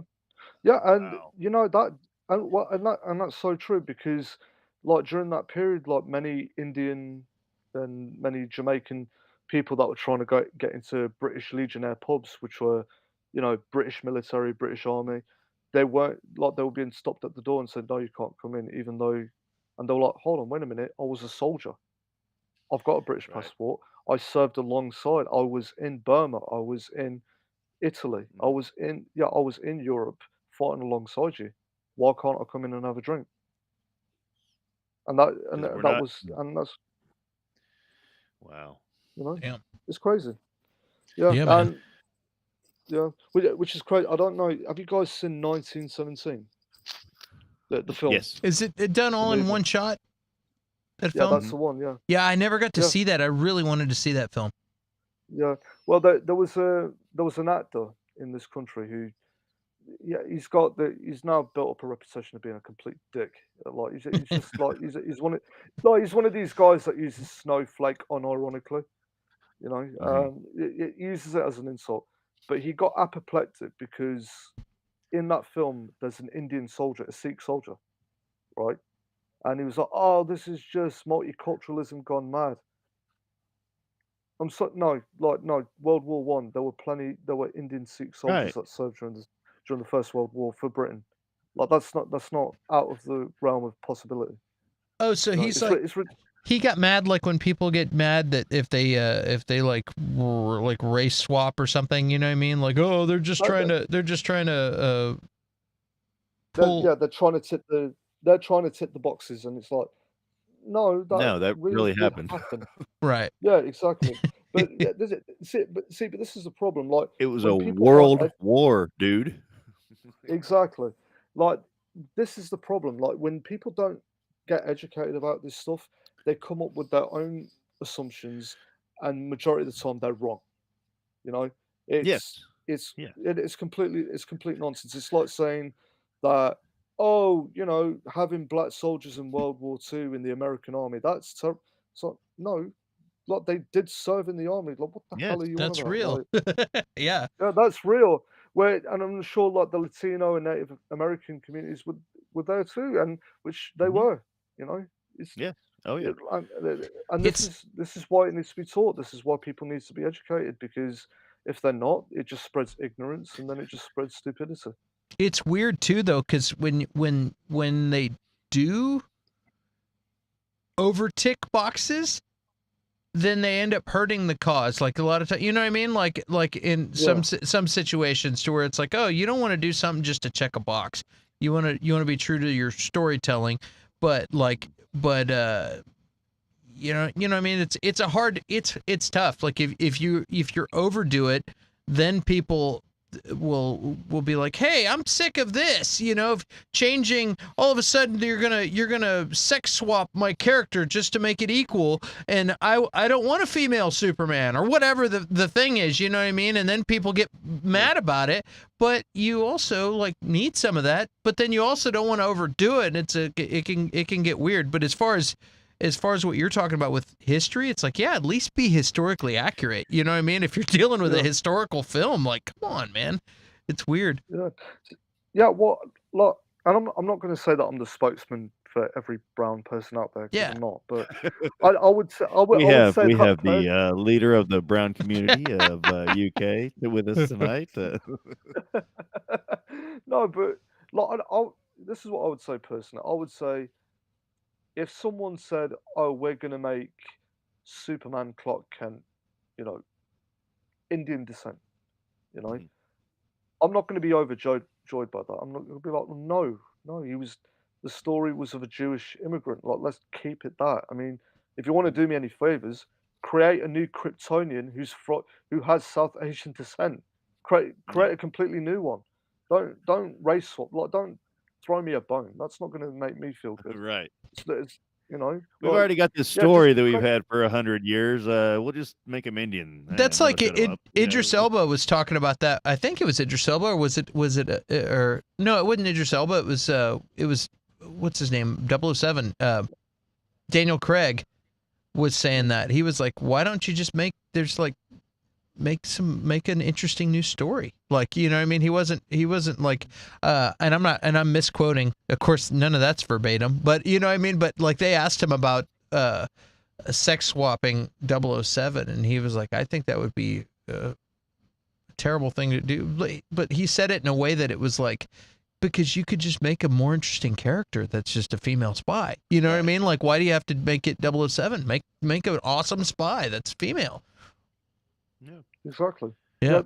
Well, that's exactly it. I mean, Wonder Woman. Yeah, I mean, Wonder Woman is there. I mean, she's fantastic. I mean, it wouldn't be a good idea to make her into a man. Like, Speaking of 007, I think Idris Elba, I brought him up because I think he would have been an awesome 007. I agree. Yeah. Oh, he would have been fantastic. He would have been super fantastic. Oh, he's an amazing actor, by the way. I mean, just so incredible. Like the Suicide Squad. I'll be honest, he's one of the few highlights of that film. I didn't hate the film. I just thought it was forgettable.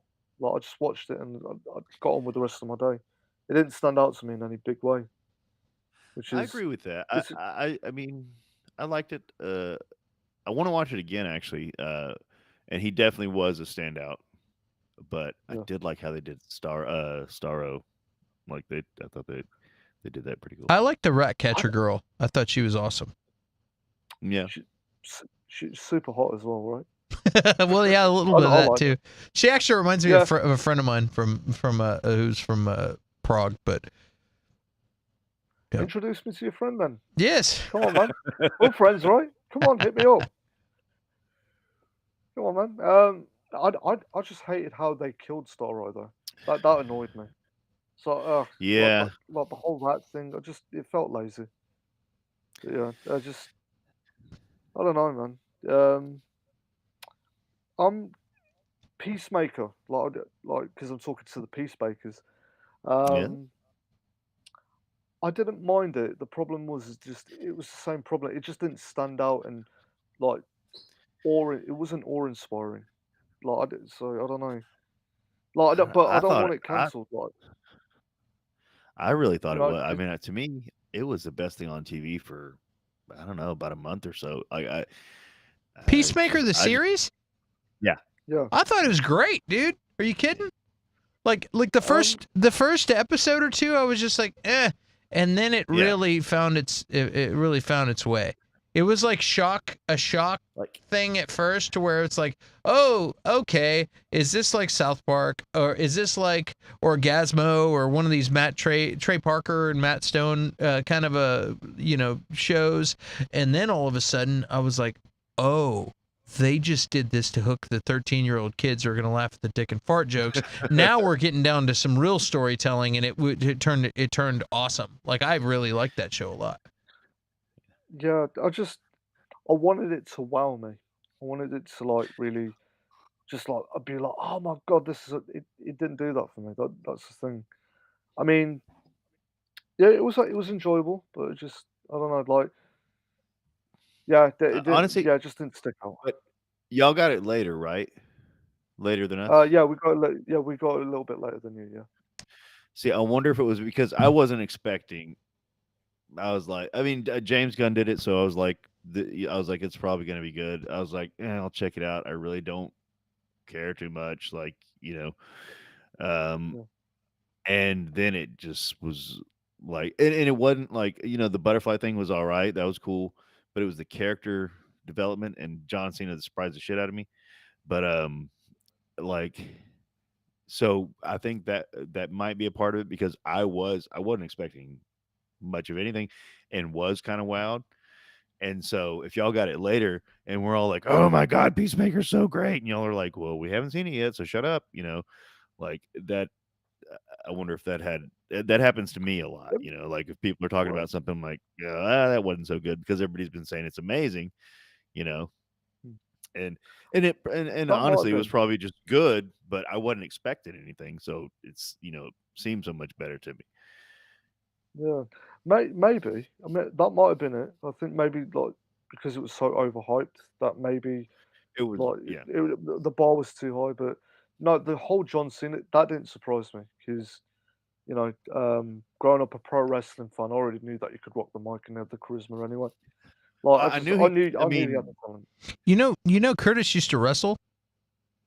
Yeah, I know. Yeah, like what? I mean, look at the fucking guy. He's a tank. Like, of course he's a wrestler. Yeah, yeah, uh, man. Like, but yeah. that So did we'll be surprise me seeing you about on Cena. AEW soon. Yeah. Not Oh, I did. now, dude. I'm Okay. 40. If I did an 8-minute match right now, I would die. I would fucking die. Like, or I'd be like, uh, whenever I used to be wrestling and the old guys would get out there, they'd get out there and do like a we'd for like 2.5 minutes, and we'd be like, oh my God, these fucking guys. That'd be me right now.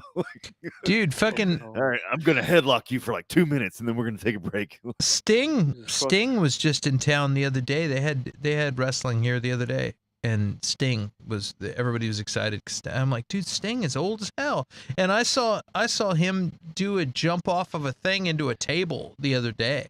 Like that guy's still doing flips and like doing into like breaking tables and stuff. And the guy's got to be in his mid to late 50s, He's No, got to be more in than the. that. He's I'm. yeah, maybe he's 60 years old. yeah, And like 60s. Yeah, Yeah, he's you I'm. gotta be in his 60s. you can't be dropping Yeah, down into breaking tables with your back like when you're 60. yeah. I mean, how did I don't know how I don't know how you guys do it. Like the bumps and the stuff that must all add up. Like the pain and just the How Well, just us guy? bruising I and don't stuff. do that. Are you kidding me? What do you mean us guys? How us guys do? Oh, you're talking to Curtis. Never mind. 'Cause- yeah, it's just a dance, man, and it's just learning to fall right, and it doesn't always work. Like I uh, either cracked or bruised a rib. I had no money to go to a doctor, but Jeez. and I can't imagine somebody with an actual broken rib because I was in like I couldn't breathe without hurting, Jesus. and like Mm. bit the tip of my tongue off and stuff like that, Oh and shit! I didn't know that. Ooh. yeah, Yeah, but. Hmm? you guys are a different breed of tough, man. You guys are so like it's crazy to me. And I hope Well, I hope in America, I hope you guys get socialized healthcare. I mean, you guys don't realize how yeah, great that is. Like, I hope you I guys get mean, it. I really do. Just don't you and me. spending like thousands of dollars for healthcare. That's ridiculous, man. Oh, it's insane. Come on. Yeah, No, it's I mean you and me both, man. But yeah, like that, Yeah, everybody always says it's fake, and I tell them it's not fake. It's scripted. You behave. cannot fake gravity. You just can't. yeah. like, No, like gravity's Jesus gonna do what Christ. it wants to do, and if you Yeah, don't land right, something's gonna break. Mick Foley being thrown off the Hell in the Cell 20 feet off. There's Oh no way my that's fake. god, That man, no! like seriously, On tax, Jesus, on top of that, like, Jesus Christ, that man's insane. Like watching that is just oh yeah, like I saw that if live. That was anybody can, awesome. yeah, oh my I god, saw that pay per view when it happened with the Undertaker throw fucking Hell in a Cell. yeah, yeah. Yeah, Oh, yeah. he's been inducted today in the Hall of Fame. Hell yeah, he oh should. man. Yeah, Then fucking his he's tooth my came out his favorite wrestler nose. growing up. Oh, Oh, the Undertaker. Yeah. like yeah, no, just no, no. It's when he got thrown off the cell, got carried out on the stretcher. watching it back, like when he got back up and then went back in, like, I was like, "What the fuck, man!" Like Well, that you can't. and you know That's why? madness. Did Undertaker jump off after him, or did he climb down? I can't remember. I know he threw him off. He threw him off. They raised the cell. Undertaker was still on top of the cell. When Mick Foley climbed back up, they met on top, choke slammed him through, and then from there he dropped down. And I think he had a broken ankle going into the match anyway. Oh shit! So Undertaker was, yeah. I'm telling you, you guys are insane tough. I don't know, you're barely human. Like, I don't know how you guys do this but I stuff. love it because it's like I was an athlete growing up, but I enjoyed acting, and like it's just this perfect mix of athleticism and acting. Like because that's the thing, some of the best wrestlers in the world got nowhere because they had no mic skills, and then there's those guys that can talk on the mic, but then they actually wrestle. It's like, let's get this fucking guy out of here, like. And finding that perfect mix is great, and that's the thing. Mick, he obviously could play some characters, but you could look at him. He wasn't an athletic guy, but he could take punishment like nobody's business. And like the story is, so the Hell in the Cell before that, Shawn Michaels. It was Undertaker versus Shawn Michaels, and Shawn Michaels is hanging off and it was pre-planned. Shawn Michaels is hanging off the cage, and Undertaker kicks him off, and he falls off through the announcer's table, and that was a big thing. So Mick's like Mankind, and he's trying to get his big push, like this is going to be his thing, and he says, "Hey, throw me through the cell." It wasn't planned at all. He says to Undertaker, he's like, "Throw me through the cell," and he's like, "What?" And he's like, "Throw me through the cell," and he's like, and Mick's like, "I'm lucky." Like Undertaker was one of the only guys who was just like, fuck it, okay. And he just like throws him through the cell. Like anybody else would be like, I'm not gonna do that, Mick. You're gonna die. And Undertaker's like, whatever. All right. Throws him through the cell. Like, Jesus Christ. Yeah, you know that Mick Foley's crazy. You get this 6'8" monster who he looks like death. He's the and you ask biggest him, like, human being I've ever met in real life. The biggest human. I met him, and he is enormous. Holy Dude, shit. Kane is bigger than him. I know, but it didn't seem like Kane's. Dude, I saw Undertaker at the gas station on William Cannon.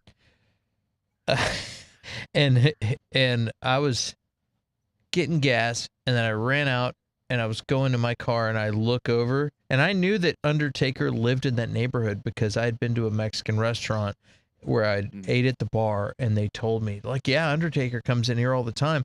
He like gets to-go food, and he always tips $100. He's awesome. And I go, that's really cool, because I love Undertaker. They're like, yeah, he's cool. I was like, that's cool. Well, I saw him down the street at the gas station. He just was filling up. He had a Suburban or a Yukon or something that was like, it was flat black. It was all, I call it murdered out Suburban that was all black, and like he was pumping gas, and his hair wasn't very black. It was like, he's a redheaded guy. He's a natural blonde. Yeah, he's like a redhead guy. And and I looked over, and I kind of did this bit. I looked over, and I was like, and he saw that I recognized him, and he was like, he looked down right away, and he's like, he's just trying to pump gas and go home. You know what I mean? And I was like, hey, are you? And he goes, yeah. And I go, and instantly I was like, dude, this guy doesn't want to talk to anybody. He just wants, he just went to the store or something. He's getting gas, and he just wants to go home, And I go, hey, are you? And he goes, yeah. And I go, you're awesome. I just did that. I go, you're awesome. And I walked over and got my car and left. I didn't try to shake his hand or anything, but it was pretty crazy. As I met him at Academy, and we were walking. It was me and my buddy Israel from McAllen, and we're like walking, and he walks by because he lives in Austin, or he did live in Austin. I don't know if he still does, but and he this giant fucking walks by, and we both kind of like look, and we're like, that's a big fucking dude. But we saw he had Sarah tattooed on his neck at the time. I don't know if he still does. I think him and his wife split up, and we were like, that's the fucking Undertaker. And he was like pissed off about something too, because he had this tiny little Mexican chick too, like he's 6 foot a bazillion, and this like 4 foot tall Mexican chick was with him too. I mean, she was hot as hell, but she was like, and she was saying like, "Can you believe that?" or blah blah blah. I'm sure somebody was bothering him outside, and he's looking at the gloves at Academy, and I was like, "Oh fucking," like we were like, like, what are we gonna do?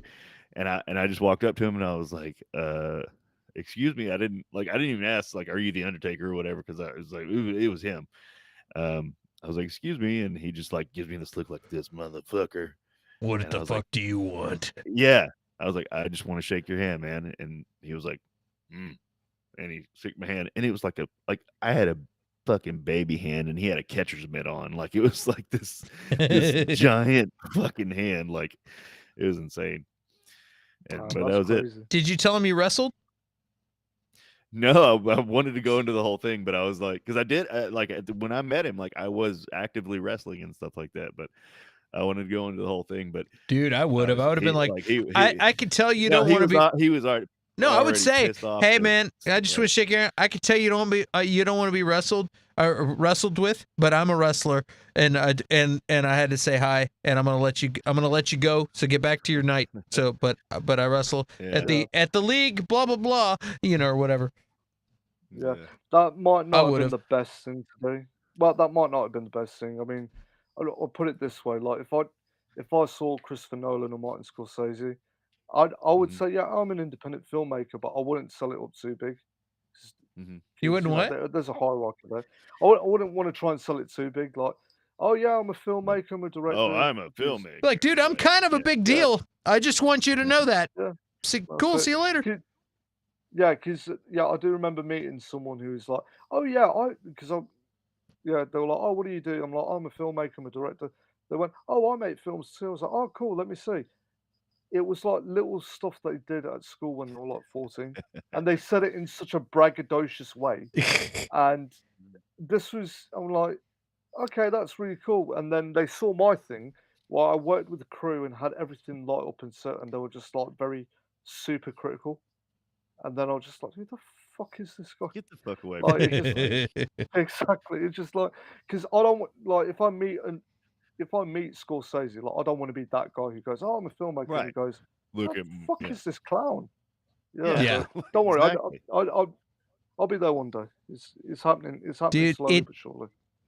It doesn't matter, man. You can even be like, I was signed to Columbia Records, like playing on TV and like getting played on the radio, and I'd still have somebody go, "Oh yeah, are you still in your little band?" Like your little. That's the most condescending fucking thing you could say to me is say, "Are you still playing in your little band?" It was always like it was usually female that wasn't maybe into music that would say that, oh, are you still in your little band? Oh, sorry. Sometimes they go, oh, sorry, maybe because they saw the fucking look on my face. But yeah, that's the condescending. I'm like, little band? That's like, Oh Lord.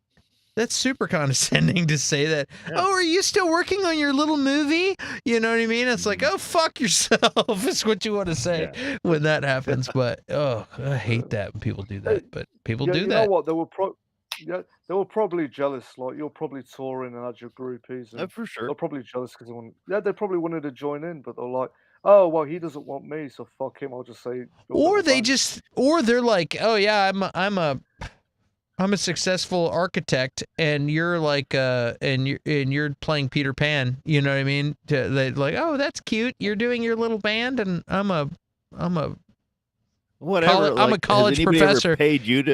Has anybody ever paid you to travel the fucking country? Like, get out of here. Like, I'm a college professor that writes books. Are you still playing in your little band? Or, I mean, I don't know. It's funny.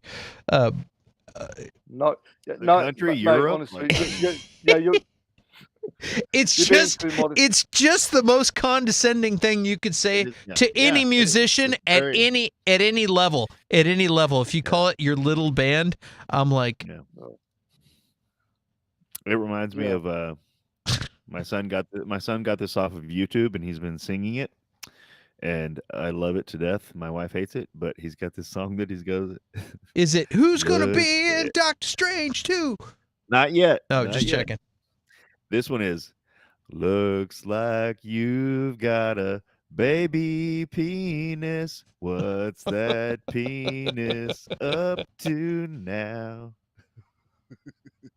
So in your little band, it's like somebody going like, "Oh, you got a baby penis there. All right, love your baby penis." You don't even have a penis. You have a wee wee. It's a wee wee. Yeah. It's Oh, about the man. most emasculating thing you could say to a guy, musician, band guy. Yeah, it's funny. Yeah, she only said that because she wanted the peacemaker dick. That's Oh it. boy. Yeah, that's probably what it was. Oh, she wanted Oh the boy. peacemaker dick. You weren't putting Right. out, so she wanted to put you down. Man it She up, wanted to hurt man you it up. first. Dude, So you Is little what- band.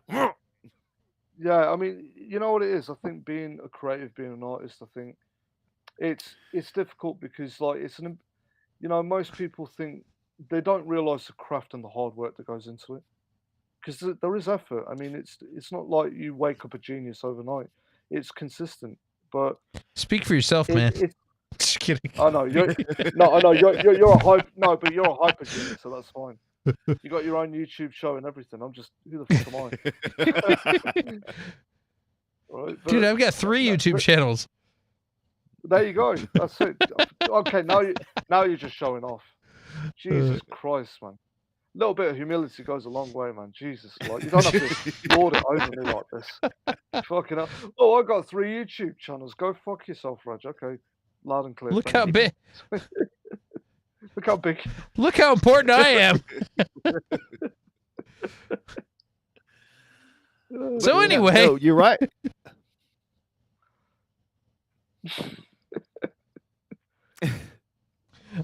that just got weird. All right.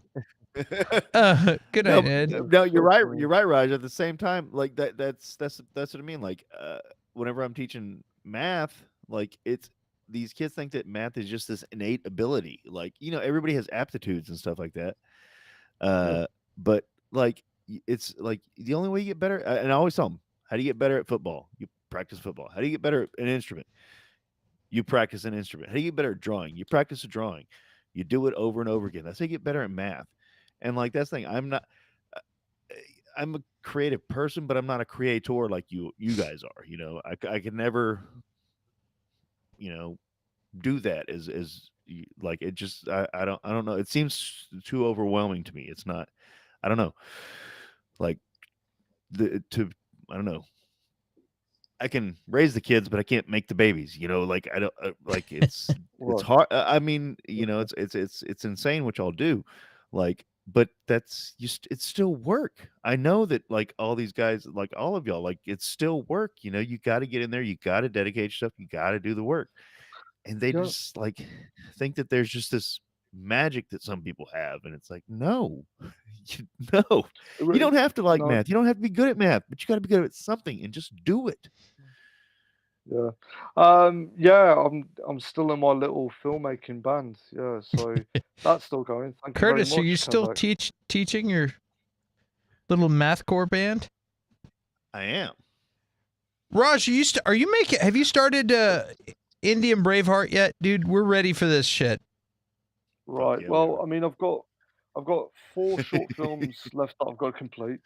Then a Alright. major one that I'm looking to get funding for. So Are you getting investments, or are you going to do like a GoFundMe, or what's the plan on this? well, there's something called the BFI, the British Film Institute, and they're pretty good that you can apply for funding as long as you've got a producer attached. Then you've got it's kind of like a startup business. Like you've got to Mhm. have proof of concept. You've got to be able to answer a few questions and show that you've done the research. And this is the major film that I want to make. The logline for that is an isolated, lonely young man decides to get his revenge on a society that has shunned him and the people that have abandoned him. It's called Transparent. Think of it as Fallen Down, Joker, Taxi Wow. Driver, inside of an incel. So I've done a lot of research on. You know what? It's really funny because I've done the research on this, and this is a story that I really want to get done because everything I've talked about with you guys today, I am looking to make more films based on those subjects. But with this one, I remember I was asking a friend who knows a lot about this stuff, like terms like Chad and incel and blah blah blah. And he sits me down. He goes, "Well, because I asked him, I was like, okay, a Chad? What's a Chad?" He says, "Oh, a Chad is like a really hyper athletic, good looking guy who's charming. He can get any woman that he wants, Oh, a right?" Chad. Okay. The Yeah. name Yeah. Chad. Okay. So I was yeah, so yeah, yeah. so then We know I asked, so yeah, but you know, as dudes, we get curious, right? So I asked him, I was like, okay, Chad. well, so I said to him, what am I then? He looks at me and he goes, you're a Brad. I'm like, what's a Brad? He's like, oh, you've got the personality and charm of a Chad, but you don't have the looks. I'm like, thank you. I guess like I'm thinking, did he just call me ugly? He just called Should me ugly, I didn't he? should I Should I thank you or take should I that as nut punch you? Like, I don't know. exactly? It's just like that's not the worst backhanded compliment I've ever had in my life. It's just like you got great personality, but like this face is doing nothing for you. It's just like Mhm. okay, right, but yeah, I mean, once I get funding for that, I mean, I've got other major projects that I want to do, and you know, a lot of it, a lot of the subjects I want to try and deal with is, I mean, it's varied. One of them is about the institutional and systemic racism within British society, which I've talked Mhm. to you guys a lot about tonight. So yeah, I don't because I mean, it's some, you inject a little bit of your personality in the creative stuff that you do anyway, For sure. and yeah, and I mean, like, I'm just looking to do more stuff and work with great people, and eventually, a few years, make that feature film and just get going. But in between, I want to travel. I want to see the world again. I want to backpack and do stupid shit and pass out on a beach and fuck a random stranger. Stuff that I've been doing Yep. before. So yeah, I need to live. I need to live as well. Yeah. So For Yeah, sure, man. man. And of course, that's how many stories will be written from those adventures. You know what I mean? True. Like Yeah, that's you don't. I mean, you could, but you don't come up with like crazy adventures for a story based on the time sitting in your like place during a pandemic for 2 years. You know what I mean? You're like like, in oh, I'm within Seinfeld these reruns. walls all the time, and it's like I'm so glad things are starting to kind of open up a little more. I don't know about over there, but it's well, Yeah. yeah, things have opened up again. I've started. It's been great just being around people again. Mhm. I might have gone overboard during the pandemic with the movie making. I made about 32 short films. I think You- some of you guys might have seen it. you can't go overboard, dude. You learn every time you do that. That's like Yeah. hey man, that's like a songwriter writing too many songs. You can't write too many songs. You just keep doing them, and every single one you learn it's something. You know what I mean? Yeah, Like that's good. yeah. How I think sorry, go on. I was gonna say, how long is the when you do your full length like feature film? How long are you expecting it to be? Hour and a half, 2 hours, 3 hours, 5 hours? Well, this is the thing. And you know what? I'm going to bore you with some just insider knowledge. With feature films, especially at the independent level, the shorter it is, the better. And that, Mhm. reason being is that if you can get it shortened down, like 90 minutes is a sweet spot because it's easier to sell to distributors. It'll be easier to get deals for it because even in film festivals, like the shorter your film is, the better it is because many film festivals they're looking to schedule films as many films as they can. And if they have Right. two films, one that's like 8 minutes long as opposed to one that's 17, they'll go for the 8 minute film. Mhm. It's just easier to schedule. I mean, you'd have to be hyper good to get a 17-minute short film into a festival anyway. So Wow. it would have Really? to be half an hour. Oh yeah. I mean, it's just like because it's too long.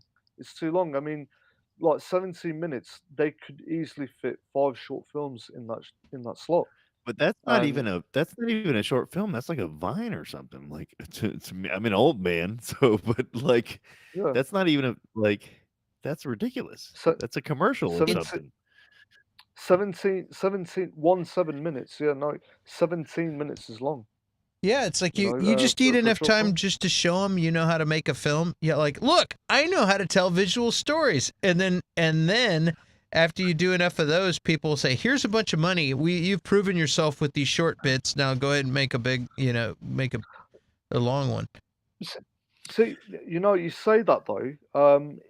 I think 20, 30 years ago that would have been true. Like from your short film concept, you would have been given funding to make a feature. It's a lot harder to do that now, Yeah, only because, yeah, well, digital filmmaking, it's made Right. filmmaking accessible to everyone, but everyone's doing it. Back in the day, It's not feature necessarily harder. It's just that the market's flooded. Yeah, well, that's it. I Is that what mean, you mean? uh, Yeah.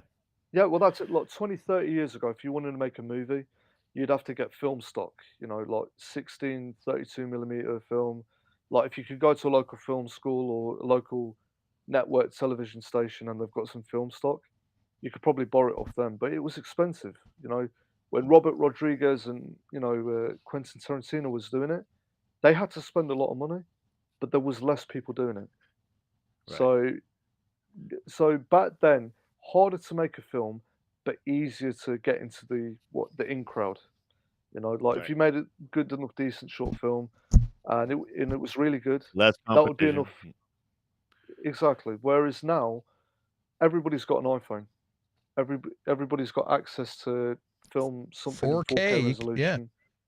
Do That's you it, and you think everyone's doing it. And you sorry, think it's possible the movie format? I've had this thought that the movie format is like going out of style to where people are going to quit making actual films to where it's going to be more series or more like I feel like I almost feel like the movie, like the hour and a half 2 hour movie, is going away. Like you don't have as many, and maybe it's just a pandemic thing, but like you don't have as many movies. Movies aren't as good.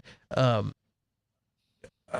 you know what I'm saying? my I yeah, almost fear that, like, hey, if we're gonna tell a good story, we're gonna make it a 6 or 8 episode series, limited series, or multi season series. But like, yeah, well, we're gonna, instead of using our good ideas for a quick movie that it's either hit or miss, we're gonna spread this out and tell a 4, 5, 6 hour movie or series story. well, I mean, my personal opinion, I mean, the industry's always in a state of flux anyway. Like nothing's set in stone.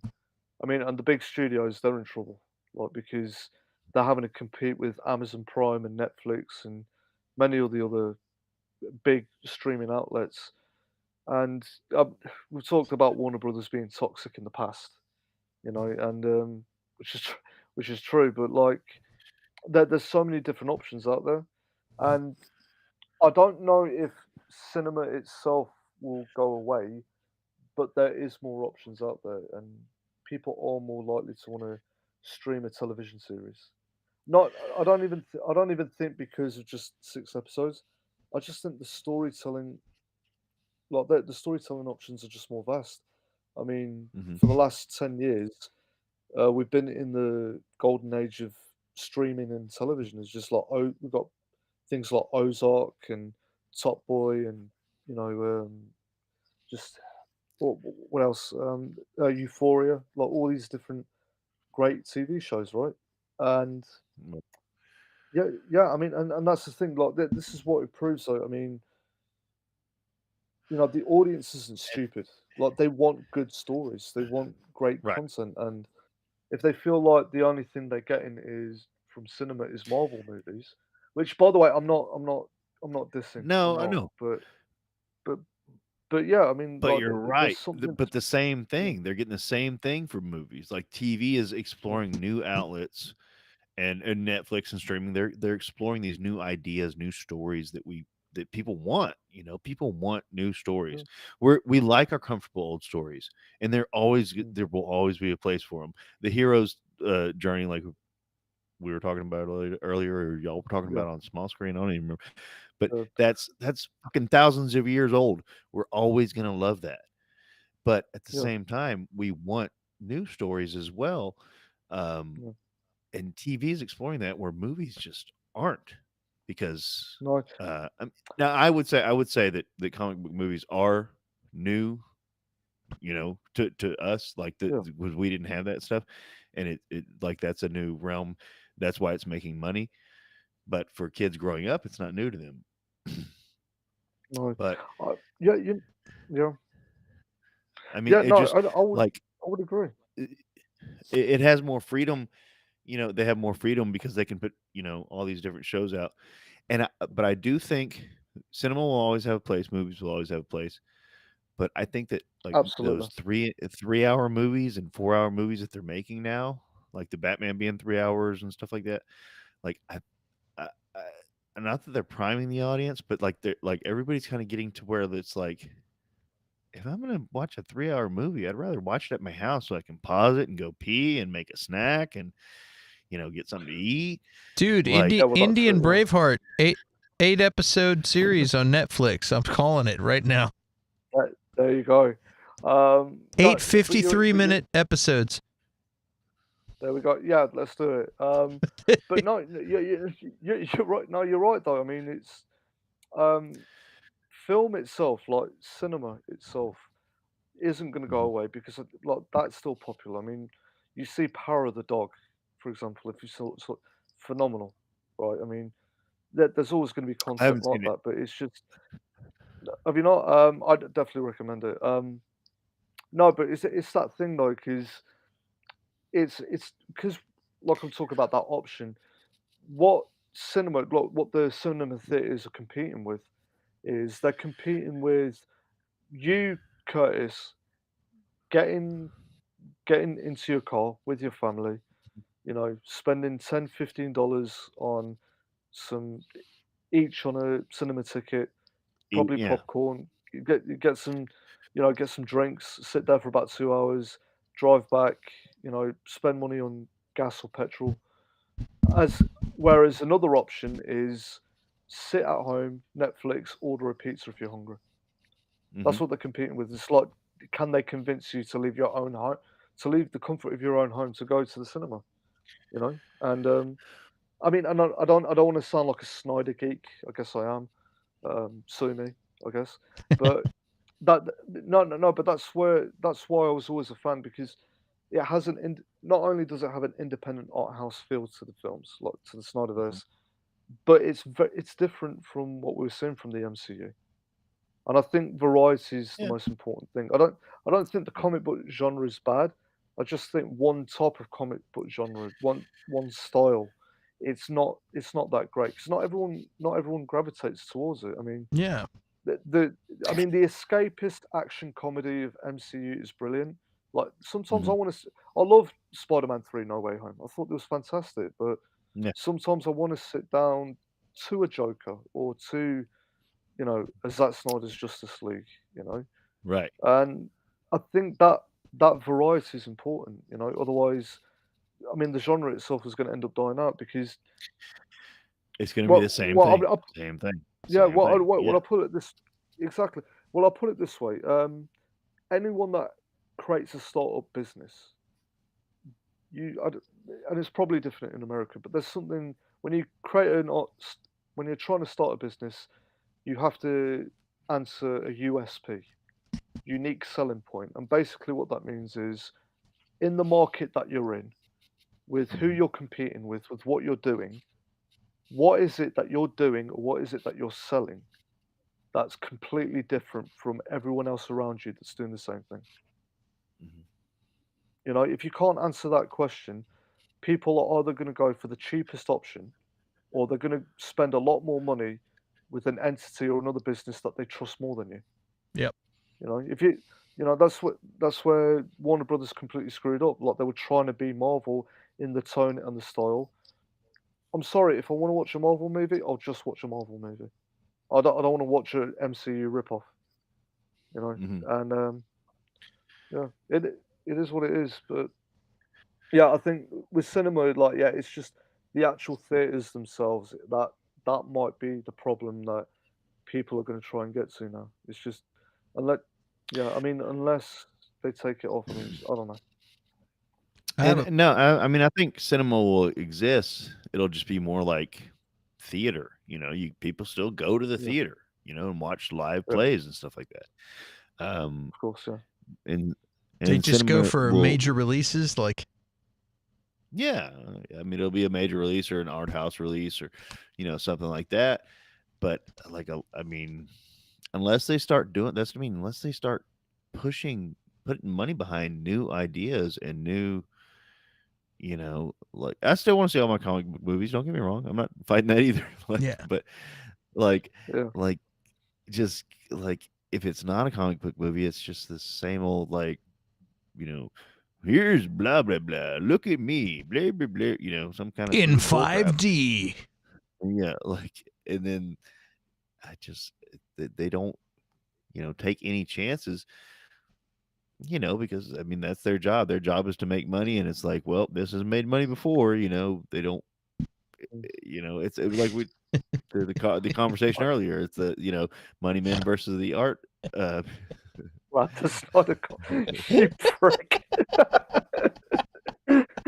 Oh, that was a good one.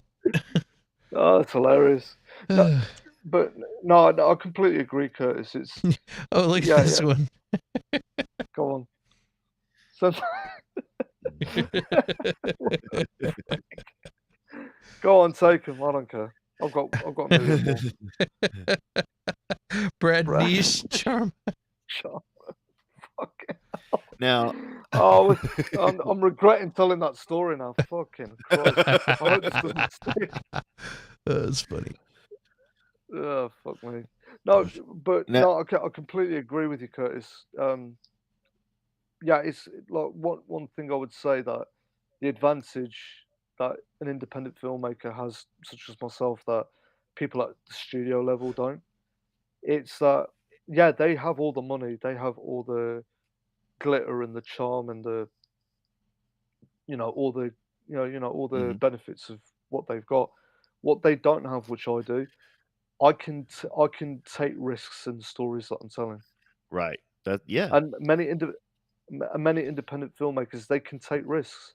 They can tell stories that are important to them. They can tell stories that they feel or subject matters they feel are important that they need to share with the world. Whereas they can't. Like, if an indie filmmaker wanted to make a film about a transgender teenager who's coming to terms with his own sexuality, most kidding. studios aren't really going to tackle that. Right. Or if they want to talk about, or if they want to make a niche film like some, a Pakistani Muslim who travels to Pakistan to join the Taliban, like, yeah, they could probably do it. Might not be as well, but like, it's different. It serves a purpose, but yeah, like and I know I sound like such an artist, but there you go. No, that's what I mean. Like it's, and I'm not completely on the artist side because, sadly, most artist-driven companies have failed. Like you need the business guys. Like Of course, Sega was an artist-driven company. Like Image was an artist-driven company. Image is still around, but like it hit its peak, and then like you need the money both. guys around Yeah. to be like, look, just put the brakes on that. Like that's a great idea, but like you need the money guys too. But it's just like everything else. It's a balance. It's a dance. But like it's all like it's so much like there's nothing new. They're not the artists aren't even. It seems like the artists are not new ideas are even getting in the door. Like and then they're Well, reaching for all these right. IPs that are all the same stories. It's I don't know worrisome. Well, to say the least. I mean, and I don't know what you're going to be thinking about this, Clint, but I think the easy fix to that, the easiest fix, diversify the artists and storytellers, and let them Well, yeah. elevate up. Like, you're Diversify. gonna yeah, that's it. I mean, you can't yeah, you can't get any new ideas if you just get the same kind of people Yeah. telling the same type of stories, from the same perspective. I mean, we all come from different, unique perspectives that we can bring into the stories that we're telling. Do you I do mean, you that's think that there's a problem with diversity in directors right now? Like, do you think it's do you think there's not a lot of diverse directors going for it? Do you think they're not being accepted? Do you think not getting chances? I don't know. I'm just asking. Do you think there's what not diverse directors right now, or do you think there are? We just need more, or I I think there are a few. I don't think there are enough being pushed and being encouraged. Reason, look, reason I'm saying that is, looking at this year's Oscars, which by the way was such a unique and such a historic, event. I mean, obviously Will Smith slapping someone on stage and committing assault overshadowed everything. But like, we had the first deaf male actor, we had the Right. first queer woman of color. Jane Campion was the third female director to win Best Director. Will Smith was he third black actor, male actor in history to win the Best Male Lead. Riz Ahmed won the Best Short Film. He's a British Pakistani actor. He was in that film. Was it? He played a deaf musician. What's it called? Sound something. Um, Sorry, I'm forget the name's escaping me right now. But there. yeah, I mean these can't. Sorry, Uh, what's the guy you from? know the one I'm talking about. No, I was trying to remember. I heard the. What's the name of the guy from Quest? I think Questlove won an award, Right. Okay. and there was another guy who was a South Asian guy that was part of the award, Yeah. and Chris Rock, I think, said, yeah, Questlove and a bunch of other white guys, and this guy got pissed. Yeah. Did you hear about that? Yeah. Oh Yeah. yeah, yeah. I wasn't happy about that either. Like, it's just. He was Yeah. like, dude, No. we're making history here. This is like, I'm like the third South Asian guy to win a Academy Award, and you're like writing me off as a white guy, you know what I mean, and just dismissing it because, you know what I mean, like it's I'm not Questlove. yeah. Yeah. Uh, yeah. No. I'm 100% behind that. Like, I can understand why he was pissed off. Like, I was fucking irritated when I heard that as well. I mean, the fact he got slapped over, I completely forgot about it because he got you got slapped in front of the whole world. And now you're like, well, That, maybe Will that guy Smith- yeah, that guy that's called him. it. I think that guy called him a And he dick. I think he called Chris Rock or Chris. I keep wanting to call him Kid Rock. I think he called Chris Rock a dick, like and all that got overshadowed because of the Did Will Chris Smith Rock stuff. even write these jokes? We don't No. even know. I don't Chris even Rock know. Wrote these No. jokes over. Like that's what I mean. No, no.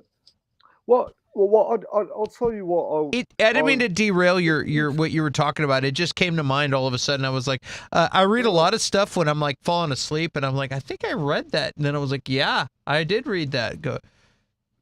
No. But you know what? You're right. I mean, the thing is that he 100% is justified for being pissed off. I would have been as well, because the fact is, calling him a white guy. Like, I'm sorry, but like, to be blunt about it, a white man has the privilege and the agency to do whatever he wants, to be whoever he wants without being judged, and to roam without too many barriers in their way.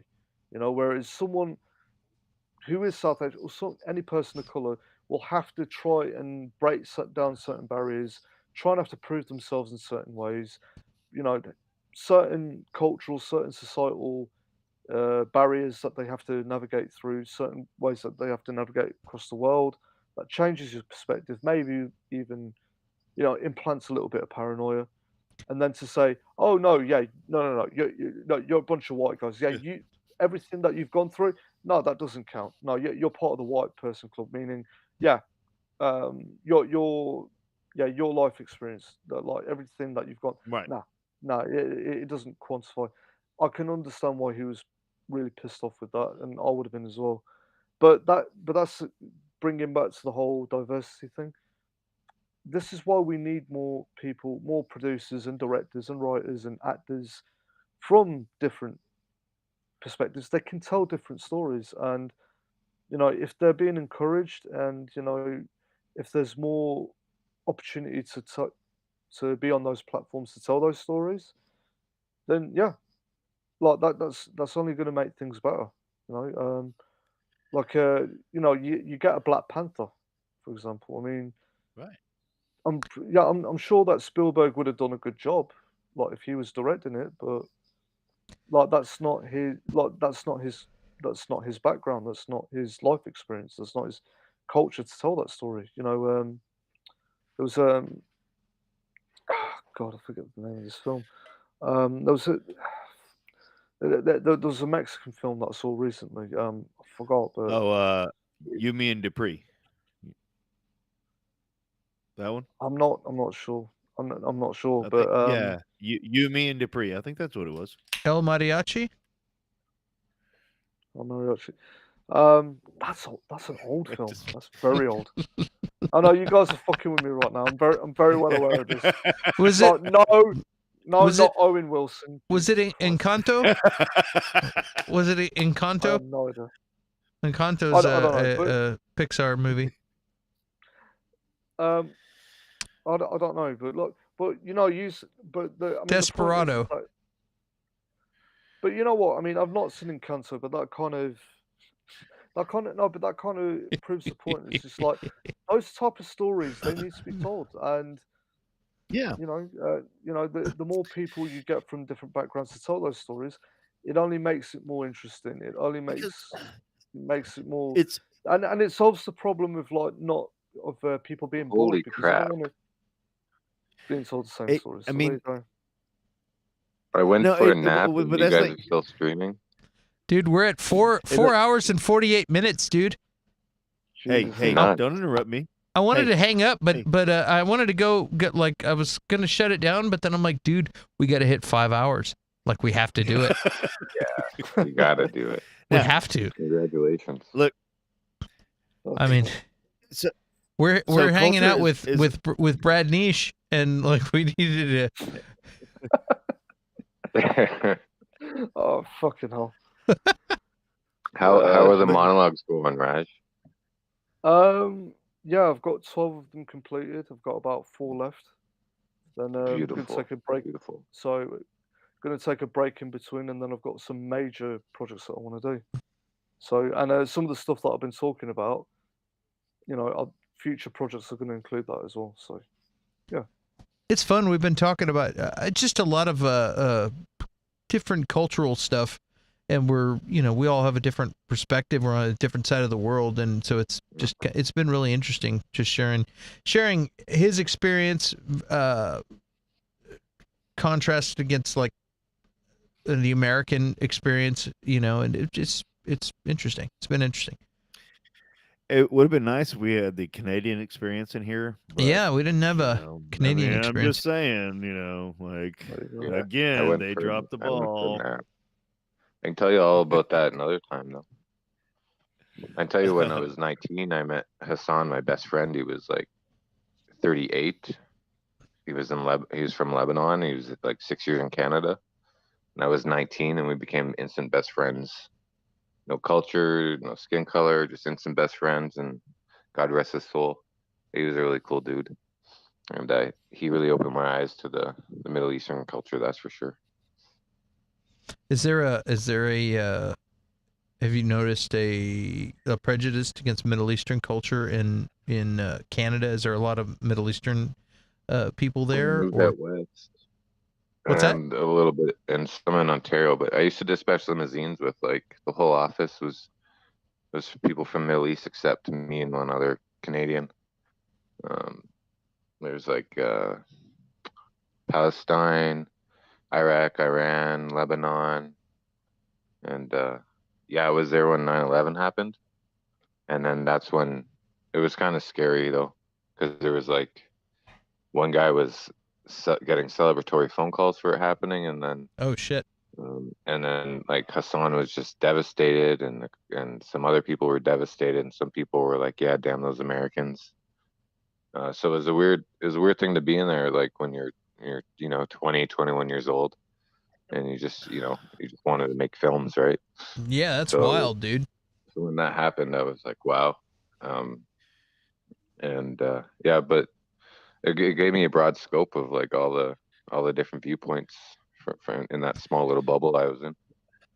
Yeah, And that's it's weird too, because it's just like it's just where you came from or grew up or what your visions are. It's like you can be a Catholic Irish or a Protestant Irish, you know what I mean? Or it's like you could be like it's super weird. Like we all come I from was somewhere, and Yeah. it's and like I don't know. Hey, what were you I gonna was say? raised by like a hippie rocker mom, and just to love everyone, and everyone in Canada is Canadian, no matter their background or anything like that. And then when I moved out west here, it was they're all used to hate Ontario for some reason. Everyone out east. So I don't know. I was just raised to love everyone, and I don't even honestly I don't even think. Um, Someone had a good quote. It was just basically like once you stop acknowledging race, and that'd be the first step to having no racism. That's Yeah. kind of like how I see it. It's just like everyone is cool, man. Like don't have to put people in categories. That's how I was raised anyway. right. And that's what I mean. Like, and then I'm not saying anything about any of the particular people you knew or any culture or anything like that, but like cheering innocent people dying, I just don't understand it. Like, I don't, even if when we were at war with Afghanistan and Iraq and whoever else, I mean, we've been through at war with throughout the ages, like, I don't want innocent people dying. Like, I don't want it to happen. Like, No, and I'm not neither gonna do I. cheer And it, and you honestly, know? deep down, they didn't. But like I mean, like Yeah. they they left their country because there's war, and because the U.S. sided with countries that were against them, or aided countries that Yeah. were against them, or That's vice I'm not versa. in I that mean, look, situation either. we had people So it's from yeah. Egypt, and we had a person from Egypt and a person from Palestine working side by side. You know what I mean? So Mhm. obviously they get over their cultural differences to a point, but Right. no one wants to see any innocents die. But Right. then there are fanatics too. But That's it. it's a long history with like the U.S. Right. and Saudi Arabia, right? And then the countries in the United Emirates. I mean, that all started with the Sykes-Picot Agreement, where when Saudi Arabia was all divided up after the First World War, right? I mean, that was, Yeah. where, and it's our old friends, the British Empire. We can thank them for that again. Thank you so much for everything else. Yeah. Not only did you, yeah. So not only did No, you and fuck up India, yeah. Hassan was Sorry. in like the Lebanese war, and he had like bullet scars. And he said he was a sniper and he never killed anyone. But I mean, I think that's just something you say. But he never held a grudge to anyone. He just wanted to like make movies and be happy, and yeah, like I never heard any like racial slurs from him or prejudice against Americans or North Americans or Canadians. No, I was there when I think it was the U.S. that was bombing Lebanon for some reason, and like just tears coming down him and his roommates. I was when they're watching it on TV, and I just felt so bad I couldn't do anything. And Lebanon's a beautiful city and old and historic. Just war just sucks, man. and like I'm not. Yeah. Again, I'm not talking just any culture that's like that. But and that's the thing too. Like it always. So I'm rewatching Lovecraft Country with my wife, and like just the amount of energy it takes to hate. I don't. I didn't grow up with that. Hate is taught. Let's be honest. Hate is taught. You know, you learn to hate things as you're older, but in specific individuals, you will you can hate them. Like there's certain people that I hate, but groups of people and stuff like that, like that's taught. That's culturally taught. And that's the thing, the amount of energy it takes to hate like that, like I don't understand it. Like why you would No, put forth I that agree. much energy, agree. And you know, like I even try to, and like not use that H word, the hate word, in my vocabulary. I've tried to get that out of my vocabulary in the last 10 years. I try and use dislike instead of hate, because hate is such a strong word and represents so it much is, and crap that's going on in the world. there are very And I don't few mean to cut things you off, in but there's people that like I a hate. delay on my No, no, phone. no, That's no, all. not at all. Not at Yeah, all. no, No, it's you're not cutting me off. it's no, I mean it's just you know what it is. It's like as far as I'm concerned, I think the two most poisonous things in the human condition, it's tribalism and it's corrupt social hierarchical structures. And the problem is that we haven't evolved beyond the us versus them mentality. Like as individuals, we know intellectually how messed up that is, but I think people get so trapped into wanting to belong. And Yep. because there's always safety in numbers, there's always like, well, if I'm I around like-minded completely people, agree. I'm We safe. haven't reached Star Trek Next Generation levels yet. No, that's it. I mean, and the problem with that though is that when you create these us versus them groups, it's so easy to dehumanize the other. And we've seen that throughout our society, you know, and we see this through racism and sexism and political ideologies and what have you. And when people always say to me, "Oh, religion's so terrible," I'm like, "No, that's just another form of tribalism." Mm-hmm. You know, you're just Mhm. choosing an in and out group. You know, that's why I try. You know, and to be fair, like I've always tried to separate myself from that. I never did cliques at high school. I was like, "Fuck your cliques." I'll know everyone. That's why I do so well at networking events, and then everyone falls in love with me. Except James, he hates my guts, but that's fine. You'll love me eventually. Give But yourself 15 years, you'll be lovable and a dick at the same time. all right, I You'll was just master that. but I was no, just no, but cutting it's James off because I have the power on this show. Give nice. yourself 15 years Okay. and you'll be lovable and a dick at the same time, and you'll really love it. Yeah. Okay. Everyone Well, loved me when I was your age, Raj. Okay, fair enough. I'll get there one day. I'll be the lovable dick. Not quite there yet. No, but I mean, it's come on. no, Like, yeah, you're in yeah. UK, you should already have that dickish little side to you. Oh no, we're all a bunch of miserable bastards here. Like the weather's cold and the women are ugly. The only thing you can do is drink and hit each other. So, Sounds awesome. it's fine. Oh yeah, no. Maybe Oh that's no, why there's I'm some a I was dick, just saying, because I feel I was like just thinking, I'm in Jesus. Texas. The weather is fucking gorgeous, and so are the women. I mean, I don't know what y'all do. Like, this is Jesus. awesome. And Yeah. the beer's not bad either. Yeah, the beer here is fantastic, and no, we have beautiful women. It's just like we're all fighting to get to the same ones, so it's just like it's like a reverse Hunger Games. It's just like Hey, yeah, Raj, the like beer in the US is water compared to what you it's guys have over terrible. there and what we have here. Yeah. Not if you're in No, Austin. Sorry, There's Austin's a. Sorry, Curtis.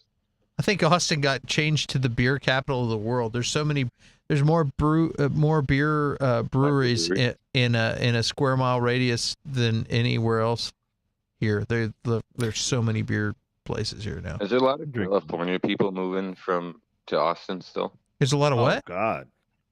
California Every- people. Oh moving to God, Austin? yeah. It's absolutely Yeah. it's insane. Yeah, it's insane. Yeah, Absolutely. I do They're remember moving from California to Austin, and a lot of them are moving to Arizona also. I really wanted to see Yeah, like Houston, Austin too. before that happened. No, it's too late. Like pure Austin. Oh, Damn it. yeah, it's gone. You missed the boat. The West Coast kept COVID restrictions so hardcore, so intense that a lot of people got tired of being locked up. Also, there's a lot of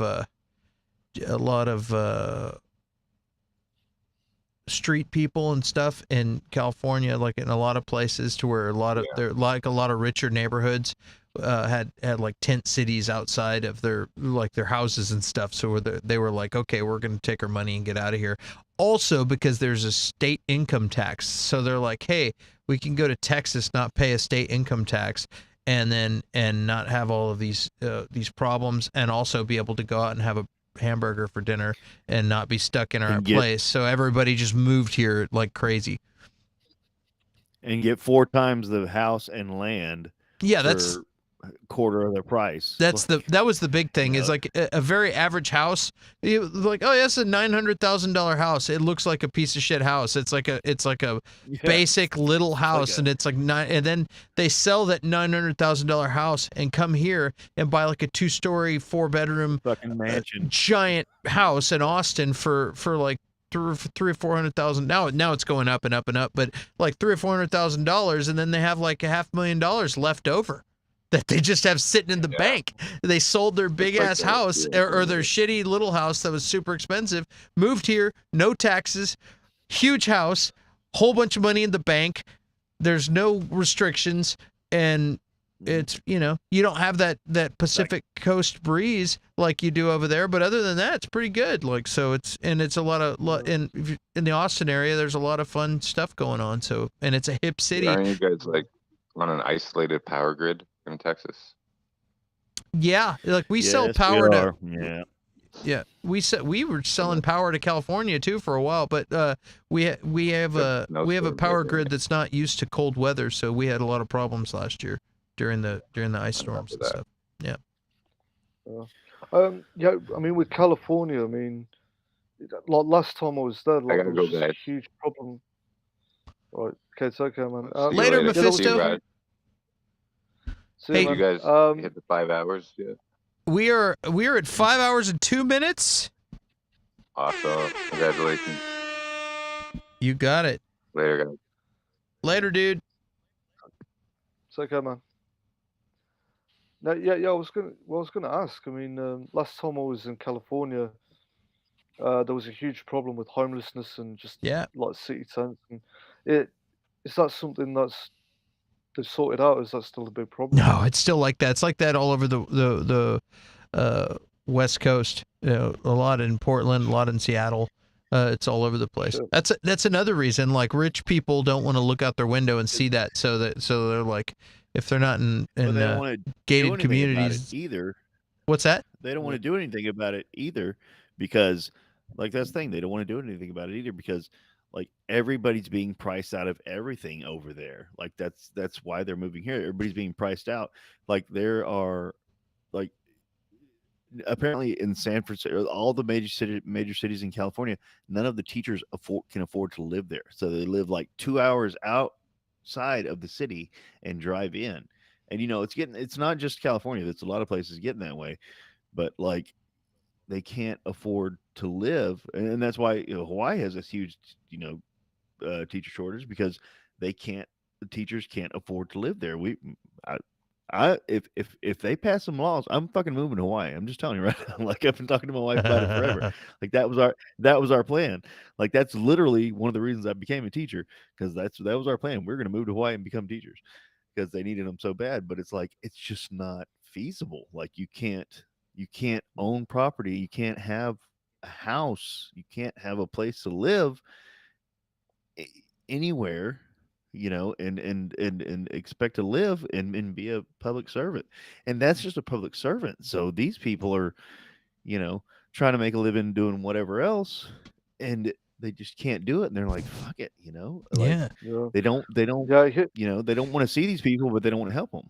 And there's also a lot of places too where they're like lax on crime and other things too, to where it's just they just kind of like, and it blows my mind. I was watching some stuff and it's like you can go into a store in San Francisco, and I don't care if you're liberal or if you're conservative or if you're in the middle or if you're a communist or I don't care what your political thing is. Like, anybody should not think it's okay to be able to go in and steal, you know what I mean? But like they have laws set up where it's like you walk into a store and you can just go in and just grab shit, and they're told not to bother you, and then you'd leave, and then they don't even really have police that it takes forever for police to show up. So basically there's no order whatsoever, like where it's like where I always grew up, somebody tries to shoplift in a store that you're working in, you can go tackle the guy. You know what I mean? Like, hey, don't steal from my store. But it's crazy. You know what I mean? Like, it's, to me, that's insane. Like, so if you have like a homeless problem, and you got like, then you clearly have a crime problem, because if you got a bunch of poor people that are living in some city that can't even afford rent, and then they can just walk in any store and take what they need. That's just like chaos all around. It's like, fuck, how do you fix any of that? Like, I don't know how to fix any of that. Like, it's just insane. It's insanity, and I don't know what anybody is gonna do. Like, yeah, well, you know, in the UK, like, I mean, we're really starting to panic now because, I mean, because of everything with Brexit, because of the COVID pandemic, you know, because of the fact that we're all heading into a global recession, the price of everything in this country, in the UK, everything's starting to rise up. Like, everything is getting more and more expensive. We had something called a furlough system, which meant that certain people that worked certain jobs were paid to stay at home. This was before the vaccines rolled out, and it's just now they're having to pay that all off. And I mean, prior to that, I mean, there were certain people in this country. Yeah, well, there were certain people in this country where, you know, they're below the poverty line, where they're having to go to food banks just so that they can eat. And we're a developed country. We shouldn't be in a case where people are having to go to charities to get food for free because they can't even afford it, because they're having to choose between, do I pay my electric bill or do I eat tonight? And I think it's probably the same in many other Western countries that's happening right now. But yeah, like, this is very serious for many people. It's wild, because I was having this conversation the other day, because like here, they've, like, a lot of people got furloughed, a lot of people went home, everybody went home, and like, they had unemployment here for everyone, to where it's like, if you're home, and so like, they're just printing money to give to everyone who's not working, and there's a lot of people took advantage of it. A lot of people stayed home for a long time and stuff, and you can't just give all that money and feed all those people, or just give them money and they blow it on who knows what, you know what I mean? Like, for that long, and then the prices not go up because it turns into inflation. Like it's like, I used to go to the store. Every time I'd have a day or two off, I would go to the store and get a package of turkey that would cost, like, I remember when it was like $4.99, $5.50, and now it's like $9.50, $10 for the same size package. And I'm like, is there a problem with turkey, or is there a problem with the dollar is now worth less? So like, turkey is worth what turkey's worth, and the dollar's worth less because we gave so many amount. It's like Bitcoin. You know what I mean? There's a set amount of Bitcoin. That's how it works, and that's how it has a value. So if you chop those up into little bits, like, it's worth more and more. Each individual Bitcoin is worth more and more. You know what I mean? Because there's a cap on it. But if you just print in like infinite amount of money, the dollars just the value goes down. So then all of a sudden, when you try to buy something real, like turkey or a vehicle or something like that, all of a sudden everything's super expensive. Like, and I was talking to some people, they're like, dude, used cars, the value's gone way up, man. Like, all these used cars, and they were trying to say it was because there's no chips right now to make new cars. But I'm like, dude, is the cars that are a couple years old, or the values going up because we have a shortage of cars, or is the value of the dollar going down, so it just seems like the car's worth more? You know what I mean? Like we're paying for this car at like $20,080. You know what I mean? Like, the dollar, instead of being worth $1, now it's worth 80 quid. What is it, or what's the? Well, I'm trying to translate into UK. Well, quid is like the bits. Slang term. Bits. Like, what do you? Pence. There we go. Pounds. Pence. Pounds. No, for change though. Oh, change. That's pence. Yeah. Pence. Yeah. So it's like £1 is actually now like 70 70 pence instead of a pound. You know what I mean? You're like, so my Yeah, car yeah. that used to be worth 20,000 pounds is now actually worth 25,000 pounds, but each pound is it's the same, but it's like the pound that is worth less. You know what I'm saying? That makes sense? Yeah. Yeah, No, because it you gave a absolutely bunch of does, free ones out, and then the value of the dollar went down. But look at Curtis; he's falling asleep. yeah. No, No, I mean, but anyway, and- I was having this conversation because I was talking about the turkey. I was like, dude, I get a package of turkey every freaking week. I know what the turkey is worth, and now I'm paying almost double for the turkey. Is my turkey more expensive, or is my dollar worth less? And that's the big question. I don't know, but everything's going up. It's not just turkey. Every stinking thing is going up. Well, Everything. And I think it's because they Well- just gave away a bunch of money to everybody for 2 years. I think. well, that's part of the problem, but the main problem is so we as a country Mm-hmm. are on fiat currency, and since we are, most of the world is, but since we're the global leader in money, the world is kind of on fiat currency. So fiat currency is just kind of deciding, like money's just made up now. Okay, it just is. At least for sure in the U.S. and like I said, pretty much the rest of the world. So there used to be the gold standard, the silver standard, certain things. Okay, money was based on gold. How much gold you had. That's what it used to be based on, or how much silver you had. That's what it was based on.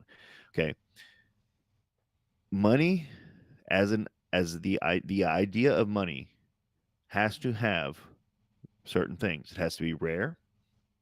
Okay, because if everybody can have it, then it's not worth anything. There's no value. Okay, if we make leaves money, then it has no value because anybody can go get them. There's no value. So it has to be there has to be a certain rarity, and there has to be intrinsic value. This is the main thing. Okay, so money is rare. Not everybody has money or lots and lots of money. Okay, so the rarity is still somewhat there. Still, we start giving away, like you're saying. But the intrinsic value is the thing, because gold has intrinsic value. Intrinsic value means it has a property within it that it is just part of it and it has value. Gold you can make into jewelry and you can give it to someone and it has value. Gold is one of the best conductors in the world and is used in computer parts. It has value. Okay, silver is a metal. Again, you can make it into jewelry. You do other things with it. It has value. The paper dollars that we use, the numbers, because paper dollars are going away, the numbers that we use have no value. Okay, at least paper dollars, you can burn them or you can wipe your ass with them. That has some level of intrinsic value. But once it all becomes digital numbers, the intrinsic value goes away. Okay, that's the thing. There's nothing physical there. There's no intrinsic value. So the idea of money, that is literally what money means. It has to be rare and it has to have intrinsic value. The intrinsic value is going away. So we are building this society based on this monetary value that is going to crumble. Now, I'm not a doomsayer and blah, blah, blah. But at some point, people are going to realize this is all just numbers. Like, there's nothing real here. You're paying me funny money. Like, there's nothing, what am I getting? Okay. And it is all an exchange practice, of course.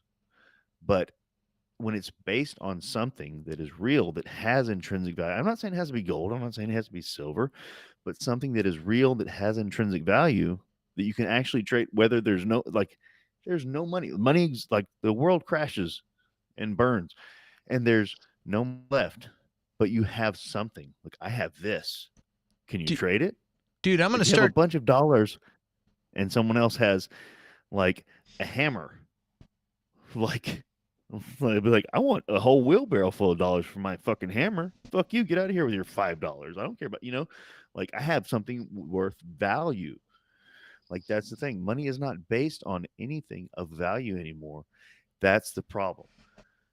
Yeah. And I'm gonna start trading Uh, lap dances for turkey. Like, can I get lap dances can- have value. yeah, and wampum. Yeah, can I get some turkey, please? I've got Yeah. some Oh, wampum. You want wampum, or you know what wampum is, Raj? I wampum. Wampum. What? That's what the Wait- Native wait a minute. Americans used to trade at in the back in the old days. It was made of like shells and stuff. It was just jewelry. But yeah, they would trade right, okay. trade beaver pelts and wampum. Yeah. Can I get some? I got some wampum. Can I get some turkey? Like, come on, man. Yeah, no, that's absolutely right, dude. There's nothing to back it. You print out like, okay, we need more money. Let's just give away a whole bunch of digital numbers, and everybody can use that. After a while, your money's not worth anything, and that's why we're having hyperinflation right now. So, and it's the same reverse thing. It's a sad thing, but you can build an economy on the backs of borderline slavery, where you're doing sweatshops in China for 20, 30, 40 years, and then all of a sudden people are working hard as you're trading a whole bunch of work to create products without paying anybody, and all of a sudden you have this super economy that's been built where all this money and they built this giant empire of business on the sweat, blood, and tears of all these human beings that work their fingers to the bone for years and years for almost no wages. Or you can like give people a whole bunch of money for not doing any work, and then your fucking economy implodes, you know what I mean? Collapses. So it's wild. Yeah. I'm pretty sure in this situation, Curtis will be trading in human skulls and like crocodile teeth, just for to That's get some stuff in. So That's what I wonder, though. It's like, do we have to just work, work really hard for nothing and suffer and have a Great Depression and climb our way out of this thing, and then everything can get back to normal, or are they going to find some quick fix where they can well, here's how we're going to fix this. Something's got to give. You can't just like snap your fingers and fix the problem. I feel like. You know, I'm not a fucking economist or anything, but like, do we have some crazy revolution where they all of a sudden they just completely equally distribute all the money everywhere, which I'm not pushing for that at all. It's wild. You're plugging holes, but we're slowly sinking, and I don't know how the Duke boys are gonna get out of this one. That's what I'm saying. I don't. And to be fair, I don't think the fact that Russia's trying to invade the Ukraine's making things better, because that's affecting the global economy as well. So it's just, I mean, at the moment, we're in for a few rough years, and it's just.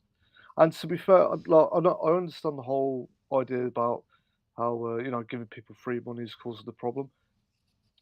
I think it's the disease, it's the pandemic itself. It's just like we didn't really have much of a choice globally. It was either stay in our homes and keep each other safe, or go out there and start infecting each other and have people die way faster and get sick at a much more severe rate. Here in the UK, the reason, I'm sure it's the same in America, but here in the UK, big part of the reason why we did stay in our homes and we did isolate is because if we didn't, our NHS, our healthcare system would not have been able to cope. Yeah. And too many people would have needed healthcare, and not enough doctors and nurses and hospitals could have saved them. The fault doesn't matter. That's what people. We had no choice. Fault doesn't matter. Bankruptcy doesn't care about feelings or who's to blame. It's like if you just don't have enough money or the system is failing, it fails. Like it doesn't matter. But we were sick. That's like getting fired because you don't have a car. But I didn't have a car. I'm like, yeah, but you still had to come to work. You know what I mean? It's like it doesn't matter. Yeah, we were in that situation. So now we have to figure out how to put a Band-Aid on or plug all these holes that are sinking the ship. How do we fix this? How do we pump the water out of the sinking ship before we sink. That's and that maybe that's a dramatic analogy, but that's basically what we're dealing with. Like we had to do these things for 2 years because of the situation the entire world was in, and it's just interesting now that we're like, oh crap, inflation and all these other things. And again, you're correct. I'm sure the war in Ukraine is not helping matters at all. But it's just wild. Like, I also feel like at least maybe just in the United States, human nature tends to take advantage of things, and so there's a lot of programs. A lot of tax cuts, a lot of business breaks where they where you could get help from the government of subsidies and all that. I feel like everyone took advantage just because they could. They figure, if you can figure out a way to do it, you will. No, that's one of the things. I don't blame the government giving the little people money. Like that's what it's supposed to do when times are necessary. But like the small business loans and stuff to keep businesses afloat. I'm not mad at it, dude. I'm not mad. Like, how could you? No, that's what we had. That's what we had to do. But, like, that's exactly what I'm just calling it like I see it. You know what I mean? Mad. No. But here's like you should be mad at some shit because like that's the thing. Those small business loans to keep what would they call it, the PPE. EPE, yeah. PPE, I think it was. Employment protection something. But it was for small businesses to keep their employees. The government basically paid small businesses, so it's like, don't fire these people, don't furlough these people. Here's some money, like keep paying them, And the LA Lakers applied and got one of those loans, and several other huge fucking companies applied and got those loans. And now the LA Lakers was like, oh, sorry, it was just a mistake, and they paid the money back. But it's like, no, you fucking dirtbags. You knew what you did. Like, why did that even, like, and all these major companies did that. And it's like, you fucking scumbags. Like, that's not, like, you're taking advantage. Like, and I'm sure some individuals took advantage. It's human nature. There was people too. There was people too that made themselves, that were like owners, that turned themselves into employees, paid themselves a big wage, and then turned that in because instead of getting the profit of like what the business owner, he'd be like, dude, I'll make more money if I pay myself a salary and then pay with the PPP or PPE or whatever, pay that salary out of from the government. So it's like, instead of, I'll make more that way than I would than just taking the normal profits that I would make or whatever. It's just crazy. Yeah, because I mean, but see, and it's hard to be mad at that too, because like if you're not getting profit that year, like, and you got to do what you got to do, like, but like these fucking mega corporations that pay zero taxes every year and still taking advantage of shit like that, like, it's fucking ridiculous. Like, that's the thing. Like Roger was talking about earlier, like segregation. Yes, there's not, someone might disagree with me, but government segregation still in the U.S., but economic segregation absolutely exists. Oh yeah. Like, no, it absolutely does. I mean, like the wealth gap in our society is so ridiculous. The fact is, and I'm not saying that this should happen, because it 100% shouldn't, because history told us it ends badly. But it may get to a point that if the economic crash is so bad, the poor turn against the rich, and it becomes like a socialist thing where it's just like, fuck that. Why are these people taking advantage of this system, getting so much money when I have so little? And when you get societies that break down like that, bad shit happens. Yeah, real bad. And you really don't want it. And you don't want it to get to that point. But no, like the wealth in the court. You can only kick a dog so many times until it bites you. Yeah, well, that's exactly it. I mean, and that's the thing. Like people get pissed off with it, and they don't, and they get mad. I mean, and the fact is it's the haves and have-nots. I mean, one of the things I'm worried about. I told you guys that I've got a few projects where I'm looking to get funding for. I don't know if the money's going to be there because the government, they Hmm. for them, and it's a conservative government. It's the Tories. They don't Yeah. appreciate the arts. They don't appreciate the creative industries. So they will always look to pinch pennies that way. It's the But last on all the of a sudden, list. Yeah. yeah, exactly, and which is ridiculous because I don't know if the news got across to the other side of the pond, but when we were in social distancing, when we couldn't, visit people's houses and we couldn't, you know, um, some people couldn't even go to their relatives' funerals because of social distancing. Our Mhm. prime minister was having birthday cakes and parties in Yeah. Parliament. Yeah. We heard about that. Yeah, Yeah, that's you heard crazy. about that? Yeah. Oh yeah, no. People went fucking apeshit over that shit because it's just like, hold on, wait a minute. I had to socially distance. Like I've had grandparents that have passed away. Like I've missed out on certain things, trying to do the right thing, but the leader of our country is doing this. He's laughing at Yeah. us. He's literally, this is the thing. Like with leadership, it's not about being perfect. It's about setting the example. It's about saying, Right. I'm doing this. Like this is the benefit. This is to benefit all of us. It's like, okay, well, I'm going to live by your standard, and it's like it's frustrating. I mean, but I mean, if you think about it too much, it will frustrate you. You get bitter. You get angry about this shit. You know, Y- like yeah, you guys will know. You worked in the music industry. Yeah. You've been pro wrestling. Like the people that tend to get more advantages are the ones who either have family that already work in that industry, or people that can Of afford to course. work for free when they're starting out, right? Yeah. Which is severely unfair. It's just like, hold on, that's not based on merit. That's based on the fact that you've got an uncle or a parent that can can streamline you into that situation. Y- Or if they are working for free, they've got rich parents Hmm. that can afford for them to work for free. But you Yeah. know what? I always say you can dwell on that and not get anywhere, or just say, well, that's just the way it is. I got to truck on. You know what I mean? Like you can No, wallow. you're right. Yeah, you can wallow in like, oh, there's nepotism or whatever the thing that whatever advantages you can't do anything about that. Like you just have to look at the puzzle pieces that you have available and build your puzzle your way. Build you can't do anything about that. If you don't have any money, No, you're right. well, I got to figure out how No, to get some damn money. I'm not a rich kid.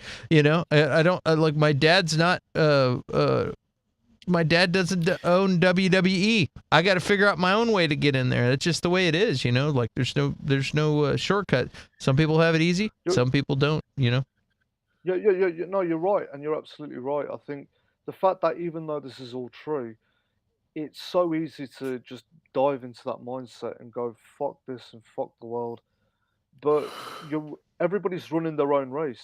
You can't pay attention to everyone else is doing. Like that doesn't really help you. It's Like all the best you can, you just have to persevere. But understanding that, yeah, certain people are getting more advantages. It's good to be aware of that. But if you dwell on it, it's just like you said. Like the only person you're hurting is yourself you got to because you're break not going to get any further. your routines too. Like I think like it's all perspective. Like you can Yeah. talk yourself or think yourself into a situation where we're like, you know what, I'm a prisoner of this situation that I'm in. And it's like that's because you're looking at the same four walls, you're sleeping in the same bed, you're looking in the same mirror when you get up in the morning, you're in the same shower. It's like the same. This is your world, and somebody else has a completely different perspective, and that like what? That's that's not even an issue to somebody else, and it's like I feel like maybe like I've heard a lot of things. They say that you're the sum of the five people you spend the most time with. Just spending Yeah. time with different people with different mindsets does wonders. I know, like I play in a band called Nowhere Bound, and when I started hanging out with them a bunch, just their positive, like their supportive attitudes and positive mindset, like was contagious. And I was like, wow, that's completely like I think about things differently now just because I spend more time with these guys. You know what I mean? And it could be a new job. It could be people that you hang out with. Like there's so many different things, but just getting out of the house and maybe like, you know what, I go to the same pub all the time. I'm going to go to a different pub and talk to new people. And like all of a sudden you have a whole perspective change or whatever, you know what I mean? Eating a different diet, do it like, I'm going to start exercising. You just break the mold. Because if you're in a situation, you want to be somewhere else and you're in the same situation, you got to do some different shit. You can't just do the same thing over and over. So otherwise you're going to be in the Absolutely. same I mean, situation. you're absolutely right. I mean, Yeah. like growth mindset, like you need to, and I don't think it's an age thing. I think like being able to change and improve and get better, that's just a lifelong journey. It is like, and it's just like you don't. The only way you can make new pathways in the brain is just by gaining new experiences. And you're right. I mean, you shouldn't be chasing the competition. You should be chasing the dream. Yeah. Because it's you against you at the end. And I don't need to tell you guys this. You're grown men. Like you Yeah. already know this already. But it's Well, we're telling the but- listeners at home that are thinking about that. You know what I mean? Like it is easy to get stuck in a mindset, but like you want to be stuck and be doing the same thing forever, or do you want to switch it up a little bit? Like change the routine. And I'm talking to It's myself such when an I easy- say that too. You know? it's such an easy trap to fall into, though. It really is. It really is. And it's difficult. Well, guys, Well, go ahead. Curtis, give your last thoughts, and then I'm going to shut her down because we're at 5 hours and 31 minutes, 44 seconds. So what were you going to say? No, I was just gonna say. So I do agree. Life is a house. I always tell my little younger siblings, life is a house. You build it. Okay, whatever house you want, you build it. Whatever life you want, you build it. Okay, it's not. There's no magic here, but at the same time, like I do not. I love y'all's optimism, but if things aren't fair, we have to change it too. We should not just bow to nepotism and stuff like that. We have to like and just no sitting around and complaining about it and sitting around and worrying about it doesn't help anything either. But change it. Get out there and change it. Don't go home and pray. Don't go home and like worry and stuff like that. Go out and take action and change that shit. Because you know what? Yeah. Some people are always going to have it better. But we should lessen and lessen and lessen that society to try and make it as equal as possible. We're never going to live in a perfect society. I mean, hopefully future generations will prove me wrong. But get out there and get it at that playing field as level as possible. And us just sitting around going, well, that's just how it's going to be. Like, I know we're older, but get out there and change it. Change it not just for us, for the, little filmmakers and little musicians that are coming after us. Like, get out there and get it done so they don't have to work as hard as we did. Like it's right now that's what we got to do. Get out there, work hard. You got to work 10 times as hard as the other guy who's got it easy. But we want to make it, we can still change something to where the people coming after us maybe only got to work 5 times as hard. And if they, keep cutting that fraction down. But the trick is to spread the love when you work your way up to a place, then help the little guy up instead. You don't want to be a lobster. Lobsters when a lobster starts climbing out of the pot and they're like, hey chef, are you scared about those lobsters getting out of the pot? And they're like, no, watch this. A lobster, as soon as you got one that's about to crawl out of the pot, the other one will pull them back in and then try to climb over them. And so the lobsters never get out. So it's like what we got to do is when we finally get to the edge, we got to reach down and help our fellow lobster get out of the pot. Yeah. That's the way to do it. But all right, man. Well, Raj, filmmaker, friend, Snyder fan, Brad. Just kidding. Where can we find some stuff? If you want people to check out your short films or anything, or just follow you on social media or whatever. What you got? Right. So if you guys can follow me on my YouTube channel called Rajneesh Sharma Films. So it's basically my name with films at the end. You'll find my show reel and some of the short films I've done. You can also follow me on Instagram at Raj989. And you can also follow me on Vimeo, which is my full name, which is Rajni Sharma. Vimeo, if you guys have got it, it's just it's a lot like YouTube, but you just put short films on top. And when I'm not doing that, I am fighting insomnia because it's 9 o'clock in the morning here. And I've been up way too long. So there you go. So yeah, Are you that's where Moon guys Knight, can find me. Raj? Are you Moon Knight? Raj, did I spell your name right? Yeah, Did I? that's it. Yeah, that's it. Yeah. There you go, Rajneesh Sharma. So you can find him everywhere. And it's Rajneesh Sharma Films on YouTube. That's on YouTube. Yeah. Awesome. Yeah, put a search in for his name and you'll find him and check him out. Curtis, where can we find you? Do you do the socials or do you just find you here every Friday? Here every Friday. You can find me on Bakertown channel. It's just Bakertown. We've got I got a bunch of videos I got to get up there. I might start a Twitter. We shall see. Nice. You can do it under a name, CB3 Bakertown, whatever, and that would be awesome. I might already have one. I don't remember, but sweet. I might actually start. Well, guys, you can. I haven't uploaded anything yet, but it occurred to me that the podcasts form is a platform is an excellent thing for us talking about shows versus shows. You know what I mean? So I'm going to start uploading the versus episodes in podcasts. So look for versus. That'd be VS exclamation point. So versus and podcasts on your favorite podcast app. So we'll have that going here very soon, probably this week. I'll have that going. And guys, I would appreciate it if you liked, shared, subscribe. If you haven't hit the thumbs up on this video yet and you've been watching for 5 hours and 37 minutes, what the hell you been doing, man? So hit the thumbs up. If you haven't subscribe, guys. We're going to have a lot more live streams and other crazy videos on this channel. And speaking of crazy video, also you can find me on the OG Clint Baker on Instagram and Twitter.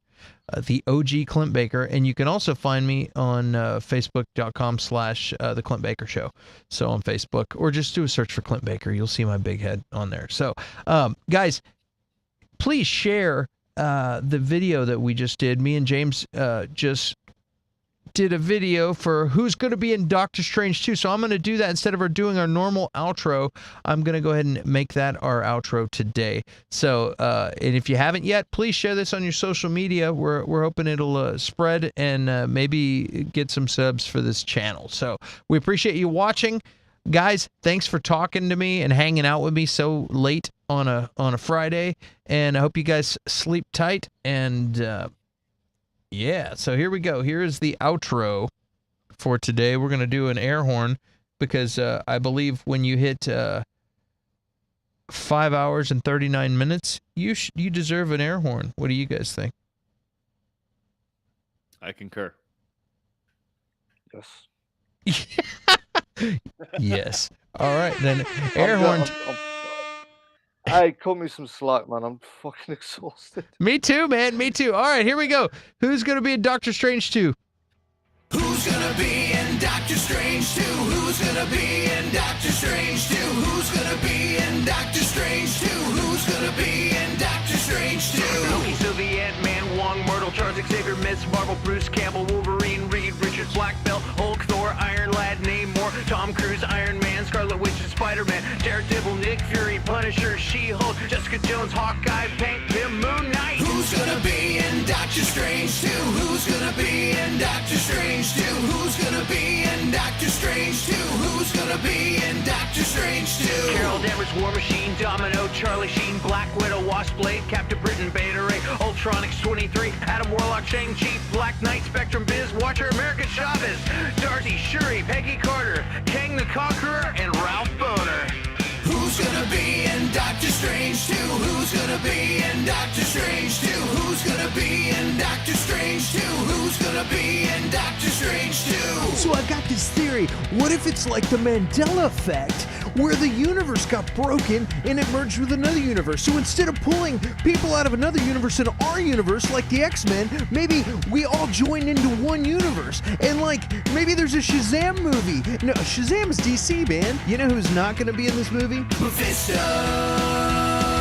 Mephisto, Mephisto, because they can't have demons in China. Who's gonna be in Doctor Strange 2? Who's gonna be in Doctor Strange 2? Who's gonna be in Doctor Strange 2? Who's gonna be in Doctor Strange 2?